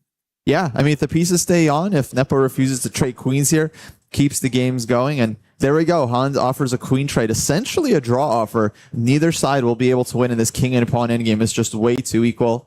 And now Nepo, so far, he's been kind of stepping away from the trades, but not without reason. You know, he hasn't done anything crazy. So here he avoids the trade, but he doesn't really give White any chances here just yet. It's still very much equal. So he's keeping it dynamically balanced rather than just trying to trade down and make a draw. It's a very safe game so far for Jan Nepomniachtchi, who pretty much has the draw in the bag, and it might seek for more by declining a queen trade. Okay, there's b5. Hans advancing on the queen side. Now, Nepo is known to be an incredibly fast player, but with that speed do come blunders. He's also very keen on taking risks, and sometimes that leads to blunders. And Hans is good enough that he can spot and punish you if you allow him a chance. Oh, queen c2 here, and we might be seeing some interesting play. We're checking the king, and on and off king move, any king move here, maybe Black seeks to win this d4 pawn. Yeah, there's a queen d1 check in the air. So queen e2, Hans once again offers a queen trade. I think this one will again be declined given the way Nepo has been playing the board. Maybe queen back to f5. Goes queen a4. Surveilling this e8 square and preventing Hans's queen from jumping into enemy territory. And now king e3. King to e3. I mean, to me, it feels like White's king is a bit closer to the action. So if anyone is better here, it should be White by a very light margin. But we might be repeating moves here. We are getting the repetition. Yeah, Black can only risk so far in terms of trying to play for a win. Nepo, of course, incredibly strong player. He knows how to stay objective. He's not just going to give Hans an advantage just because he doesn't want to draw this first game as Black. I think that would be way too much. How does Black continue here if you don't want to draw and you want to be pushing for that extra point? There we go. b6, challenging that pawn on c5. Of course, Hans can just take that one. He's still very much in control. Maybe queen to b2 now. Yep. Defending everything, hitting the pawn on b6. And Nepo, not exactly playing with fire, but he's not playing with water either. He is taking a bit of risk. It's a tale of fire and water and maybe nothing. Maybe nothing. Maybe we have a Project Mbappe here. The king slides that forward. This is a king attack, if anything. Hans leading with the king. Why not? King comes to e5, queen to b3, go after the d pawn. To me, it feels like Black is the one with a slightly more difficult position here. Will we see Nepo regretting this kind of nonchalant play where he just keeps all the pieces on the board? The question is, will this aggressive king be a strong piece coming into this deep endgame?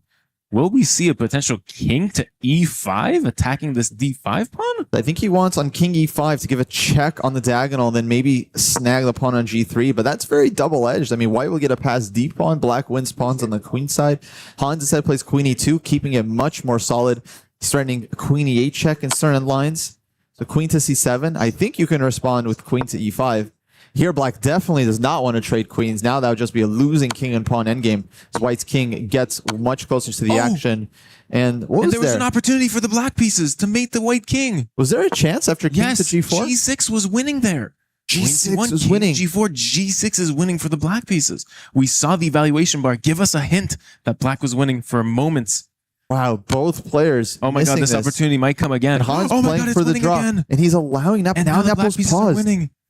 And he might have spotted something. Nepo has smelled a rat. He's completely winning, Zach.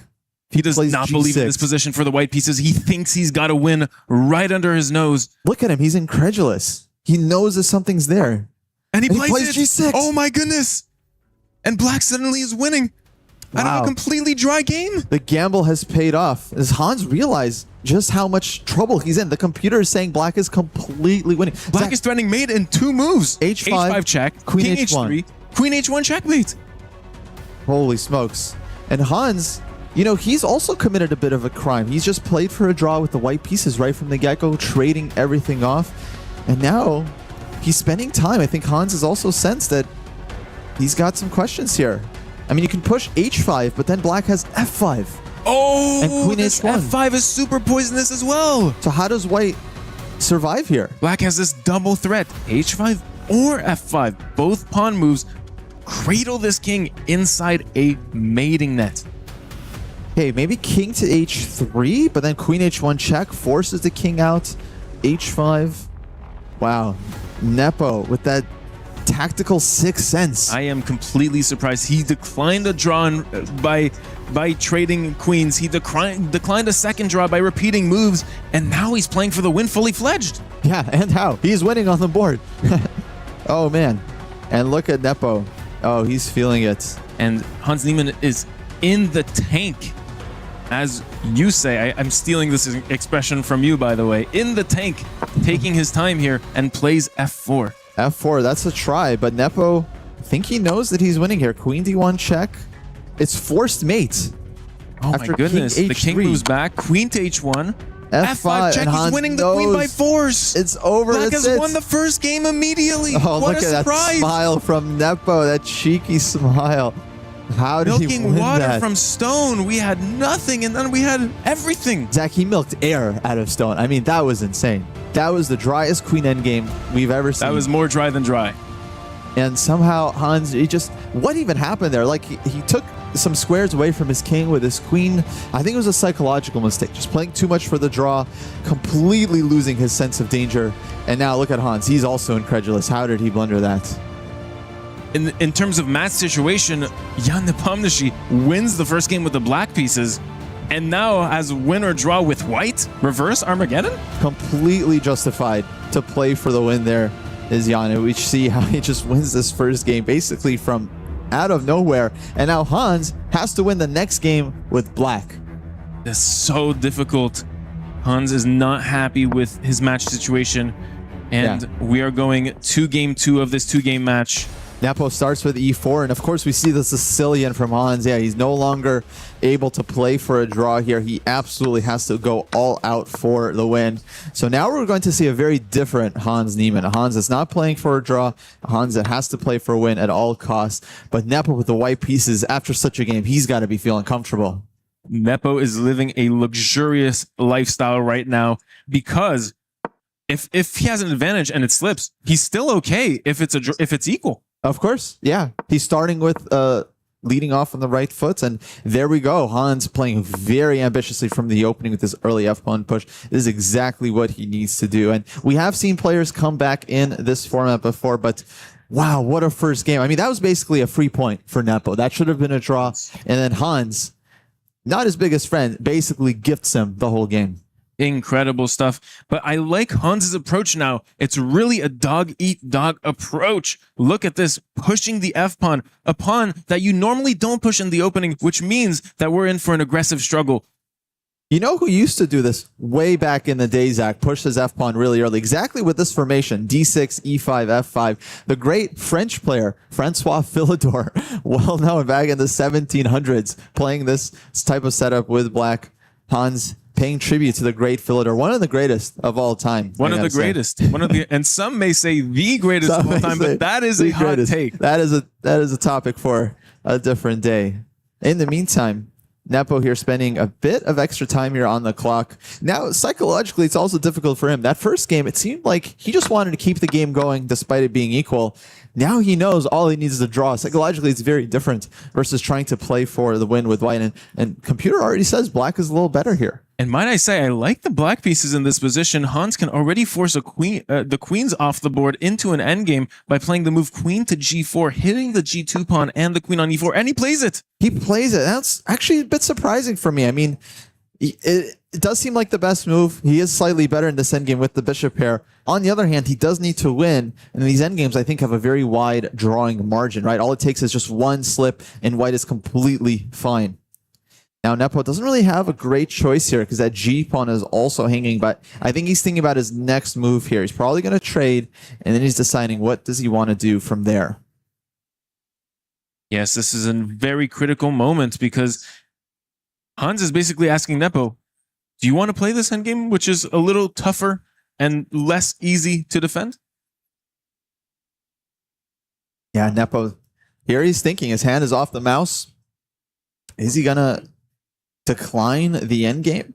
He might think it's too unpleasant to head and then look for a way to keep the queens on the board, but then that means sacrificing the g-pawn. That's not easy either. I guess queen to d5, he can try just sidestepping. If queen takes g2, he's got rook to g1 and pawn sacrifice in order to take the initiative. Definitely suits Nepo's style. He loves sacrificing material. He loves playing the initiative. But do you want to go for an aggressive proposition with this match situation where a draw is sufficient? That's the classic dilemma that these players face. It's like, do you play what you think is objectively the right move, or do you play what suits you? Okay, and he trades queens. Trade queens, and he goes a4. Interesting choice. He comes up with a4, stopping black from advancing on the queen side. And yeah, now it's Nepo playing for the draw. Hans going all out to win. Hans could take on f3 and double white's pawns, but then he loses his bishop pair and likely his advantage. Black has a nice bishop pair coming into this endgame and has a target on the semi-open file, this c4 pawn that he's attacking with his rook and pressuring. Now knight to d2, defending that pawn. And question for black, how to develop. Maybe h6 now, questioning the bishop on g5, pushing it back so he can start developing his kingside. No, drops back, bishop b6. Putting more pressure on this pawn and forcing the white pieces to defend a second time. Simple move b3 and now d5. And getting rid of the weakness on d6. Yeah, is not happy to see this. Now black's bishop on d5, just an absolutely powerful piece. Definite advantage here for black. So good chances for Hans. He seems to have woken up after that first game blunder, and now he's ready to play. We're seeing the power of this bishop pair fully fledged here, putting some pressure on the white position, attacking this knight that's defending this white pawn that is attacked from this other bishop. Okay, what to do now? Now he's threatening to maybe take the knight, take on b3, but then we get opposite color bishops. Not sure if Hans actually wants to take this knight on d2 to keep his winning chances to the max. So there Nepo goes rook to c1, challenging the rook. Black simply castles. Knight comes out to c4, and yeah, it's a small advantage for black, but it's definitely not enough to win without further mistakes from white. So Hans is definitely going to have to try and provoke further weaknesses from the white position. Yeah, black also has skeletons in their closet, notably this e5 pawn, which is an isolated pawn in chess. It can be a weaker and easier target for the white pieces to attack. A knight c4, giving black the chance to trade on c4 and weaken white's pawns, but then again, you give up that powerful bishop on d5. I don't think that's what Hans wants to do. Maybe e4, advancing the e-pawn. Oh, and he takes? He does trade. Very surprising decision. I feel like Nepo is also a bit surprised by this one. Now he can trade rooks. He decides not to. He just takes with the pawn. But we can see Hans's approach now. Now he's transformed his advantage. He's weakened the pawn on c4. Now that's a weakness. Can double on the c file. Try to win one of these pawns. But gotta feel like white's going to be able to generate enough counterplay here. Jan Nepomniachtchi with a very difficult match situation now. He has to draw at least this game in a two-result game for black. Black is playing for a win or a draw. Must win, of course, but it looks like very convincing start of an endgame for the black pieces so far. Yeah, rook d1, rook c8. Now maybe rook to d7 comes to mind, just activating that rook. White hasn't made lift yet, so his back rank is weak, but notice the bishop on g5 is covering that c1 square, so he isn't in so much danger to get mated just yet, but at some point he will have to do something about that king. There we see rook to d7. Slides on the 7th. Rook on the 7th. Tell us what you know about that. Rook on the 7th, never better, or something. There is a rhyme there. I don't know what it is, but the rook is very well placed, attacking everything on black's 7th rank.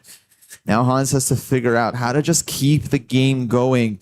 He knows objectively it's probably very, very close to a draw here, but the draw doesn't suit him. He has to keep his chances alive. Now what to do? Is b5 a move? b5 using the pin on the c5. Ooh, What's I like happening? that move. What's happening after turning b5? a weakness into a strength? Yeah, White could trade once, but how is he saving this pawn? I'm not seeing it. Nepo, though, doesn't look phased at all. Nepo is totally dialed in. Might I say, very little facial expressions. Oh, I just said facial expressions, and Nepo made a small grimace there as we dilute. And might I say that I like White's chances at equalizing and drawing this game. No, it feels very, very close to equal. Bishop to c3, another question. How do you defend this a pawn? I mean, black wins the pawn, sits up the bishop on d4. Then, of course, he has good winning chances. So rook to b3. Bishop should probably draw back to d4. Maybe then we'll see bishop e3 from White, looking to trade off into a rook endgame that he can very likely hold. Yes, the white pieces would love a rook endgame here, which would make the chances easier of an overall draw. Rook to a3, passive defense, but it seems to hold for the moment. But now maybe it's time to bring the king. King f7, king e6. Attacks, and oh, the bishops come off, and now we dilute into a rook endgame that looks completely equal, but White's rook is passive. Yeah, I mean, definitely you take black here. Even if objectively it's a draw, it seems like black is the one playing for the win. The rook is more active. The king is coming in faster. White's king cut off on the second rank, but White should be able to make a draw here. Now he's starting simply rook to b6, take that a-pawn. Black never wins if you lose that a-pawn. So how is Hans going to create any chances here? He really has to think here and come up with some trick.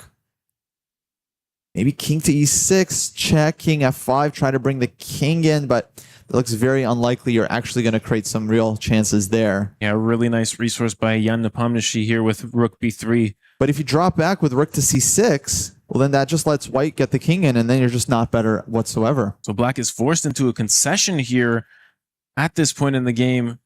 Question is, which concession will black choose?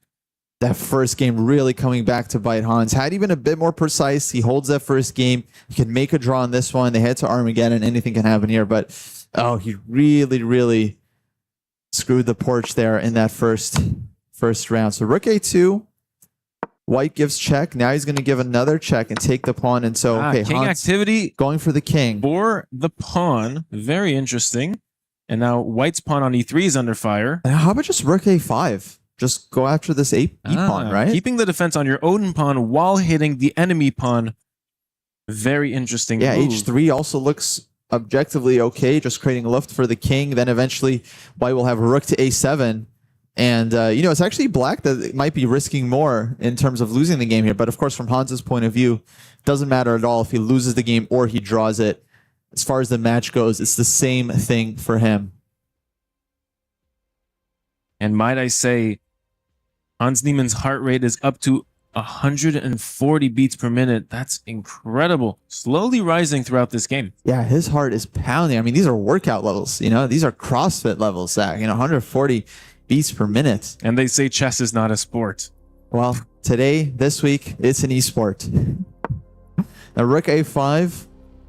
Solid choice there. Just keeping that king from being able to activate itself against White's king. And I'm just not seeing how black really plays this for a win. Okay, Hans starts pushing pawns on the king side, posturing a little bit.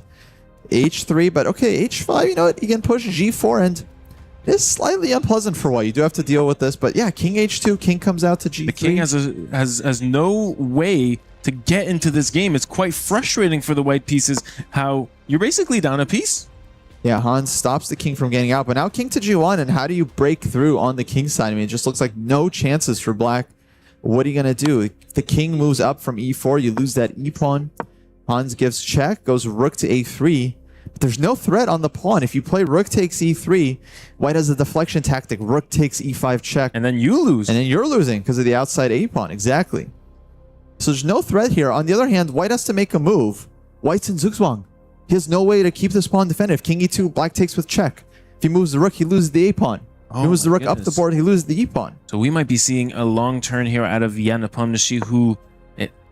So Hans actually has managed to do something here. He is going to win this e-pawn. Objectively, it's still a draw, but credit to Hans for actually creating some chances from seemingly nowhere. This is more of a slippery slope than ever before in the game. But now Nepo has another drawing mechanism. He can run his pawn up to a7, and then you'll always be threatening to give checks and queen that pawn, which means that black's king might be stuck on the e-file. Hans gives another check. Needs to find some way here to keep it interesting. Nepo still plenty of time. He can just push a6, push a7. Formulate some counterplay in this position in order to earn that draw with the white pieces.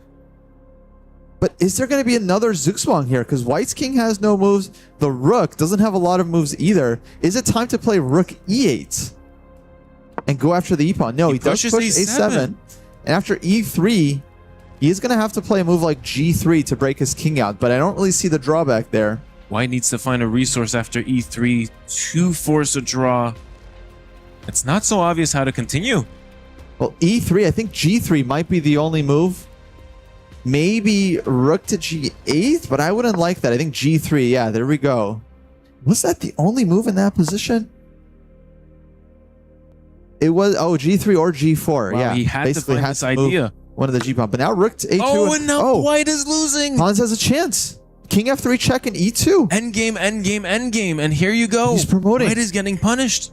It's exactly like the first game, Zach. Nepo's trying to play for draw, plays this quick move in the endgame. Does Hans see it?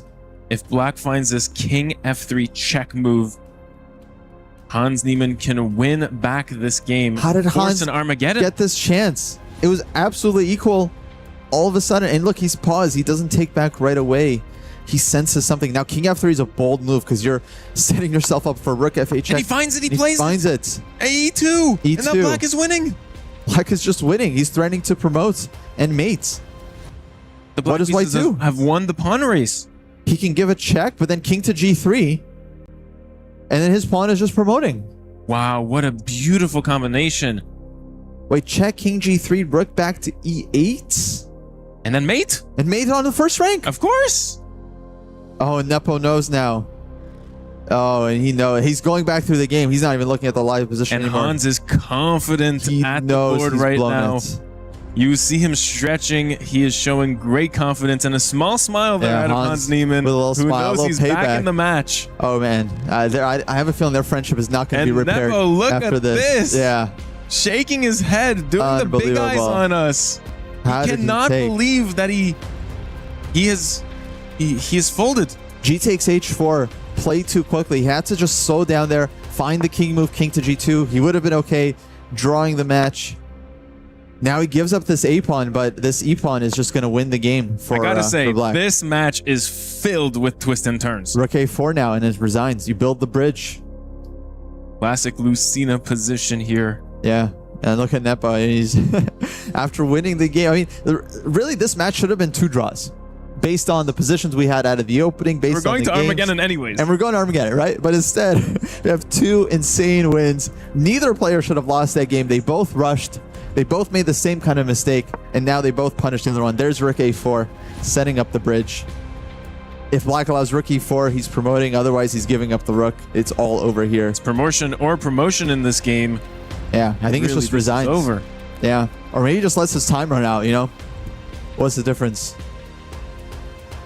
Takes on g5, rook e4, and neither white's pieces are stopping that pawn. And there it is. There's a resignation. Forcing Armageddon. And a fist bump by Hans Big win Niemann. for Hans Niemann, who he had strikes back with the black pieces. 2 wins for black. That has to be a first for the EWC 2026 chess. Unbelievable scenes in this match, and these players are going to Armageddon. It's what the fans wanted to see. Armageddon, winner takes all. Both players now going through the game. They're going to see exactly what happens. And yeah, Hans got to be happy with himself to win a game after losing that first round. Hans knows that he has the momentum and he has the psychological advantage going into this Armageddon, which is basically a golden game. Now we were getting the bids from the players. So Zach, what do you think are the bids going to be like? I think most players today have been striking at that mid 7 minutes time, so probably we'll be seeing something around that. Yeah, we'll see. I'm very, very curious what these guys have come up with. It seems like Nepo, he gave his bid pretty quick. The bids are in. They just showed the players who's playing white. We're about to find out who's going to play with white in 10 minutes versus black with the bid that they put in. Who bid lower to take the black pieces along with draw odds in this Armageddon? There we go. Tension is building up as these two players. And for the first time in this match, Zach, white will not be able to play for a draw. Now, think about it. It's kind of crazy. Both players had at least one very upsetting game. And so now it's about mental reset. Right. Are you going to be able to get yourself back into this game, reset mentally, and play as good as new? Huge mental advantage here for Hans. After that first game, it looked like he was dead in the water, but now he immediately struck back. And look at their bids, so close to that 7.5 minute mark. Nepo bidding slightly lower, 7 minutes and 20 seconds. He will take the black pieces and draw odds. Black won both games, by the way, so far. Maybe not so bad to have the black pieces in this match. Hans will have the full 10 minutes and be in a must-win situation with the white pieces. Good point there. Although white is usually favored in the game of chess, we have seen black take both first games. Remains to be seen if the white pieces are even a favorable option at this point. Huge question for Nepo. He is known to tilt. Sometimes if he loses one game in a tournament, he ends up losing multiple as he kind of gets frustrated with himself. But now he's going to have to dig deep and make sure that he can hold this game if he wants to advance against Hans Niemann. And we are approaching the final game of this match, the Armageddon. Do it all. Everything happens at this game. What's this, our third Armageddon of the day here on this stream? I know, it's crazy. It's a lot of Armageddon. I'm loving it. So much action. I think the players just want to play chess. You know, if the game ends, if match ends after 2 games, there's no Armageddon. So they just wanted to play another game. You know, I'm with them. And we see a repeat of the opening from round 1. It is another Petrov. Hans showed very, very little in that first game. So it'll be up to him to try and improve on that game. Of course, he cannot play for a draw like he did in that one, but does have a big time edge, and we can see the players blitzing it out. A carbon copy of their first game. We had the exact same position here. Knight to h4 on Quite the board. incredible, the resemblance and openings from game 1 and game 3 just now. Yeah, Hans, this is what he does, though. He likes to stick to his stuff. He's well known for playing the Italian game every chance he gets. He's stuck to this line against the Petrov, so he just sticks to the same thing and plays it over and over again. Much like his idol, Bobby Fischer. Fischer was well known to stick to the same systems. And as we see here, Hans Niemann with extreme good time management. He's only used seconds on his clock despite playing 18 moves already. And a clear improvement over the first game. The computer's already saying white is a little bit better here. After this exact move, the knight jumped to f5, the so-called knife f5. But still, very solid position for Nepo, who does have to play quickly here. And look at this last move, bishop f4, trying to earn those dark squares in the black position. If those bishops trade off, that d6 square is glaring for that knight to jump to. Yeah, very well played by Hans in this first game. It's a completely different Hans when he's playing for a win with white. Now knight to g6, allowing the trade of bishop, so that knight will win the d6 square. But then it'll be up to black to try and play around this knight. But computer giving white nearly a full point advantage at this point. This is crazy domination by the white pieces from basically a normal position. Hans brings his knight to a very nice square on d6, attacks this rook, gains the initiative in this position, and now can bring more pieces in. Seems like Nepo is just kind of still reeling from that first game. I mean, he was so close to winning the match, but now he's got to hold. And F4, not the most accurate move, but a very aggressive one and very logical one. He's starting F5, winning the game on the spot. Now Black has to find a way to defend against this threat. Yeah, this powerful F5 pawn to F5 threat, hitting the rook, hitting the knight, a big fork threatened on the board. What can he do? Nepo under 6 minutes, so there is no increment in this game. He is going to have to speed it up at some point if he wants to keep his chances alive. Reclining knight move, a slight mistake by the black pieces, which Hans does not take time to hesitate on. Knight g3 was the most precise move, and now white comes into this middle game with a full point advantage. Apparently Queen e7 black had to play. That's a tough move, allowing the fork and then finding tactics after that. So we can see that Hans' move is actually very, very dangerous for his opponent. Not easy to deal with at all. And Hans swings in his second knight in the black position. This is full-on parasite infiltration. Now Nepo clearly unhappy with these developments. White has two powerful horses galloping over Black's position. Black's knights, meanwhile, on the back foot. Queen to g3 is in the air, just threatening mate against that king. This is very bad for Nepo. I love the white pieces. The queen can slide on into the g3 square, threaten some mates there. Looks really nice for white. Look at those knights. These knights. All Hans on deck for the white pieces. Those pieces are in the game. Can double on the e-file at some point. And, oh man. Since losing that first game, Hans clearly woke up, realized he needs to actually play chess, play for the win. And now he's just suddenly completely white is winning. Queen to g3 with a double threat against mate and the h6 pawn. Oh my goodness, Did Nepo Hans might blunder have this comeback in the bag already as he threatens checkmate in one move to end the game immediately. This Armageddon has just been one-sided so far. He does have knight to g6 to defend against both threats, but then white can take on h6 and he's got f5. Oh, that f-pawn now coming to light. Knight to h5 attacking the queen, defending checkmate at once, but white can keep the pressure by moving the queen forward one square and hit the knight while keeping that checkmating threat looming in the distance. Queen up, attacking the knight. Black would have to play g6 to defend, and then that h-pawn is gone. f5 is coming. And it's completely winning for Hans, who has 3.5 extra minutes on the clock. There you go, that knight to h5. Hans needs precision here. Reminder, he needs a win, absolutely. So when you are winning in these Armageddon situations and you have more time on the clock, you need to use that time in order to get that precision on the board. And you know who's the least happy about this development, especially after that first game? Is Magnus Carlsen. Man upstairs, Magnus Carlsen, He's who gonna is have to waiting, face. probably watching this match live to see who will win this match and play him tomorrow.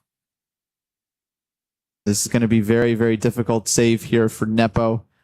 Down 3 minutes on the clock. He's about to drop that h6 pawn. Now Hans calculating. Can he take... Wait, he takes on h6 and on f7. Oh my God, two pawns around the king. Up and a weak king there for the black pieces. This is not looking good for Jan Nepomniachtchi. It's just completely over. White has 2 pawns and the compensation, as Jan would say. However, if you take that second pawn with the h-knight, you lose your queen. So a small tactic. Oh, well spotted, Zach. There's a rook takes e1 check in the position. Hold on. Yes, precision is needed still. Hold on. White has to be extremely precise. It's never too late to blunder. Queen on g4 is hanging. Don't take on f7. Rook takes e1. But of course, he should have a lot of moves. Okay, gives a check. Now the king's playing with forced precision to drop back. here. Checking the king. But after king to h8, that knight's still hanging. The queen is potentially hanging. Okay, goes king to g8, so there's no threat to the knight just yet. And queen h4, the queen sidesteps, gets out of the way. Now, Hans doing great here, but he does have to win the game in order to convert this match. And Nepo here under heavy pressure, still down a pawn, down nearly 4 minutes on the clock. If he loses this match, he'll never hear the end of it. f6, trying to defend whatever squares he can. I do like this move for his practical chances, but oh, Nepo hates himself right now. He's just muttering all kinds of obscenities, I'm sure. He's not happy with this position. He had this match in the bag after game 1 with this very nice queen endgame maneuver. But now And sometimes it all just coming back like a waterfall. You know, he had that first win, that free point. He's doing fine in the second game. He blows it, and now he's in this Armageddon. He's just thinking about, how did I lose that second game? How did I get here? Oh, chess is such a brutal game. Hans putting pressure on this Black Knight, looking to create further indents in the Black King's defending position. Knight G3, love this move, trading off one of Black's main defenders here. And Black's king is just so weak. That 9 on D6, so strong. Zach, why didn't Hans do this in game 1 and just win the match from the get-go? He had to warm up. That's a warm up. Unbelievable. So takes. Black just down a clean pawn. His king is weaker. F5, a huge threat in the position to just completely open up the king side. Nepo needs a miracle right now. Yes, the queen facing this king here. The tale of this match here is about Hans Niemann's resistance after that first game and coming back in, winning that second game, and now he basically has a win this third game if he plays consistently well. F5, another concession for Black, but he had to do it. Now H4, the H-pawn starts running up the board. Queen to G7, Nepo speeding up. Don't forget, Zach, Hans can also just win this game on the clock. He has that much of an advantage now. 4 extra minutes. I had missed that time situation. Almost 3 times more time than Jan Nepomniachtchi. Crazy. And we have seen players survive in very little time, looking at Alireza Firouzja, but this is really bad. This is a very difficult situation. B6, looking for just some counterplay against the white position. This is basically Black's only chance to try and throw a wrench into White's plans, but H5, just keep it, keep ripping it apart. Now if Black takes that pawn on H5, the F pawn drops, and the king is just completely open, so Nepo ignores it, goes rook to B8, targeting that B pawn. Simple move B3, and now rook to B4. Nepo's really picked up the pace. This is exactly what he needs to do if he has any hopes of surviving this game. Picking up the pace, activating his pieces. Might I say, it's still completely winning for the white pieces, but I like Black's situation more than 5-7 moves ago. Absolutely. Yeah, a couple of moves ago, he was just dead. And now it's near equal. Still advantage White, but very minimal. Seems like White has lost a lot of the edge after these last 2 moves, Queen D2 and A5. Nepo's completely turned things around. Perhaps Hans started to relax a little bit, thinking that the game is in the bag, but it's so not. Nepo is an incredibly resourceful defender. Really, all these guys are. You really got to put them away when you have the chance. Reminder that Nepo needs a win or a draw from this position. So he's very content if he can equalize. 5 here now. Hans has a lot of time. Trades on E6, goes to rook to E1. He's still doing incredibly well. He's up a pawn. Black's king is weaker, but Black has never had a better position. This has been trending Nepo. He's clearly back into the game. He's no longer thinking about the past. Now he's just focused on surviving this for as long as he can. A rook E8 check.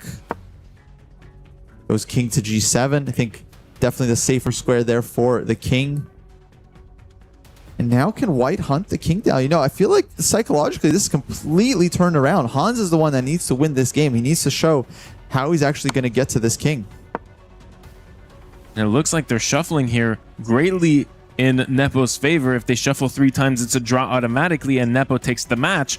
So Hans needs to find something else to play in this position. Hans starting to feel the pressure. His heart rate has, again, back over 140 beats per minute. Nepo not far behind. He's at 133 and counting. And I love this long-term pressure that the black pieces have on this white king here. The queen, the knight, they're both lined up against this weakened G2 pawn.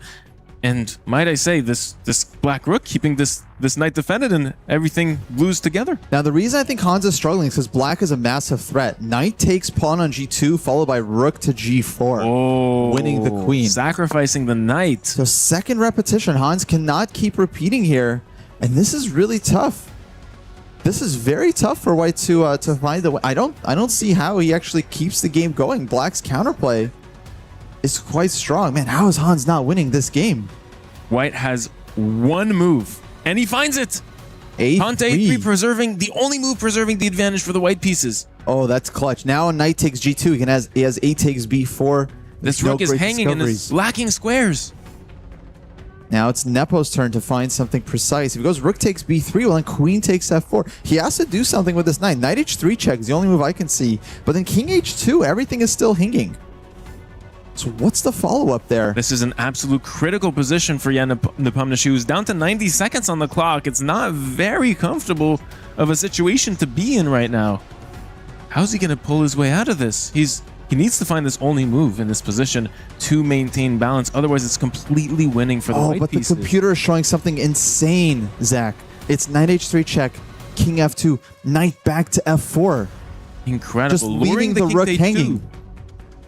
And the king is lured to h2 in that scenario. And what if you take the rook then? Then if you take the rook, there's going to be a queen h6 check, followed by discovered attack against the queen on d2. Wow. Zach, this is impossible to find.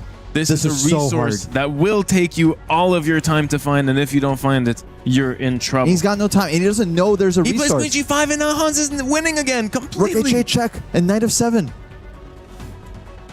But rook h8, he'll avoid it with king to g7, but then maybe white's queen gets into the attack. Hans is now winning again. You know, I think he was always kind of winning. This computer defense was just unfindable. So computery and so not easy in human practice. However, will Hans capitalize on this? This is his second chance of this very game to have a win, a winning advantage. Will he find the way to convert this time? He's got 3 minutes. His rook h8 check followed by queen b2. He can start with queen b2 as well, threatening a mating attack against the enemy king. 3 minutes here, more than enough time for Hans. And he misses it. king f1. And now it's equal again. Rook takes b3. Now black is fine. What are we witnessing? But 40 seconds for Nepo. And he gives takes the queen. The king. What? King g7. And now white is up a queen. He mouse slipped. He mouse slipped. He mouse slipped. No. He mouse slipped. He wanted rook b1 check. And Hans is cheering in the air, and Nepo is frustrated beyond belief. Unbelievable. What did we just see? That is not a happy result.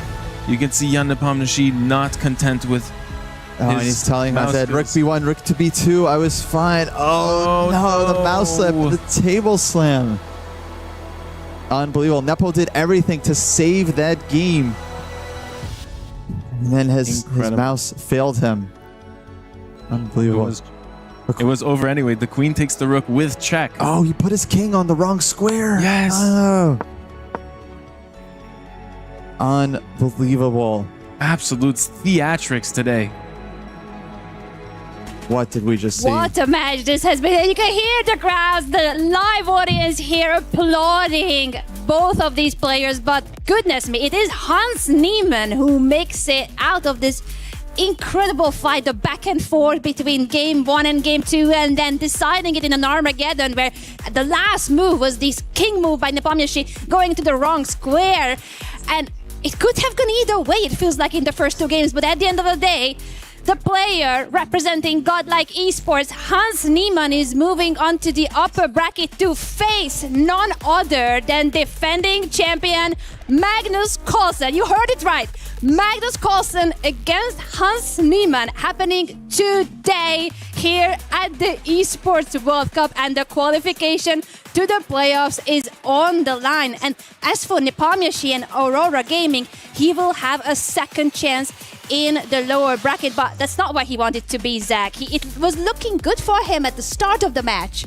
Yeah, milking water from stone, it seemed. From a very dry position, suddenly he wins this queen endgame out of nowhere, seemingly. But then what happened in game 2? What happened in game 3? Well, let's talk to the man of the hour himself. We have Jan on stage with the winner of this match, this clutch match, Hans Niemann. Hans, congratulations. Bit of a roller coaster of a match. Talk us through it. The start was terrible. I mean, forgot my preparation, and then at some point, my king was in a mating knot. I mean, I could have never imagined that it was just mated. So it was shocking, but even in the game with black, I mean, the opening went my way, but still, it was such a dry endgame. But without increment, these endgames are especially dangerous. And then the Armageddon, I mean, I hope that I was winning throughout. I probably wasn't, but I had such a time edge, and I'm glad that I got the job done. Yeah, congratulations. You and Jan played a match recently. There was some debate afterwards. You guys good? Is there some bad blood? What's going on? Well, I guess you could call this the tiebreak. Fair enough. Next up is a certain Magnus Carlsen. How do you feel about that one? We'll see what happens. Thank you so much, Hans. Back to you. Thank you, Jan, and congratulations to Hans Niemann, who will be facing the defending champion Magnus Carlsen this very same afternoon. And now, for us, there's still so much going on also in the other parts of the bracket. We will take a short break, but when we are back, our first match for the qualification spot on the line for the playoffs is starting. Is going to be a thriller, and only one player will be happy to get closer to the big chunk of the $1.5 million prize fund. See you on the other side of this break.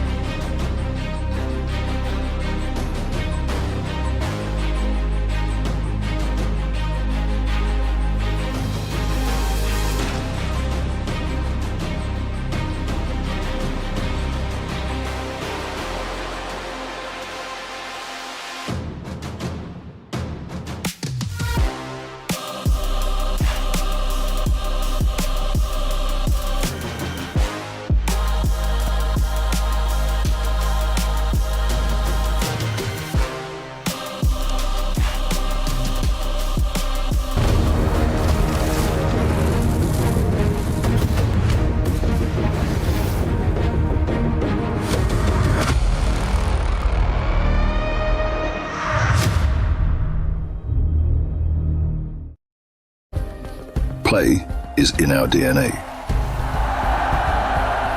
Whenever we let it out, it becomes our superpower. Now imagine an entire city being built to supercharge it. Kadir City, powered by play.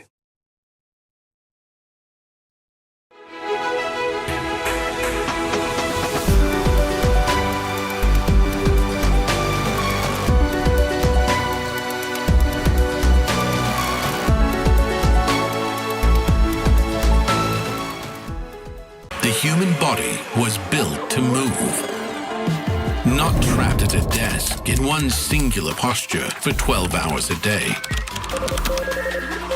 It's time your chair evolved. This is Secret Lab Titan Evo. Ergonomically engineered for you, gamers, hybrid workers, artists, backing your every move.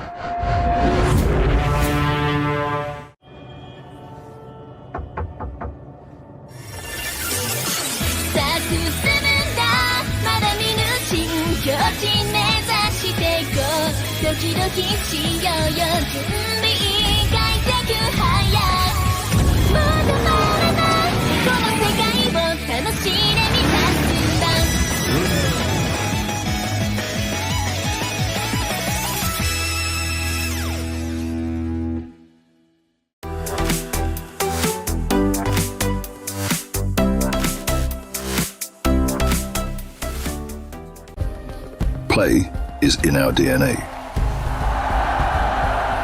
Whenever we let it out, it becomes our superpower.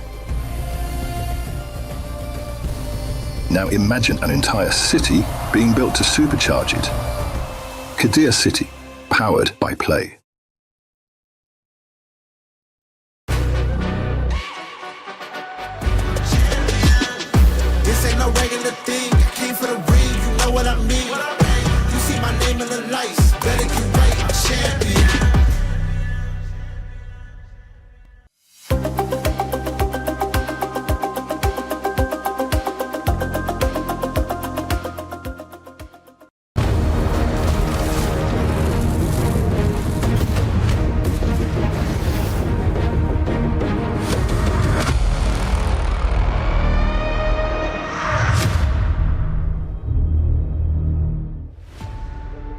Welcome back to the broadcast, everyone. This is chess at the Esports World Cup in Paris. There has just been a huge cheering and loudness of the crowd next to us. That's Rainbow Six Weibo Gaming is fighting at Rainbow Six Siege, and also here at chess, Jan-Christoph Duda representing Weibo Gaming and Team Navi. They're on the right side of our camera. Nodirbek Abdusattorov. What is on the line in this match is actually huge. If you win this match, a best of 2, you are through to the playoffs and you will get a really large chunk of that $1.5 million prize fund.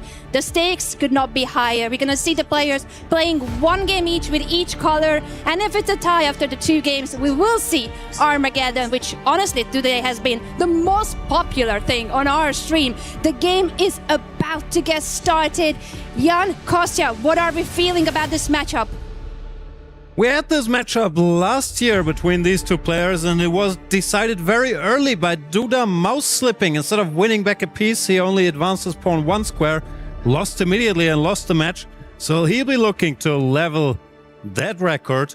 And with the white pieces, he's starting playing a quiet opening. Nordibek, I think one of the favorites in this event, should be a slight favorite in this matchup as well. But Duda, especially with shorter time controls, can beat anybody. Can beat anyone indeed. And Kostya, we have seen so many Armageddons. Is this going to be another Armageddon today? We want to see more chess. I'm going to say yes. I think the players just like playing chess, and it seems like it doesn't matter who wins the first game, who's playing better. Every match leads to Armageddon. I'm expecting another Armageddon in this matchup as well. The opening moves are already on the board, so I'm going to give it to you guys to cover the action. This is the qualification spot on the line. Jan-Christoph Duda against Nodirbek Abdusattorov. Thank you, Anna. So let's get into the weeds. Kostya, what's happening in this game? Looks like this was a Berlin based on the structure. We have this early exchange on C6. And yeah, very classic, very trendy structure to play at the top levels. Duda with the white pieces, Noderbeck with the black pieces here. I think it's going to be a tight one, Jan. Yeah, it's this typical trade-off. White gives up one of his bishops, but inflicts black with doubled pawns, which is pretty much one of the biggest advantages you can get in modern chess, it looks like. This tiny, tiny edge with the double pawns versus the 2 bishops. Chess is so well analyzed. People are opting for little things. I think black should be all right here. Yeah, there's a sense that, if you just memorize all the openings, you'll win every game. But no, it's not like that. Best you can get is just a fighting game, but you still very much have to outplay your opponent at this level. Now, Jan, any nuances here? This is an early A-pawn push, A3 from white. Is this in your files? I do not think so. This was a bit of an offbeat line with the knight coming to C3. I haven't seen this position before, but I think it's very fine for black. You grab some space with his A5, A4. The knight is already on the right track. The remaining black knight can go to G6 or E6, controlling the F4 square and stopping breaks. I think Nordibek Abdusattorov, one of the hardest workers in chess, always extremely well prepared, won the opening battle here. Yeah, it looks comfortable for black. I love the C push, just kind of controlling that D4 square. Then the knight can also jump to E6 and then go to D4. And just, yeah, looks like very comfortable position for black so far. But yeah, Duda, of course, he won that first match against Benjamin Bach. Now it's the second match, and winner, of course, advances to the playoff stage. So a lot on the line here in this battle. Yeah. Abdusattorov with the black pieces in a weird spot. He's one of the world's best players in his own right. I think world number 5. But he's been the top player of his country for, even though he's only 21, it feels like for a long time, 5 years. But recently his countryman won the candidates tournament, overtaking him in the world rankings. And now I think will be board 1 for Uzbekistan at the Olympiad. How do you think it makes him feel? Is he happy for the guy? Does it annoy him that he has competition in his own house? What's going on there? Yeah, it's a great question. I mean, I know he and Javikir Sundarov are supposedly good friends. They help each other out. Probably it's a bit of both. I'm sure he's happy for his friend, but at the same time, I think he was expecting himself to be the guy at the World Championship. He might still be. He's only 21 years old. He's an established world-class top 10 player. But this generation of these guys is so strong with Sindarov, Abdusattorov, Ali Reza, if we count him, Eric Gaisi, Vincent Keimer, Pragnananda. So many top players in their early 20s now.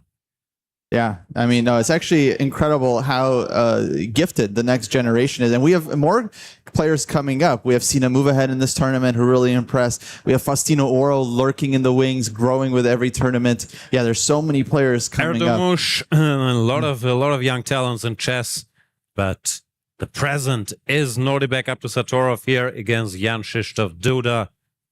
Duda himself, former vice world champion in Blitz, former World Cup winner.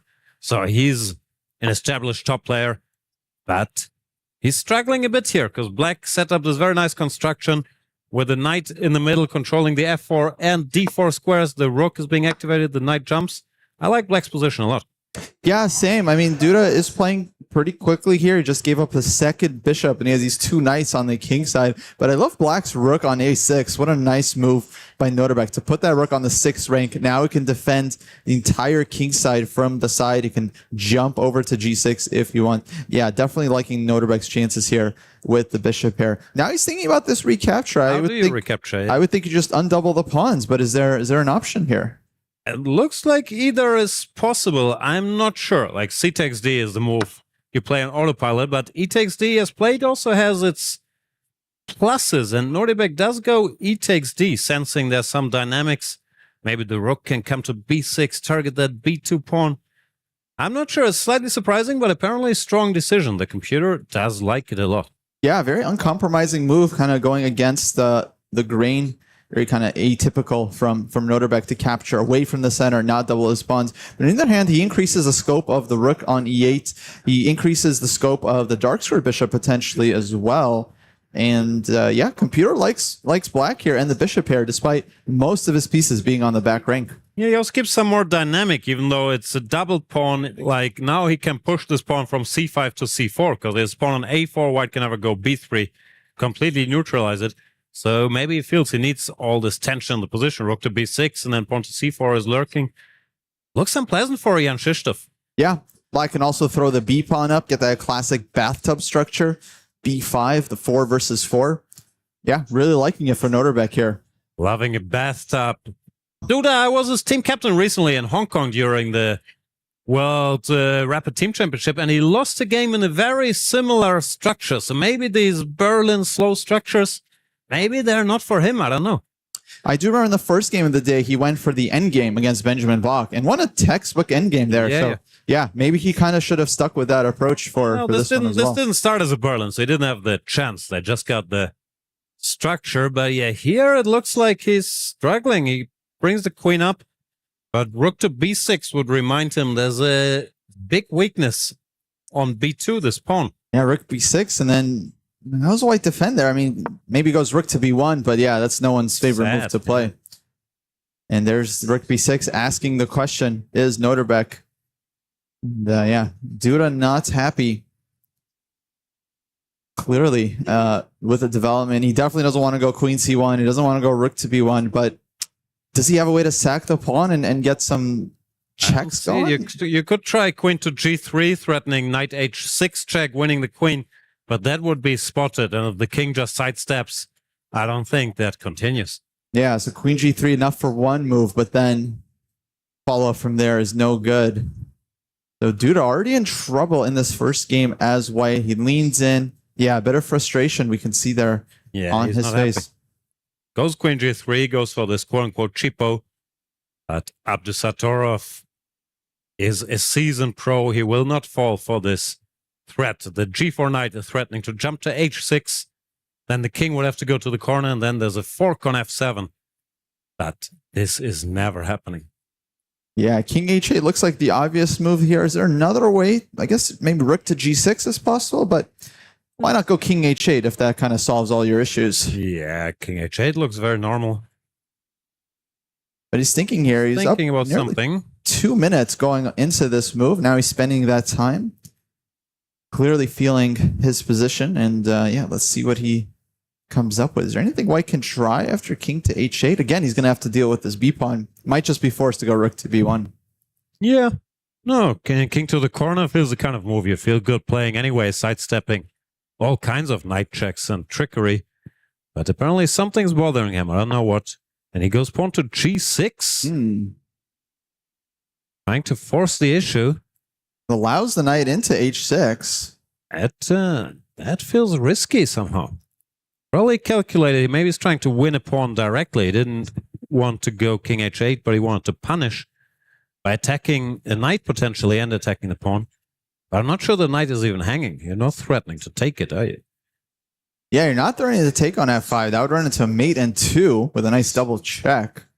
On the other hand, you could just give check on h6, force black to get with one of his bishops, take back. But then, yeah, you need that follow-up because Duda, of course, doesn't want to just give up the entire queenside unless he sees some kind of concrete idea there. Yeah, no, this g6 feels like it gives white a little more to work with. Rook b1 anyway, that's sad to me. He couldn't find anything better. The knight cannot be taken because if it gets taken, it's checkmate, as you mentioned. But you don't have to take it. You could take it with the bishop. You could push the pawn to h5 as he does. Clarifying. Yeah, perhaps this is what Noterbeck intended with g6, and he kind of gets his play on the board. Now knight comes in. Yeah, you have King to take hit. it.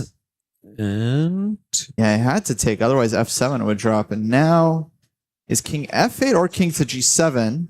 King g7 looks more normal, but knight is not trapped. Worst case scenario, there's queen to f4, and he goes king to f8. What is this position? The knight on h6 could be an attacking piece, but it could also be trapped behind enemy lines. Absolutely, yeah. I'm very nervous about this knight. Basically, Duda is almost past the point of no return here. He's going to have to maybe break that knight out, either with f4, f5, or queen f4 to g4. Difficult position as Duda starts to go down on the clock, approaching that 3-minute mark. Yeah, he also had to use one of his rooks to cover that b2 pawn, which maybe had to be done, but it's a sad job for a rook. It means the rook cannot contribute to the attack, the fight in the center. He goes f4 now, but even pawn to h4, yeah, asking that queen. Oh, that's a strong move. It's awkward. If queen g5, do you trade, or what's the I think you just take bishop e6. That endgame looks very sad. Yeah, it looks very annoying for white. Oh, h4, very nice find from Noterbeck, and I saw a bit of a reaction from Duda. I think he underestimated this move. Can't be thrilled. Maybe you can drop back with a queen and f5 blitzed out. He's trying to isolate that knight. He's making sure the knight cannot return. The white cannot go f5 and bring support. He's just trying to trap it. And the eval went down with the move f5. I mean, the engine, the Noterbeck's faster than the engine here in terms of his evaluation. He played that so fast. Blitzed it out. He saw it coming and looks strong. That knight is just very isolated there. Pawn takes, I guess. Pawn takes. Pawn takes queen h5. Queen f6. Queen f6 just covers everything. Calculate, but if the reward is a knight, it's worth it. Yeah, but he's thinking here, I guess, because he also has king to g7 to just try and pick up the piece right away. Does take back. Does take. Queen comes, but queen f6 looks winning to me. He's double checking. Does the opponent have any resources? He can afford to spend the time here.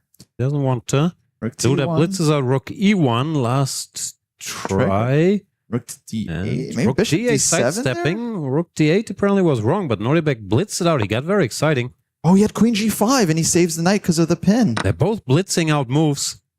Oh, both players missed that. That was a chance for Duda to get back in the game. Black a piece up now. That should... I was going to say should be decisive, but I can still see some play, like pawn to f5, pawn to g5. This ain't over yet. Oh, yeah. No, I'd be scared quite a bit here as black. I mean, these pawns are quite annoying. f5, g5. I mean, still got to be very accurate here to convert this, but Noterbeck clearly leads in this position. Hold on, rook to d6. So sure, we can see that bar creeping up. It looked like Noterbeck got so excited when he saw he could trap the knight. He couldn't control himself. He blitzed out a couple moves, not looking for better alternatives. Yeah, now white is better. I mean, he could take the third pawn on h4. Then he's got 3 pawns for the piece. Yeah, Still an open king. Yeah, it's looking great for white all of a sudden. No, I think the main culprit was his little move, rook to d8 to the side, giving white the e-file for free. And after this, white always has counterplay and an attack. Yeah, he really should have spent more time there. I think he would have been able to figure it out. Sure. And now it's maybe g4, f5. Also rook to e7, good old 7th rank. Hinting at f5 ideas as well. Rook e5 played, preparing f5. Very logical. Looking to double. Also hitting that c pawn, trying to take another pawn. But rook f8, fighting for the key square f5. Yeah, he's trying to stop that breakthrough. That's more important than the pawn. Pawn gets taken, rook f7. I wonder if white can just keep pushing g4, or is that asking too much? Yeah, g4 looks very logical. 2 minutes for Duda, but he is one of the fastest players I've seen. I feel like he's very, very comfortable playing under a minute. Oh, yeah. Especially on the increment. But here, of course, he does not have that increment to rely on. No, but even without, I've played Polish fighter, he's called on the internet many times in 3-minute games. He's so fast, so he's comfortable. Rook e1. It's a logical move, even though if Compi doesn't like it. But yeah, how does I'm Black not sure play how here? logical it is. How many rooks do you need on that e-file? But that rook could help with pushing through f5. Maybe c4? No, he challenges the e-file. Rook e6. That seems like a good move. Nice move. Trying to trade off one of White's attackers. Up to Satorov, back in the driver's seat. And on f5, Black has a cover. It just goes rook takes f5. Trades on e6. And now Black looks to be in control again. His light squared bishop very, very strong. b6, got time for this one.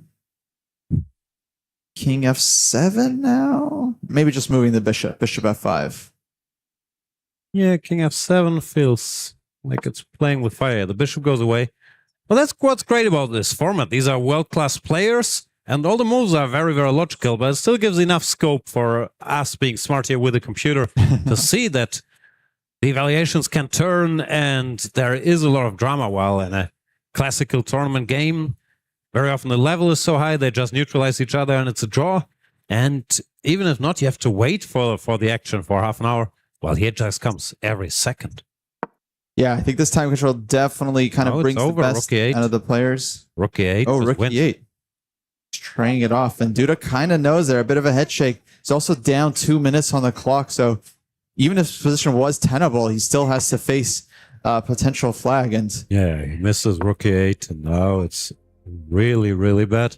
Yeah, now just trade. Maybe queen e6. Queen back to e8. And any endgame here is just completely winning for Black. That bishop, I think, is just way too strong. And he can always break through on the queen side. Yeah, the bishop is stopping the pawns now. You can go queen e6, so no pawns ever advance. Both queen and bishop, making sure no white pawns will show up on these light squares. Then you consolidate and win. This looks over now. Yeah, he's trying to keep it going. Gives a check, attacks the c-pawn. Queen d6, defending everything. Now to a certain point, Black can launch some counterplay against White's king. G6? What's this? Desperation. What's the trick? King takes? Out of moves.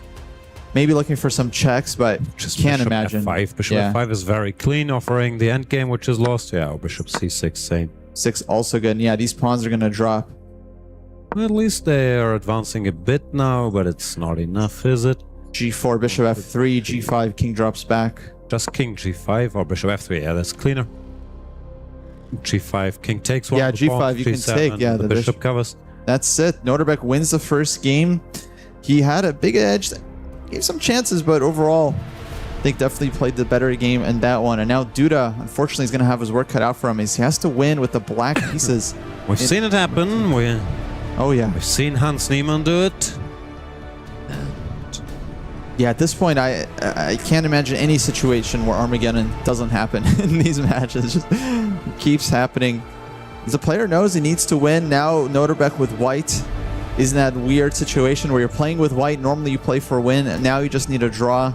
Can confuse you as to what you're playing for. I believe in Noterbeck. He's very pragmatic, very practical guy. He's been around the block a few times. I don't think he will play too passively or anything. If you can play some sharp theory, that's the advantage you have. When you need a draw with white, you can play all your main lines, and normally there are like some draw exits, because white, who starts, can simplify if he wants to. So it makes Duda play something like, I don't know, e4, g6, some modern defense where he has to take a big disadvantage in order to play for a win. Yeah, of course, a lot of these guys, they build their black repertoires about being solid, but now he just has to go all out for the win. Jan, do you coach your players to have a must-win repertoire with black?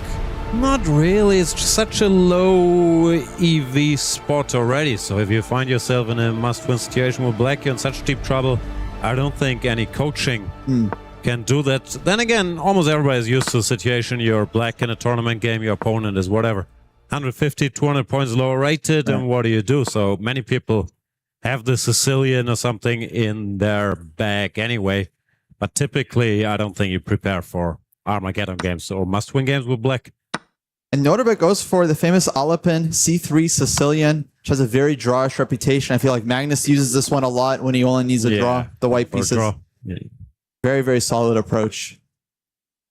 Yeah, Duda has to keep it going, so he's taking some risks here, inviting complications like Bishop G5 might be a good move, but do you want to sacrifice a pawn now? Or does he just want to play it safe? Bishop to D2, cover that knight on C3. Yeah, Queen B3, similar spirit. Yeah, just keeping us solid. Norderbeck, again, just needs a draw, and he advances to the playoff stage. Meanwhile, Duda won't be out. He did win his first match. If he loses this one, he goes down to the lower bracket, but then he'll have to win at least another match in order to make it his way to the playoff stage. Yeah, the format looks very complicated, but basically it's you win 2 matches, you're through, you lose 2 matches, you're out. So if you break it down to that, it's easy to keep track.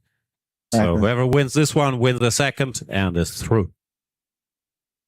Rook to D1 and... Yeah, White is trying to simplify by pushing his pawn forward, pawn to D5, exchanging a bunch of pieces. Duda has to stop that. And Nordebeg now is calculating. He can find a way to force it through.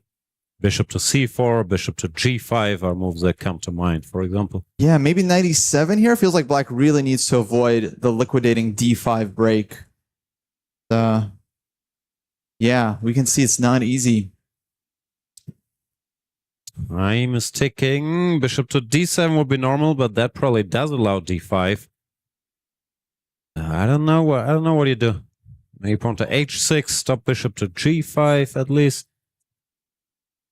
Knight E7 is possible, but then Knight E5, there's some other problems. Knight C4 is also looming. Yeah, it's always an uphill battle with the black pieces to keep the game going without being crushed.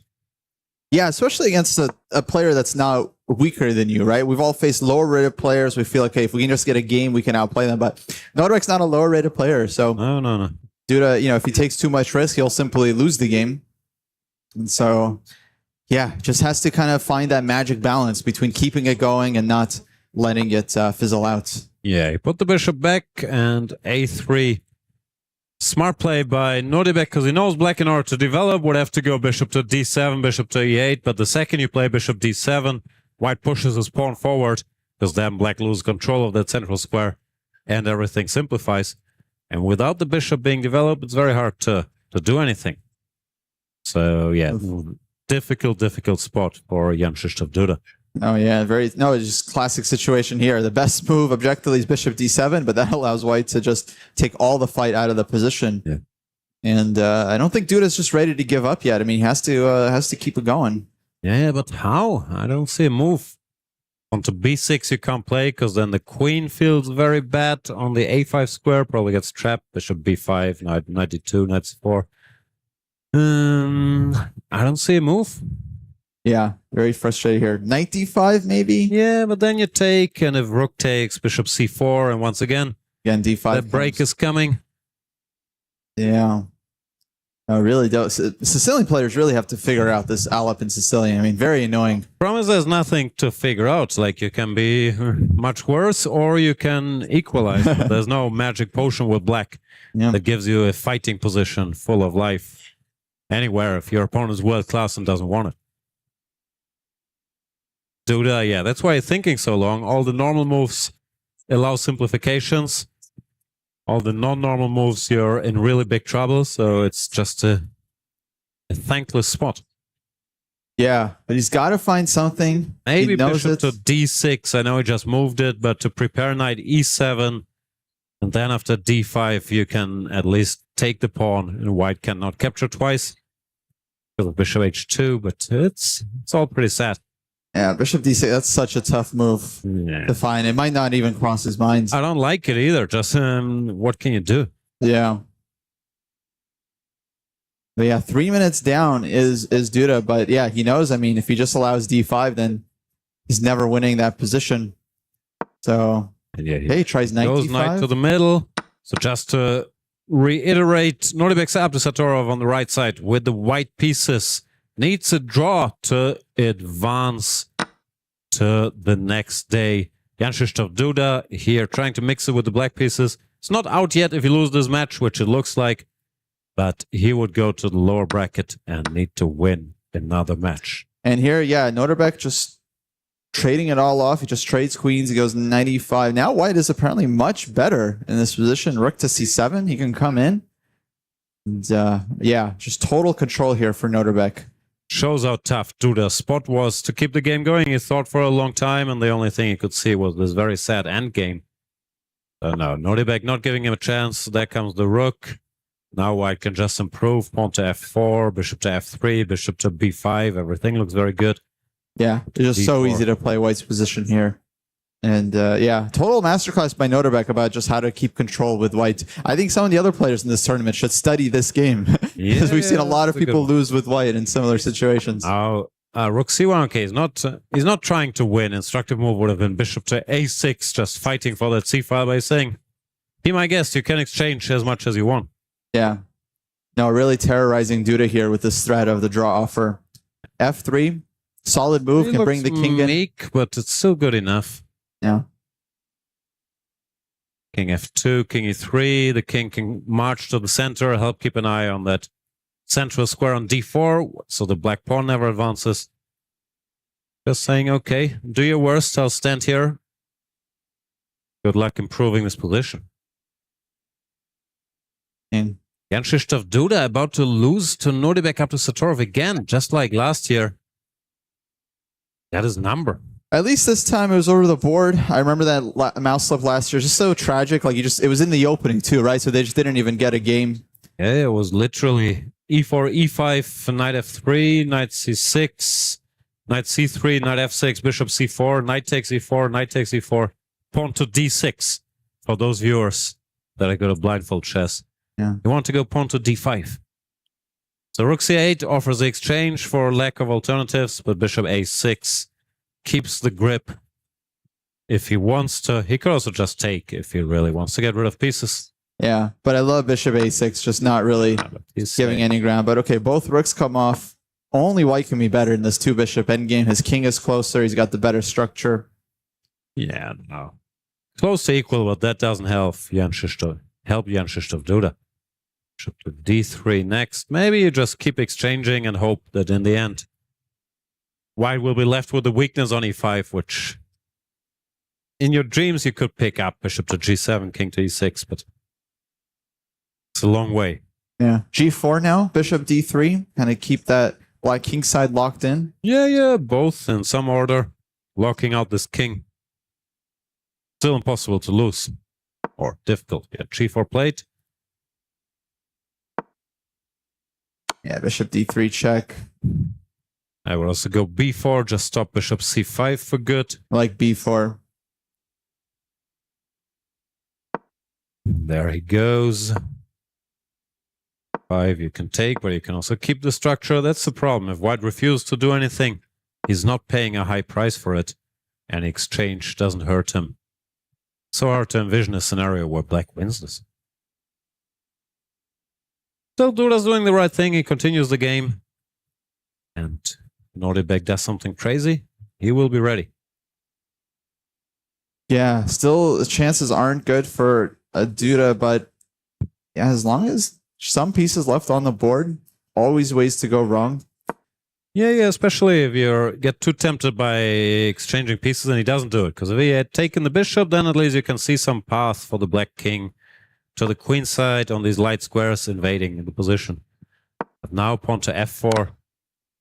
Ooh, now white is again better. This h-pawn could become a target. g5 maybe, bishop. Oh, okay, h-pawn hangs, but white can prepare it. Bishop f2.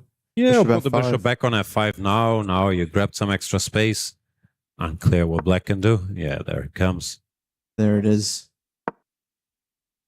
Yeah, it's a very frustrating game for Duda. Basically had no chances the entire time. Just teetering between equal and worse. Oh, Losing with white is just pricey. Yeah, maybe bishop e3, is that a way to blunder? Bishop g5 check? I was wondering if that gives black any hope. He takes on e6. I don't like that, but he's seems committed to getting that draw. Yeah, seems confident that Black has no way to outplay here. But this is exactly the kind of situation, this bishop endgame where White has the classically worst bishop. This is the only possible slightest chance where Black can maybe get something going, but objectively it just I think he's arguing it's a fortress. You can only attack e5 once with your bishop, so it stays covered, and the king defends the queen side. Right. We just sit there on b3 and then do your worst. You can't enter anywhere. Yeah, and with 2 minutes extra on the clock, Noterbeck is not going to be any real-time pressure here whatsoever. No, but it feels like he probably only needs 20 seconds for this position. Put the king on b3 and then move back and forth. There he goes, b5. b5, okay, offers the Locking a-pawn. the king out, offers the a-pawn, but then he will take the h-pawn. Take the h-pawn, then White's just winning there, yeah? So that's not really an option Nice for touch. Duda. Otherwise, a4 locks the queen side up. Yeah, and the match, because then everything is locked up, so... Yeah, Duda basically gives up on the queen side, but now he's not getting in anywhere. The king just won't be able to get in. Yeah, White can pretty much move bishop d4 and move the king around in proximity of the bishop. Nothing will ever happen. Yeah, the issue for Black is if you play bishop c5, White trades and then makes a pass pawn, right? And possibly wins on the queen side if the king is too far. Noterbeck is not even looking for breakthroughs here. Maybe if he had to win, he could think about pawn to a5, trying to win the game. Yeah, he is winning now with a5. Yeah, but he doesn't have to. He can just go bishop d4. Doesn't have to, but I feel like he spotted it. Yeah, maybe he likes to win. Yeah. I mean, why not? Winning is another way to secure a half point. That is true. This is now too risky. He's committed to doing nothing. Pawn to Okay. a5 still winning. Bishop takes h4 as well, but bishop d4, the move I'm expecting. Bishop d4. But then takes in king g6, king g5, king f4. Maybe that is the way. No, it's still yeah. But yeah, I think White kind of keeps him out. It's still the best position Black could get. Takes in king g6, but not enough to win. And yeah, again, Jan allows the a5 break, but Noterbeck more than happy with a draw here, as he should be, given the match situation. And he's a sportsman. He doesn't care at all about winning the game. He's solely focused on winning the match. And Duda, I think, has seen enough as well. well, it's clear he's got his priorities straight, because that's where players get in trouble, is when they go one step for the win, one step for the draw, and then they get confused here. Very clearly just going all out for the draw. Now check, and yeah, I think Duda's very close to giving up here, but keeps it going. Keeps making moves. So with all this moving back and forth, at some point often it's an accidental threefold if White sticks to king d3, king e2. There's nothing White can do here. Yeah. It's also sometimes what I see happening is, you know, White kind of falls into a false sense of security. And now he goes a5. There's He got a5. bored. Why now? Better earlier when it was winning. And now, oh, he takes, which is not right. But now White's just winning the He piece. has to make something happen, not taking. Also didn't look very tempting. Wait for pawn to a6. Yeah, this is going to be the end of the match.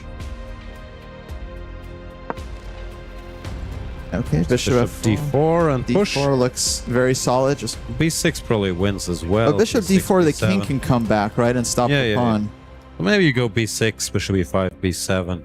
Yeah. Pick up the bishop, and then the Take bishop the will bishop deal and with these eventually, passes. yeah, White's bishop I think controls all the pawns, and yeah, it's just winning endgame for White. Goes to the nice central square. If all the pawns are on one diagonal where they can be controlled by the bishop, bishop does pretty well normally. So even though technically it's 3 passed pawns, the bishop will sit on e5, stop them all. Yeah, quite a beautiful endgame actually. Oh, king d4, love that. Yeah, bishop e5 check, the king drops back, and that's it. Yeah. And that's it. Noterbeck wins the second game. He needed a draw, but he gets the full point as he defeats Duda 2-0 and qualifies for the playoff stage in the EWC. Meanwhile, Duda drops down to the lower bracket where he will have to win his next match to make it to the playoffs himself. Great job by Nordibek Abdusatorov, looking very strong, dominating a world-class opponent here. Handshake.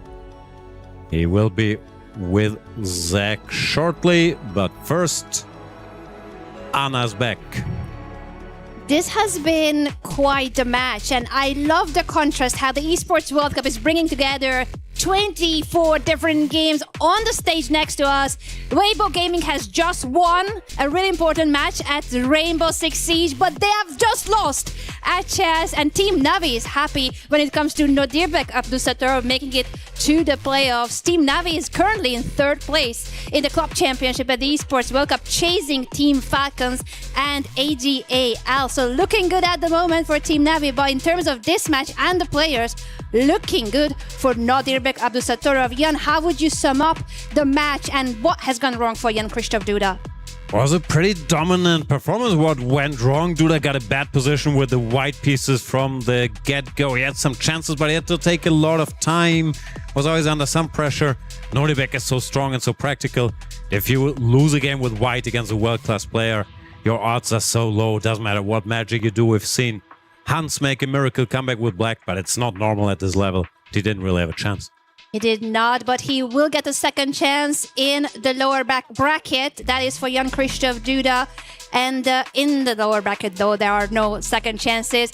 What we do know is that Nodirbek Abdusatorov is our second qualified player to the playoffs. Let's head over to the stage to Zach and talk to the winner of this crucial match, Nodirbek Abdusatorov. Thank you, 3, for that marvelous introduction. Norderbeck, you just qualified for the playoffs. How do you feel? I feel great. It was a great performance by me, I think. This first game was a bit complicated, but I think I managed to keep up the pressure and played it well. And yeah,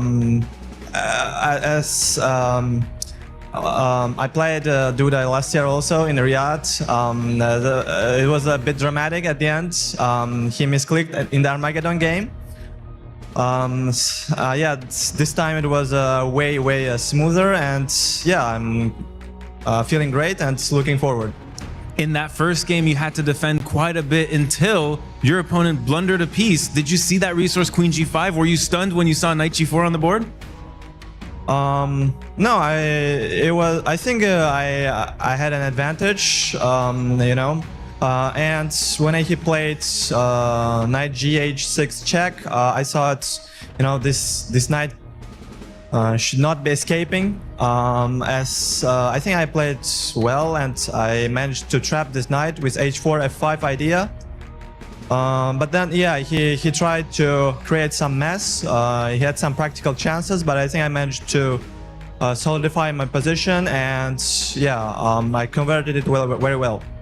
In that second game, you needed only a draw in order to win the match. What was the secret to remaining under control, keeping that control with the white pieces?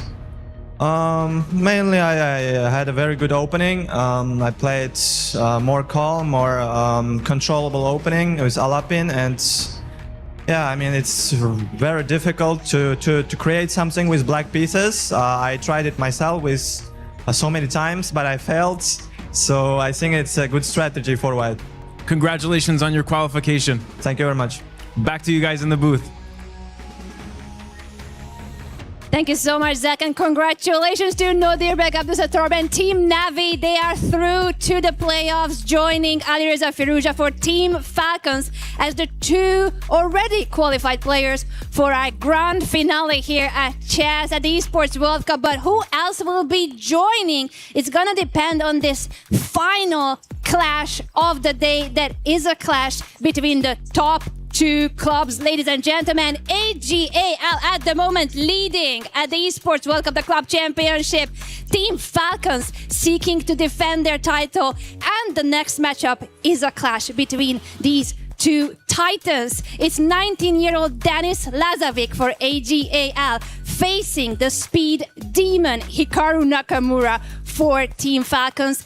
Denis Lazovic made it to the Esports World Cup. He qualified by beating Hikaru just a few months ago for the 3rd place at the Speed Chess Finals in London, a live esports event just like here Hikaru will be seeking revenge for sure. Everything is on the line in this next match coming up next. The qualification to the playoffs, only one of them can make it through in the upper bracket, and the loser of the match will be going to the lower bracket for their second and final chance. Kostya, when you think of this matchup and how Dennis qualified to our event here in Paris by beating Hikaru, one of the greatest speed chess players, if not the greatest to ever exist, what is that like? Well, it's got to give Dennis a ton of confidence going into today's matchup. The fact that he's defeated Hikaru in the SEC format, a place where Hikaru has won so many matches over the years. But on the other side, I think Hikaru is just going to want some instant revenge for losing that match. So I think it's going to be a very, very tough battle for both players. Jan, what is your call on that match, and how excited are you about which player will qualify? Team AGAL, Team Falcons, Dennis or Hikaru? I think at this point, Lazovic is pretty much an established top player. Hikaru knows whom he's dealing with, not just because of the SEC. They're both regulars in the big online series in the finals. So I think it's just two top players for battling for direct qualification. I don't quite dare to bet on Lazovic. I still think Hikaru, with his experience, has to be a small favorite, but nothing would surprise me. Nothing would surprise you. I think I will be surprised, though, if we get a break, because we are not going anywhere. Ladies and gentlemen, This is it. We are not going anywhere because all the marbles are at stake here. $1.5 million is the prize fund at chess here at the Esports World Cup in Paris, and valuable club championship points. The Falcons already have one qualified player in the playoffs. That is the runner-up of last year, Alireza Firouzja, but they are seeking a second player to make it to the grand finale, and that is Grandmaster Hikaru Nakamura, who will want revenge against the 19-year-old boy who took him down in London at the Speed Chess Finals. Speaking of age, Denis Lazovic, 19 years old. Hikaru Nakamura, 38 years old. That's nearly twice the age, Jan. Will that matter in this match? I'm not great at math. It's exactly twice the age, no? I'm not good at maths at all, so thank you for confirming that. Okay. I don't know how much it matters, of course. In chess, as you get older, you get a little slower, but Hikaru's been defying that, especially in fast time controls for a long time now. It remains elite. He has it in his bones, all these pre-moves, all these mouse skills. But as I said, I don't think he's a big favorite, and Denis Lazovic knows how good he is. The only thing that Dennis doesn't have is the experience with the lights being so bright here. And we could see it a bit in the first match where it looked like he was cruising, but then he let Sinamova head back into the match, and you don't want to give Hikaru second chances. You certainly don't want to do that. Hikaru Nakamura has won the Speed Chess Championship multiple times. He is an online speed chess demon, and of course one of the best chess players in the world. But it is Denis Lazovic who got the qualification by beating Hikaru at the Speed Chess Finals in London, where he was a clear underdog. And that win, that match win for Denis, it meant so much to him. He was the only player at the Speed Chess Finals without a team. And now he's representing the leading esports team here, AGAL. He got immediately signed. His life changed with that moment, and it's life-changing money here as well at the Esports World Cup in Paris. $1.5 million is at stake, and if you make it to the playoffs, you're getting a really big chunk of that pie. So that is what's on the line, ladies and gentlemen, in this final qualification match of today. Is it going to be 19-year-old Denis Lazovic for Team AGAL to make it to the playoffs? Or is it going to be the 38-year-old speed demon Hikaru Nakamura representing Team Falcons to join Alireza Firouzja and Nodirbek Abdusattorov? And I'm guessing Magnus Carlsen too, but we don't know yet because Magnus is right now playing against Hans Niemann. So even the defending champion Magnus Carlsen is not yet confirmed for the playoff. It's all gonna depend on his match against Hans Niemann. But what we do know is that the stage is getting ready for our final showdown. As we mentioned, this is also the battle between the top 2 clubs here at the Esports World Cup. It is 7 weeks here in Paris, where everything is about gaming and esports, but we are down to week 6 with only 2 weeks to go. Zach, for the clubs, for the teams, this is huge what the results will be in chess. Falcon at the 2nd place and AGAL at the 1st place. This is a match of clubs. Which club can pierce through to that playoff spot for tomorrow? This will be exciting to see. So exciting to see. And Jan, when it comes to what we already covered, the experience, the matchup in London, we talked about the age slightly, but what I wanted to also add to that as context is that it felt like at the Speeches finals in London, it was one of those first online esports events where Hikaru showed signs of being a human. Because his online play is always just so impeccable. He's so fast, he's so good. It feels like he's untouchable. But in that match against Denis Lazovic, there were moments, several moments during that match, where the nerves kicked in, where he showed that there's emotions that might make him crack under pressure. Do you think we will see that now in this matchup? And does that come with age, or is it just simply one bad tournament for Hikaru? I think it might just be a bad day. Of course, you're supposed to slow down, but we can't read too much into one match with a track record of 20 years of online dominance. Having said that, like I said before, Denis is not a big underdog. He's shown he belongs. He's absolutely world-class in this time format. He's very well prepared. So I don't think even if Hikaru were to lose that match, there would be some insanity happening. It's just 2 world-class players playing, and everything can happen.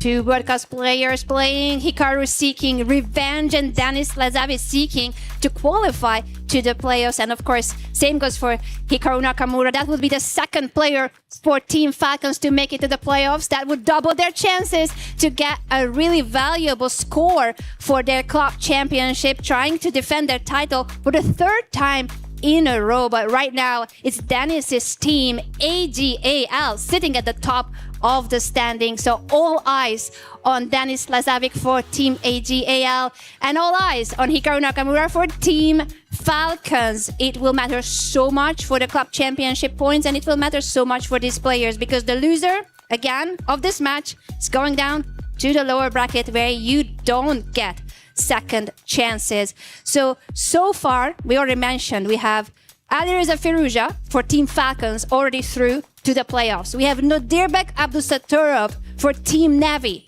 He has just qualified against Jan-Christoph Duda. And our next qualification match, our final match of the day here, is just about to start.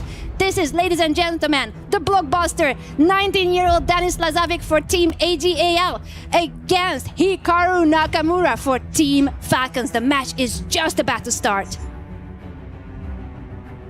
There we see Denis in deep thought. And the game is off. And we see a pawn on d4. That's what Denis Lazovic likes to do. We've seen him in action earlier, playing some Catalan. But against Hikaru, he has something special up his sleeve. Because one thing maybe Hikaru doesn't always excel at is like direct knowledge of sidelines. And Nakamura prepares to, just get a position of the opening. Goes pawn to e6. What is his opening, Zach? Talk us through it. The Torre attack, named after who? After Carlos Torre Repetto, the Mexican prodigy and super strong chess player. But that is not... We have basically a symmetrical game here, if not for that bishop on g5. That is the break of this position. But that makes a big difference, no? That bishop is out and about, active, while black still has to develop the equivalent. That guy on c8 does have a less bright future. Pawn to b6, Hikaru being solid, wants to fianchetto that bishop, then castle, go pawn to c5. Nothing dramatic has happened. But looks like Denis knows what he's doing here. Yeah, so far, no trades. Both players playing solid, developing their pieces, putting their pieces in place. And seems like Denis Lazovic is very well prepared in this position. Knight jumps to the center, seeking immediate simplifications. Interesting approach by Nakamura. I'm wondering if Denis Lazovic is going to think about keeping these bishops on the board. Bishop to f4 does strike me as an option. He could, of course, exchange bishops, take on e7, the queen will recapture, and then keep playing short castle. Maybe a slight plus because his pawn structure is better for the remaining bishops. But does he want more? This is your type of chess, right? Queen's pawn game, some quiet maneuvering. Exactly. Absolute symmetry on the board. This is what I usually strive for. I'm kidding. I like more aggressive chess. But this is a very interesting question to the bishop on g5, which Denis Lazovic is taking some time to contemplate. He's thinking. Chisel out, and he does drop back to f4, which is a bit counterintuitive because it's your quote-unquote bad bishop. But the bad bishop is not so bad once it's outside the pawn chain. Bad bishop normally means the pawns are on the same color as that bishop, and it can be bad because the pawns are impeding it. But once the bishop already escaped, then it's fine. It has a clear line of view. The pawns can be on the dark squares. And here, white is more interested in keeping more pieces on the board. Hikaru is once again saying, please, let's exchange these bishops. Come on, Denis. Now, what's the difference between leaving these bishops on the board and trading them off? Is it in white's purpose to keep them on the board? Yeah, white has a little more space, so he wants as many minor pieces as possible on the board, so black remains cramped. And every exchange helps black finding squares for his pieces. An interesting decision here by Lazovic. He's saying, okay, we can exchange, but then you do the exchanging. I will recapture. Will give me a double pawn, but more importantly, will give me a grip over that crucial e5 square in the center. So Hikaru is saying, nah, you exchange. Hikaru with that centralized, powerful knight on that e4 square. And now we finally see a trade on e6. Oh, Lazovic is losing patience. He could not handle that standoff any longer. He does take. Nakamura doesn't hesitate. Takes with a pawn. Accepts double pawns, but controls a bunch of center squares. Who do you prefer looking into this middle game here? I think it's very close to equal. I wasn't in love with bishop takes d6. I think Denis should have doubled down. Kept the tension going. Here, once Hikaru solves his opening problems, I don't think he has anything to be worried about in particular. Should be roughly equal. White is solid, black is solid. I can't pick, it's equal. What do you want me to do? You're itching no way. I'm itching many different spots, but not any way. I prefer this imbalance that Hikaru Nakamura created with these doubled pawns now. He might have the type of position which grants black a long-term potential to make this plank uneven. I don't know. Denis is solid. He can always bail out with pawn to c4 if he feels like. Let's see if Hikaru Nakamura, the veteran Florida man Hikaru Nakamura, can mix it here. And he goes pawn to e5. On to e5, taking more center space here. Hikaru with two center pawns, looking very nice. Optically, this is a good show for black. I don't know. This bishop on b7 bothers me staring down the pawns, but maybe Hikaru is active enough in the center to compensate for it. I'm not sure which side I like here. And Denis Lazovic with his typical high beats per minute that he has had all along today, really. We haven't seen him much below 120. 130 is nothing for him. If he's below 150, he's calm. Absolutely. I have a rule question, by the way. If both Falcons make the top spots, only one of them can earn points, right? Exactly. So it's important to keep two horses in the race, but only one can score. So would you say that Hikaru has more pressure or Denis Lazovic has more pressure? I don't think either of them is particularly concerned about that aspect. But when top players play each other, especially in such an event with the lights being bright, lots of money at stake, there's always pressure. When it comes to who has more, Hikaru has been around the block a few times, while Denis is still newer to this type of event. So heart rate-wise, feels like he feels a little more pressure, but I'm not sure it hurts him. It may be a tale of experience. What's going on? Denis is sitting behind a very solid structure. Looks a bit passive, but he's arguing if Hikaru wants to expand further, he will close the position if he goes pawn to e4, and he will remain with his bad bishop. So Dennis just sitting behind this very solid position, provoking Hikaru into action, which I think is a sound approach. Hikaru is having trouble untangling this bad bishop on b7 that has virtually no scope in this position. Doesn't have a lot to do. The question is, and yeah, he's going for it. Does he want to grab more space? And he does. Even at the cost of putting more pawns on the light squares. He does. And he goes b5, trying to create another square for his knight on b6. Interesting position. White is a better bishop, but he has fewer... Yeah, he has less space. I don't know who's better. I take white because I like these long-term things, but sometimes you can underestimate, attacks, h5, g6, or just space. Not sure. I, for one, love the black pieces here. This is definitely something I would play with black personally. It seems like Hikaru is just taking up those squares. That c4 square has a nice grip from black. That e4 square has a nice grip now. And that d3 square is taken up. White's light squared bishop scope is completely gone. Dennis is trying to break the grip with pawn to f3, but that leaves some long-term weaknesses. If he has to do that, yeah, I might switch over. You're switching over to my camp? Well, no, not really, but f3 changed the situation. Now I don't like it as much anymore.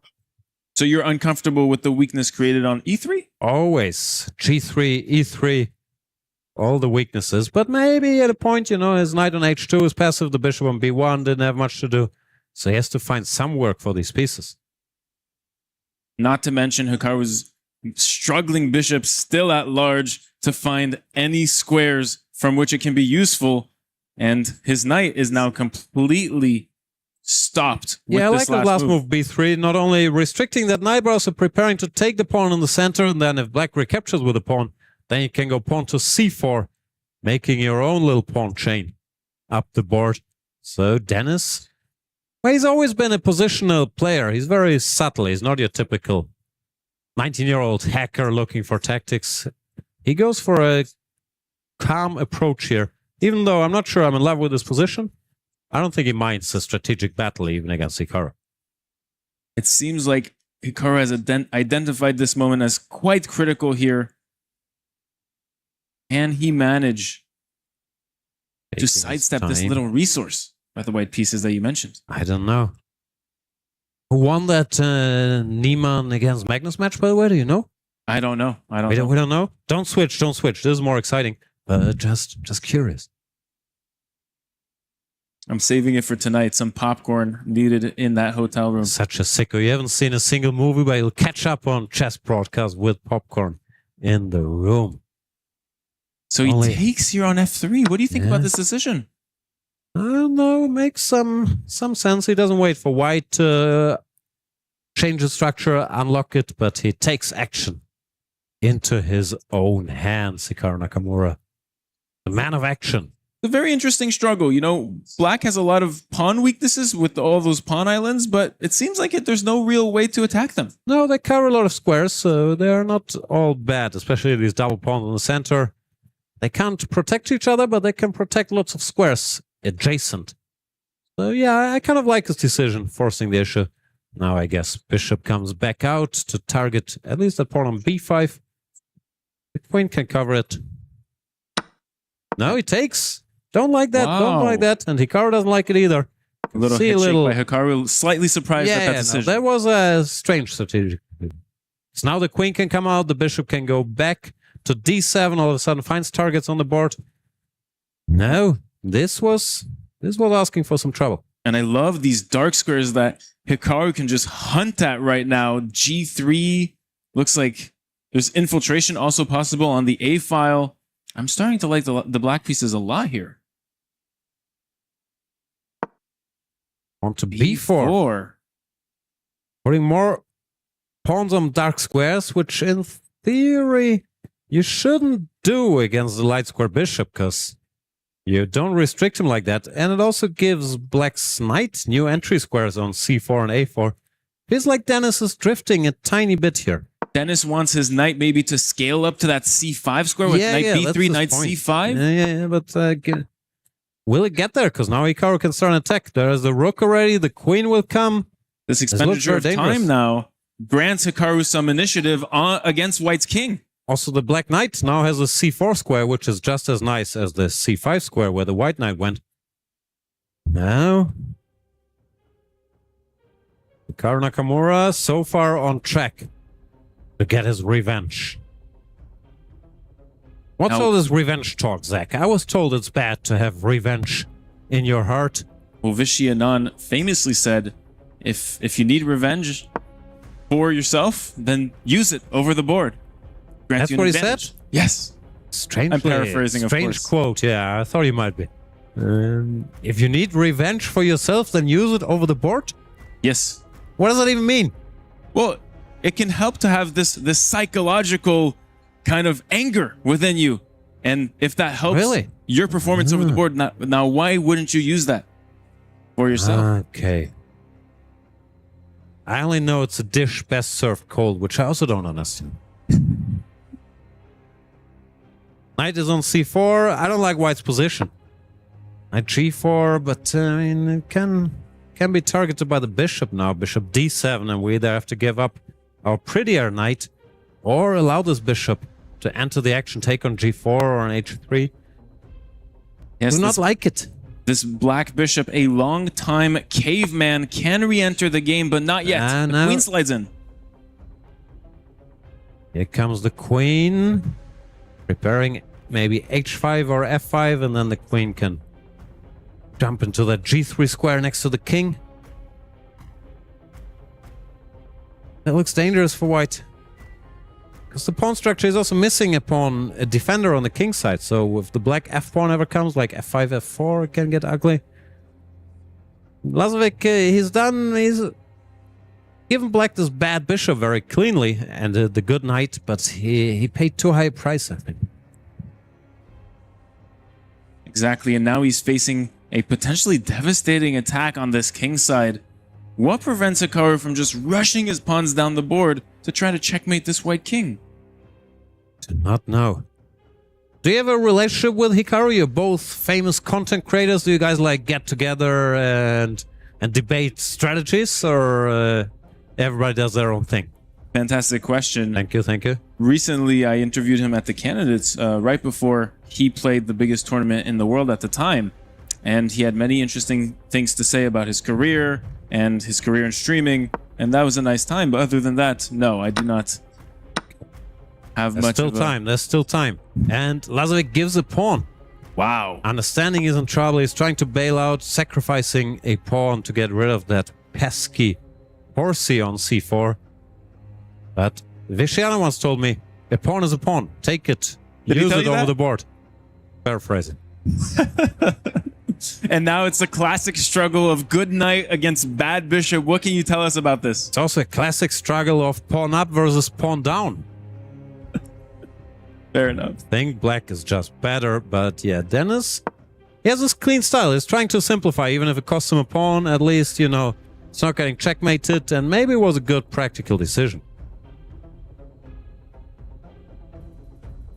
But now, the extra pawn has to be more important. The knight on c5 looks nice, but often you have a knight sitting there very pretty on a nice square, but it can't really join the action on the other side of the board. So it can be an illusion, this outpost far away from the action. Sometimes it doesn't help that much. And Hikaru trying to mend this weakness of this bad bishop on c6 by just defending that square d7 and then bringing the bishop over. Yeah, the bishop is not so bad. Can target h3. Some dangerous threats against White's king. Do you trade out that knight and then just concede down a pawn full? It's a bit sad. No, he goes king h1, but Hikaru can keep asking questions. Rook g3, queen h5. Yeah, there comes the queen. Doesn't look great. Maybe at some point you have to bite the bullet and take that bishop before you get checkmated. Yeah, he does it now. Gives a check. Feels like Denis Lazovic is playing against the grain this entire game. That's the story of it. It's a struggle. Rook to f8, though. What's the rook doing there?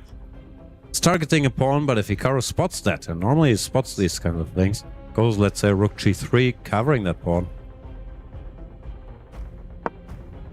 Oh, and he goes rook to a6, goes to the other side, goes for the open file. now. Trying to come... Sneak in. Oh, Queen E1, but that allows Rook A2. Can you... So allows a really critical Rook infiltration on that A2 square, cutting that second rank in half, and he there plays comes it. the Rook. Now, this was... You can't allow the Rook on the second. What can you tell us about the Rook on the second? I read in my favorite chess book, My System, Rook on second, good. 2 Rook on 7, even better. So there you go. Hikaru knows what to do. Dennis is shaking his head now. He's realized that Intruder, that Rook endgame looks horrible. His Rook is so active, can target either of the white lonely pawns there. No, this just looks winning. Looks like a decisive endgame for Hikaru Nakamura with the Not black messing pieces here. around. Going for a quick victory with the black pieces, and as we've seen earlier, to come back with black is tough. Yes. This would be a very important point for Hikaru and Team Falcon here. How do you win? Maybe you can just take it slow. King G5, F5, F4. He doesn't even have to take a pawn directly. But I'm not sure. Instead of Rook to C2 as he played, he could have played Rook C7, attack from the other side. And I think white collapses. Dennis is fighting. Now both players are hitting at each other's weaknesses. Yeah. Normally it's good for the defender if pawns get exchanged. The problem he has here is black remains with 4 pawns on one side against 2, and the passer has... Oh, he blundered, So now if these pawns get exchanged, then it's a draw. He has blundered. They do! It's a draw Dennis suddenly! escapes. Wow! Oh my goodness, what resilience by the 19-year-old! Just as I was giving my speech, Hikaru allows the exchange of pawns, and now, even though I normally believe in the attacker in Rook endgames, here there's not a lot of material left. This should be a draw. White could even give that second pawn and it would still be a draw. Yeah, he gives it, but Rook H3, King F4. Now Dennis is saving this. Incredible resistance But by also Dennis look at the clock. Lazovic. Look at the clock. 14 seconds. Hikaru is not above winning on time in Rook versus Rook. If He might it try to has be flag done. Dennis Lazovic last second to get a win. These are And now online it's guys, Rook versus though. Rook. It's a flagging fest. It's Dennis Free can moves make a lot galore. of moves. Can Hikaru flag Dennis Lazovic in time? Dennis only has 6 seconds to his name. This is impossible to defend. And he loses the Rook. He loses the game. The Rook Hikaru gets Nakamura taken. takes this game 1 with the black pieces. Hikaru's angry because he had a winning position. He messed up and he had to go into the dark arts of flagging to win this game. While he could have won cleanly over the board. But you know what? It's still 1 point. That is what this time format is all about. If you can't win on the board, you need to try to win on the clock. And that's what Hikaru has done, taking a lead in this match. Very much so. Putting Dennis Lazovic in a must-win situation now with the black pieces. Not a great spot. Hikaru's shaking his head. He's still Is that unhappy. for the He won the cameras? He's game. happy he won. Come on, Hikaru. He's so unhappy. He's very tilted by that win. That's a phrase I never thought I'd hear. Now, situation changes. White needs a draw.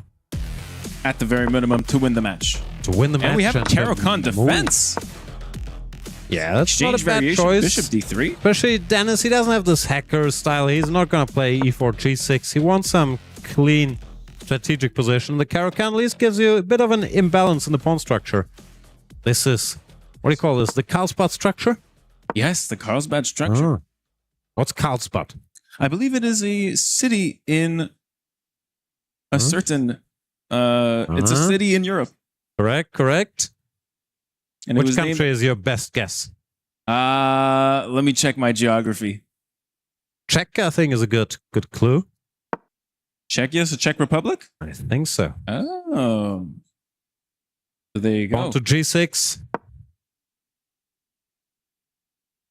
Yeah, white is a bit better, but this is a complicated strategic position. Bishop to F5 is typical. Once again, trying to get rid of the good old bad bishop. even if you have to accept double pawns, and Hikaru chooses not to double the pawns. He only needs to draw. Dennis Lazovic is going for e6, and I wonder if he will play h5, because first of all, I like it when they build this pawn structure, because it's a Christmas tree. Oh, it is a Christmas tree. First time I hear that, by the way. But he hasn't done it. This position roughly equal, which is in Hikaru's favor so far. Yeah, but there's always strategic tension in the pawn structure because it's imbalanced. There's always black has this minority attack. See, there's a Christmas tree. And we have a Christmas tree on the board. Ho, ho, ho. Merry Christmas to everyone watching. Knight a3, knight on the rim. He's just trying to bring it to the center via b5 or c2. And I think Dennis, I don't know what this would be, but if you go to a6, b5 as well, it's almost a double tree. The knight completes its maneuver to c2. Now it can potentially go to e3 and eye that bishop on f5. King f8, more advanced stuff. He doesn't have to castle. He puts his king there, so the rook can stay. Keep an eye on that h-pawn, which he advanced. He knows what he's doing here. It's clear this young man is doing a ton of homework. Because this Christmas tree structure, it's not something we've seen in chess much 10 years ago, but modern computers, they have endorsed the setup, e6, g6, h5, bishop f5. And clearly, Dennis has spent a lot of time with his computer checking these things. Ooh, and Hikaru has a small trick up his sleeve, seemingly sacrificing a pawn, but you can't take twice on that knight. Oh. Christmas never comes twice. Great saying. Going to c7. Both players completely locked in, barely moving. Should mention, this is a battle between the two top teams of this competition. Dennis Lazovic was hired by the leaders, AGAL, Hikaru Nakamura, representing Powerhouse, the Falcons, together with Alireza Firouzja. Alireza and Hikaru second and third in last year's competition. Falcons, of course, won the overall thing. Alireza's already through, so Hikaru is looking to join him here in the next stage. If Falcons get two players in the playoffs, that would be incredible for them and their team. You don't think they will get two players in the playoffs? I think they have good chances now that Hikaru has won game one. It's like the number 2 and 3 favorites. They should have two. Absolutely. And again, Dennis is no slouch, and Hikaru retreats. Not a great sign. We have some drums. What are all these drummers doing here? Are they here for chess? I believe they're part of the pre-show of every single game. Even chess? Did they have drummers? Yeah, we had drummers this morning. Ah. Yes, on the pre-show of Stream A. How's your drumming?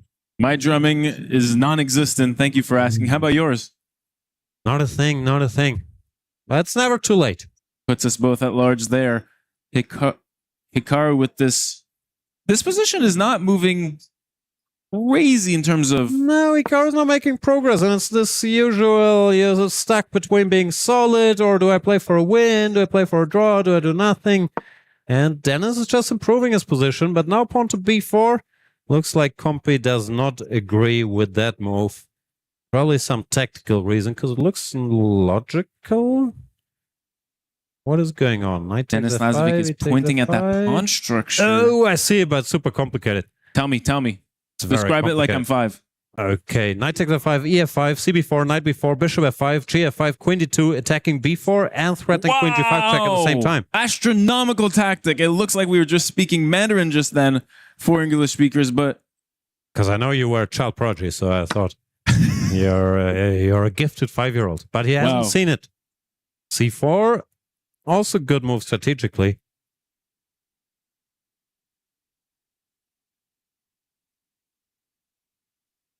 He takes c4. What do you make of this position right now?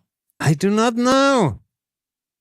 Very difficult to tell. Bishop takes f5. I guess strategically you want gf, but it's weakening the king so much that, yeah, you take with the other pawn. Now it's a little more stable. I guess black is still alright. Rook to the middle. This pawn on d4 in the center is a bit weak too. King has all these pawns covering him. Looks White all right for Dennis. Yes, white inherits this isolated pawn here, which can be easily attacked by the black pieces. Hikaru's shaking his unhappy. head. He's He does unhappy. not like his position. No, and this is a Dennis type of position, like strategic, small tactics, but nothing crazy. Long-term advantage maybe with a weak pawn.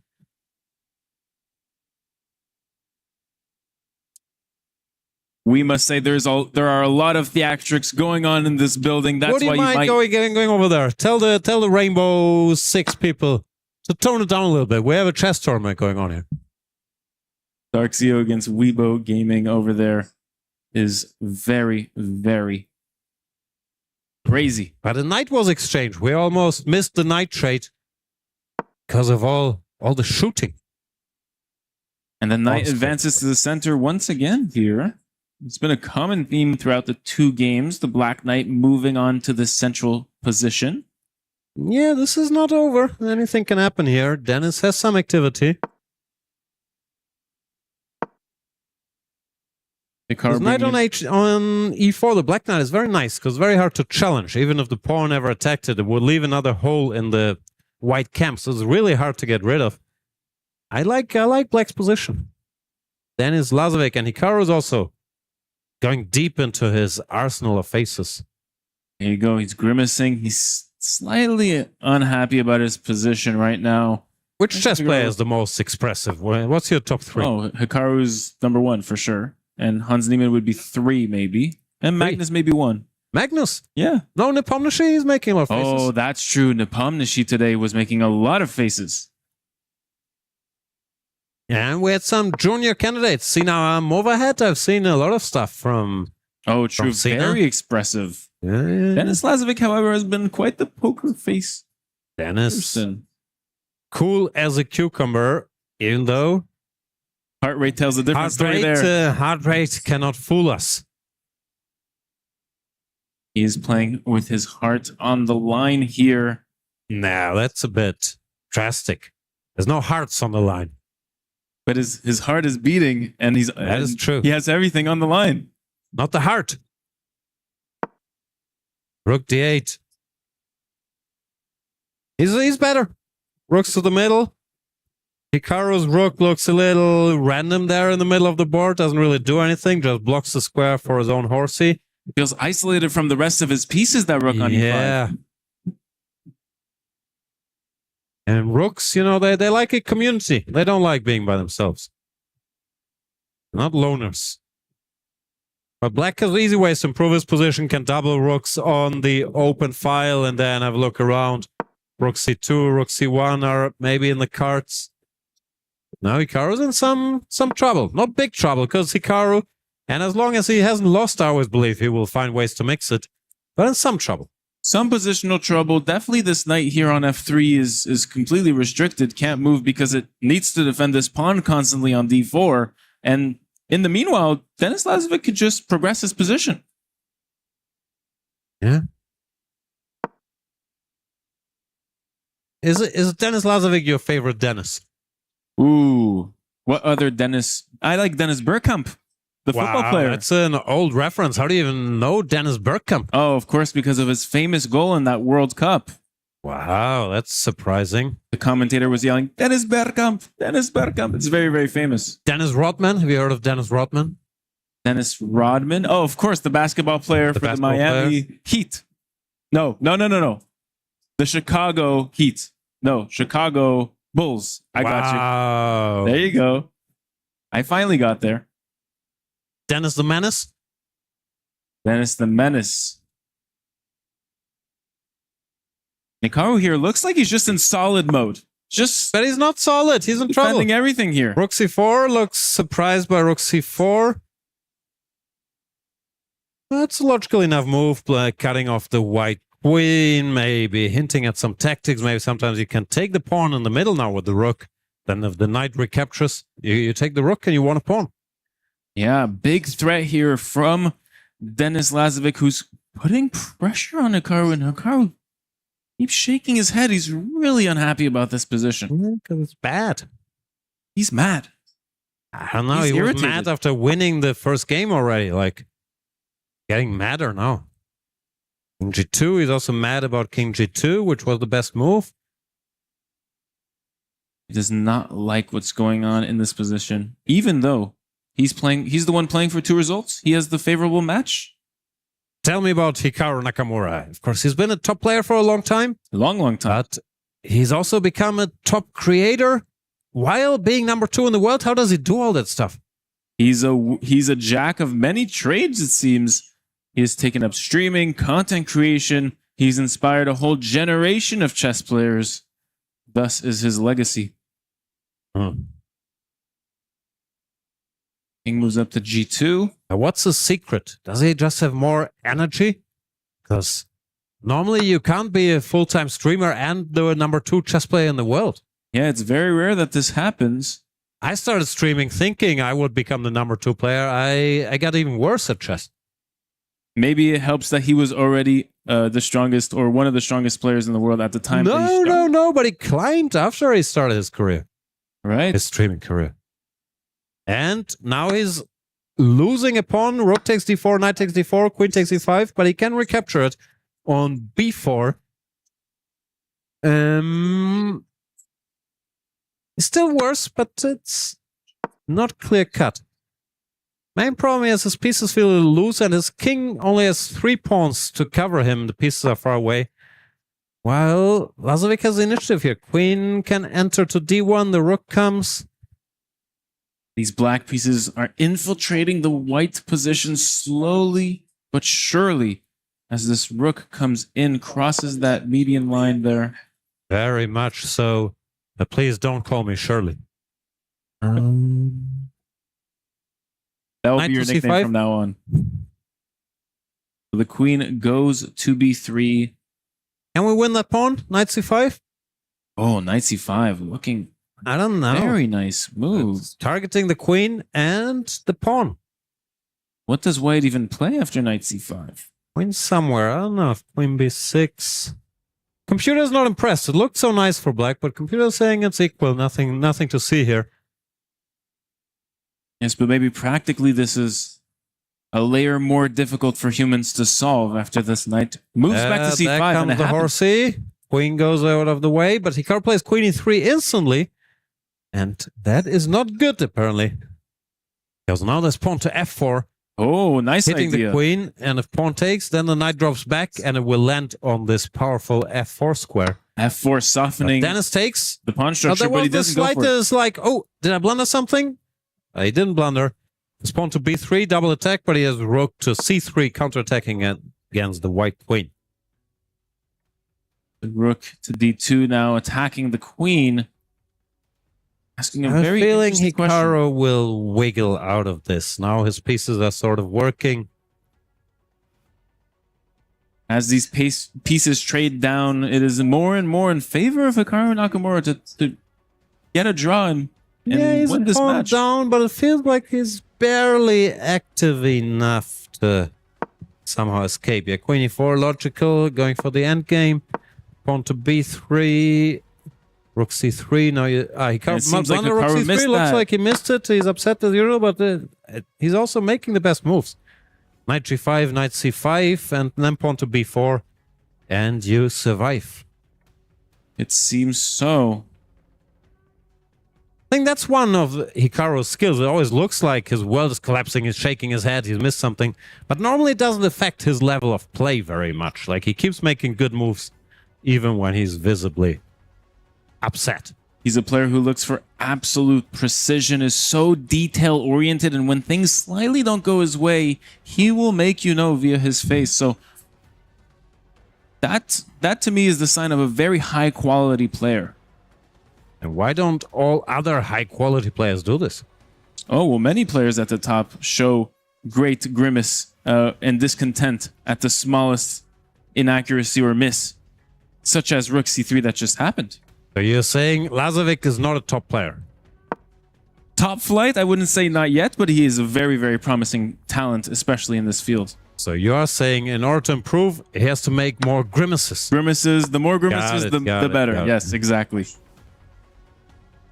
But he's still trying to keep the game going here. Looks like Hikaru is out of the worst, but still double attack. Pawn on e3 and b3 are both under attack. Can you keep them both? Oh, he goes for this a6 pawn, trying to trade down. Makes sense. What is going on now? Pawn to e4 or... no, yeah, pawn to e4 keeps the pawn, escapes the black pieces. Keeping the it's balance. not enough, is it? Looks like... No, Hikaru's got this. He has enough counterplay. And tries to stabilize. And Hikaru has near 2 minutes on the clock. King f6 looks normal, but then you keep giving checks, rook h7 or knight h7 or rook a6. Here, how do you make progress? Hard to make progress for the black pieces, which means that Hikaru Nakamura inches closer and closer to the desired result of a draw. Hikaru also has more time. He never blunders in these situations. He can just keep waiting. No, I have a feeling this is it for Denis Lazovic. Worthy showing, but Hikaru gets his revenge. Exactly. Denis also shaking his head, taking your advice to heart. There you go. More moves in this position where it seems like both players are at a stalemate to progress. Yeah, also feels like they're repeating a bunch of times here already. Threefold repetitions always lurking. Yeah, he's given up. And we have a draw by threefold. Hikaru Nakamura advances to the playoffs tomorrow. Really good show. Good job by him. Was it very, very tense match, and he had to go to plan B in game number 1, even though in his defense he was outplaying Denis and was much, much better. Then he flagged with his time advantage. And in the second game, there was some chances, but nothing so tangible that you could say Denis missed a big chance.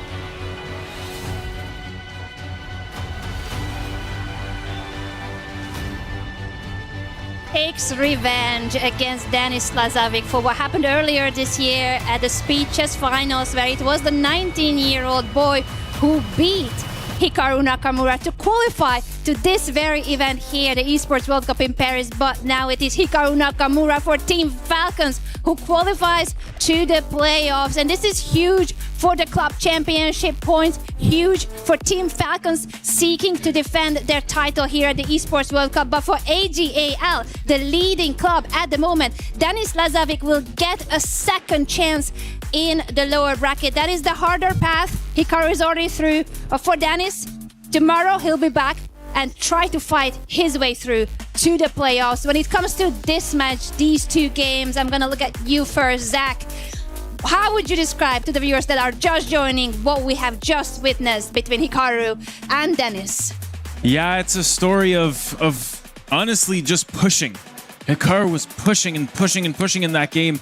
He lost his advantage, but then he found a really good idea to not win on the board, but win on the clock. Very, very interesting tactic. It has been used not that many times to dirty flag your opponent. I think we saw that one time in the first match day, but we see it again today. And that was the decisive idea to bring this game to a must-win for Denis Lazovic, who couldn't, unfortunately, bring that win back and force Armageddon. And so Hikaru drew and won that match. He did win the match. Jan, what about your thoughts as the Grandmaster here in the studio? What do you think went wrong for Denis and what can he improve for the lower bracket?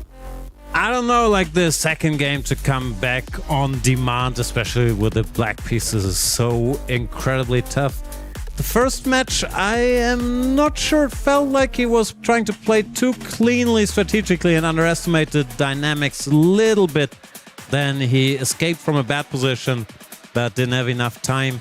I think he's a guy who just will keep improving. He's learning from every one of these matches. Like I said, he's already world class, and I wouldn't write him off. I think we have a good chance of seeing him in the finals. He's still only 19 years old, Denis Lazovic for Team AGAL, and he will get a second chance because this is a double elimination format. But the player that's already through is Grandmaster Hikaru Nakamura representing Team Falcons. Let's head over to the stage to talk to Kostya and the winner of this match, Hikaru. Thanks, Anna. Here with Hikaru Nakamura, just defeated Denis Lazovic. Hikaru, your thoughts on the overall match? Yeah, I mean, the result I'm pretty happy with. The way that I won the first game, I'm not happy because I completely outplayed him and was winning on the board. And then at some moment, I tried to simplify, and he had a little bit more time than I thought he did. And of course, at the end, it should have been a draw, but you know, time is part of the game, unfortunately. So that was good. Second game wasn't the best, but I defended pretty well when I needed to, so it's good. You've now qualified to the playoffs. How would you evaluate your overall play going into the next stage of the tournament? I think I played better match by match. The first match wasn't great. This match was better, other than when I completely messed up the winning position. But I feel pretty good. So, you know, we keep moving forward, and hopefully I'll just keep getting better.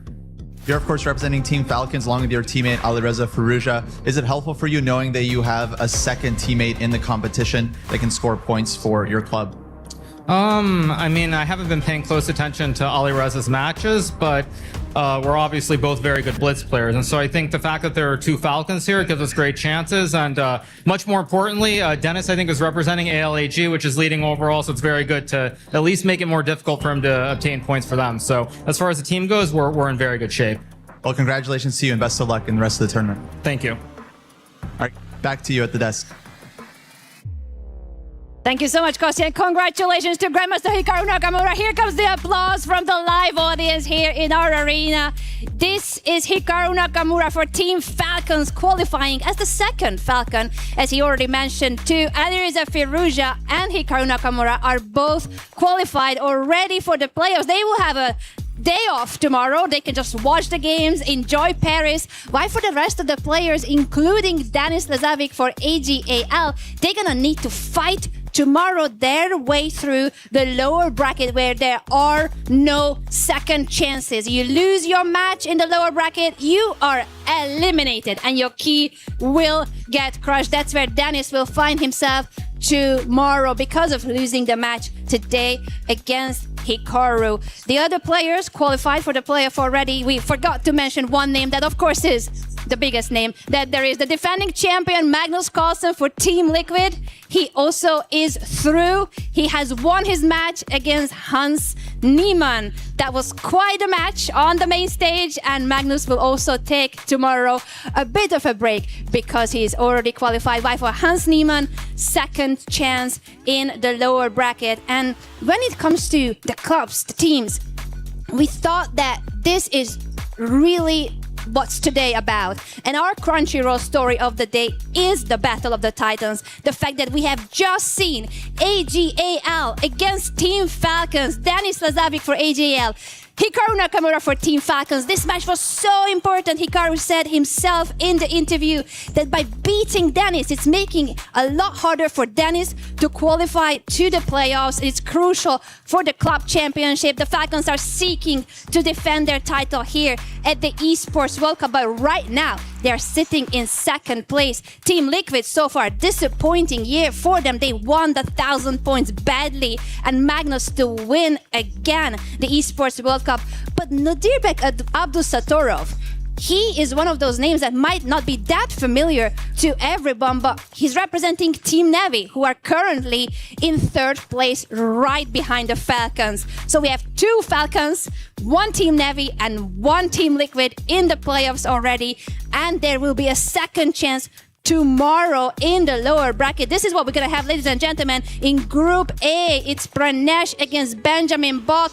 The winner will still have a chance to make it through various matches. It's not one match to qualify. The loser will be eliminated and the keys will get crushed. Alexei Sarana against Sina Move Ahead is facing the same fate. You win, you still have chances. You lose, you're out of the tournament and your key will get crushed at the end of the day. Rainbow Six Siege right next to us. The action is heating up. It's the Esports World Cup and all 25 games will matter for the overall club championship points. And what we have just witnessed today here, this was only day 2. Ladies and gentlemen, for 5 days, chess is taking over the main stages here in Paris at the Esports World Cup for the second year in a row. Chess is one of the biggest deals here at the Esports World Cup. All the marbles, $1.5 million at stake when it comes to the prizes and very valuable club championship points. We're gonna be back tomorrow for what we already have mentioned, the lower bracket, second chance for the players who lost today, and in the lower bracket, oh boy, there is no further chances. Thank you so much, Zach, Jan, and Kostya, who is not here with us, but he has done a great job with the interview for covering all the action. We'll be back, the four of us, to cover day 3 of the Esports World Cup here in chess in Paris. And thank you so much to all of our viewers here live in Paris, on Twitch, on YouTube. We'll be back tomorrow, same time, same place, with more action here at the Esports World Cup. See you tomorrow.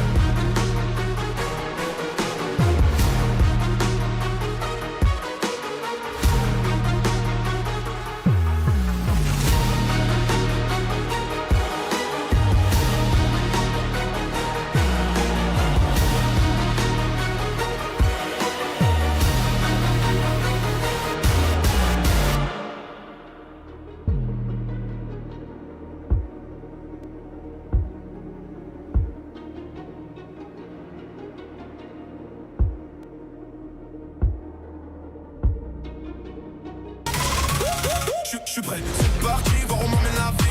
Chrome sur mon green, tu m'entends quand je respire. Top le veston, jamais fine, trop pas big plan, j'ai fait changer toute la piste. Regarde ma pêche, je pense pas j'attire. Je coupe la line, laisse la cul, laisse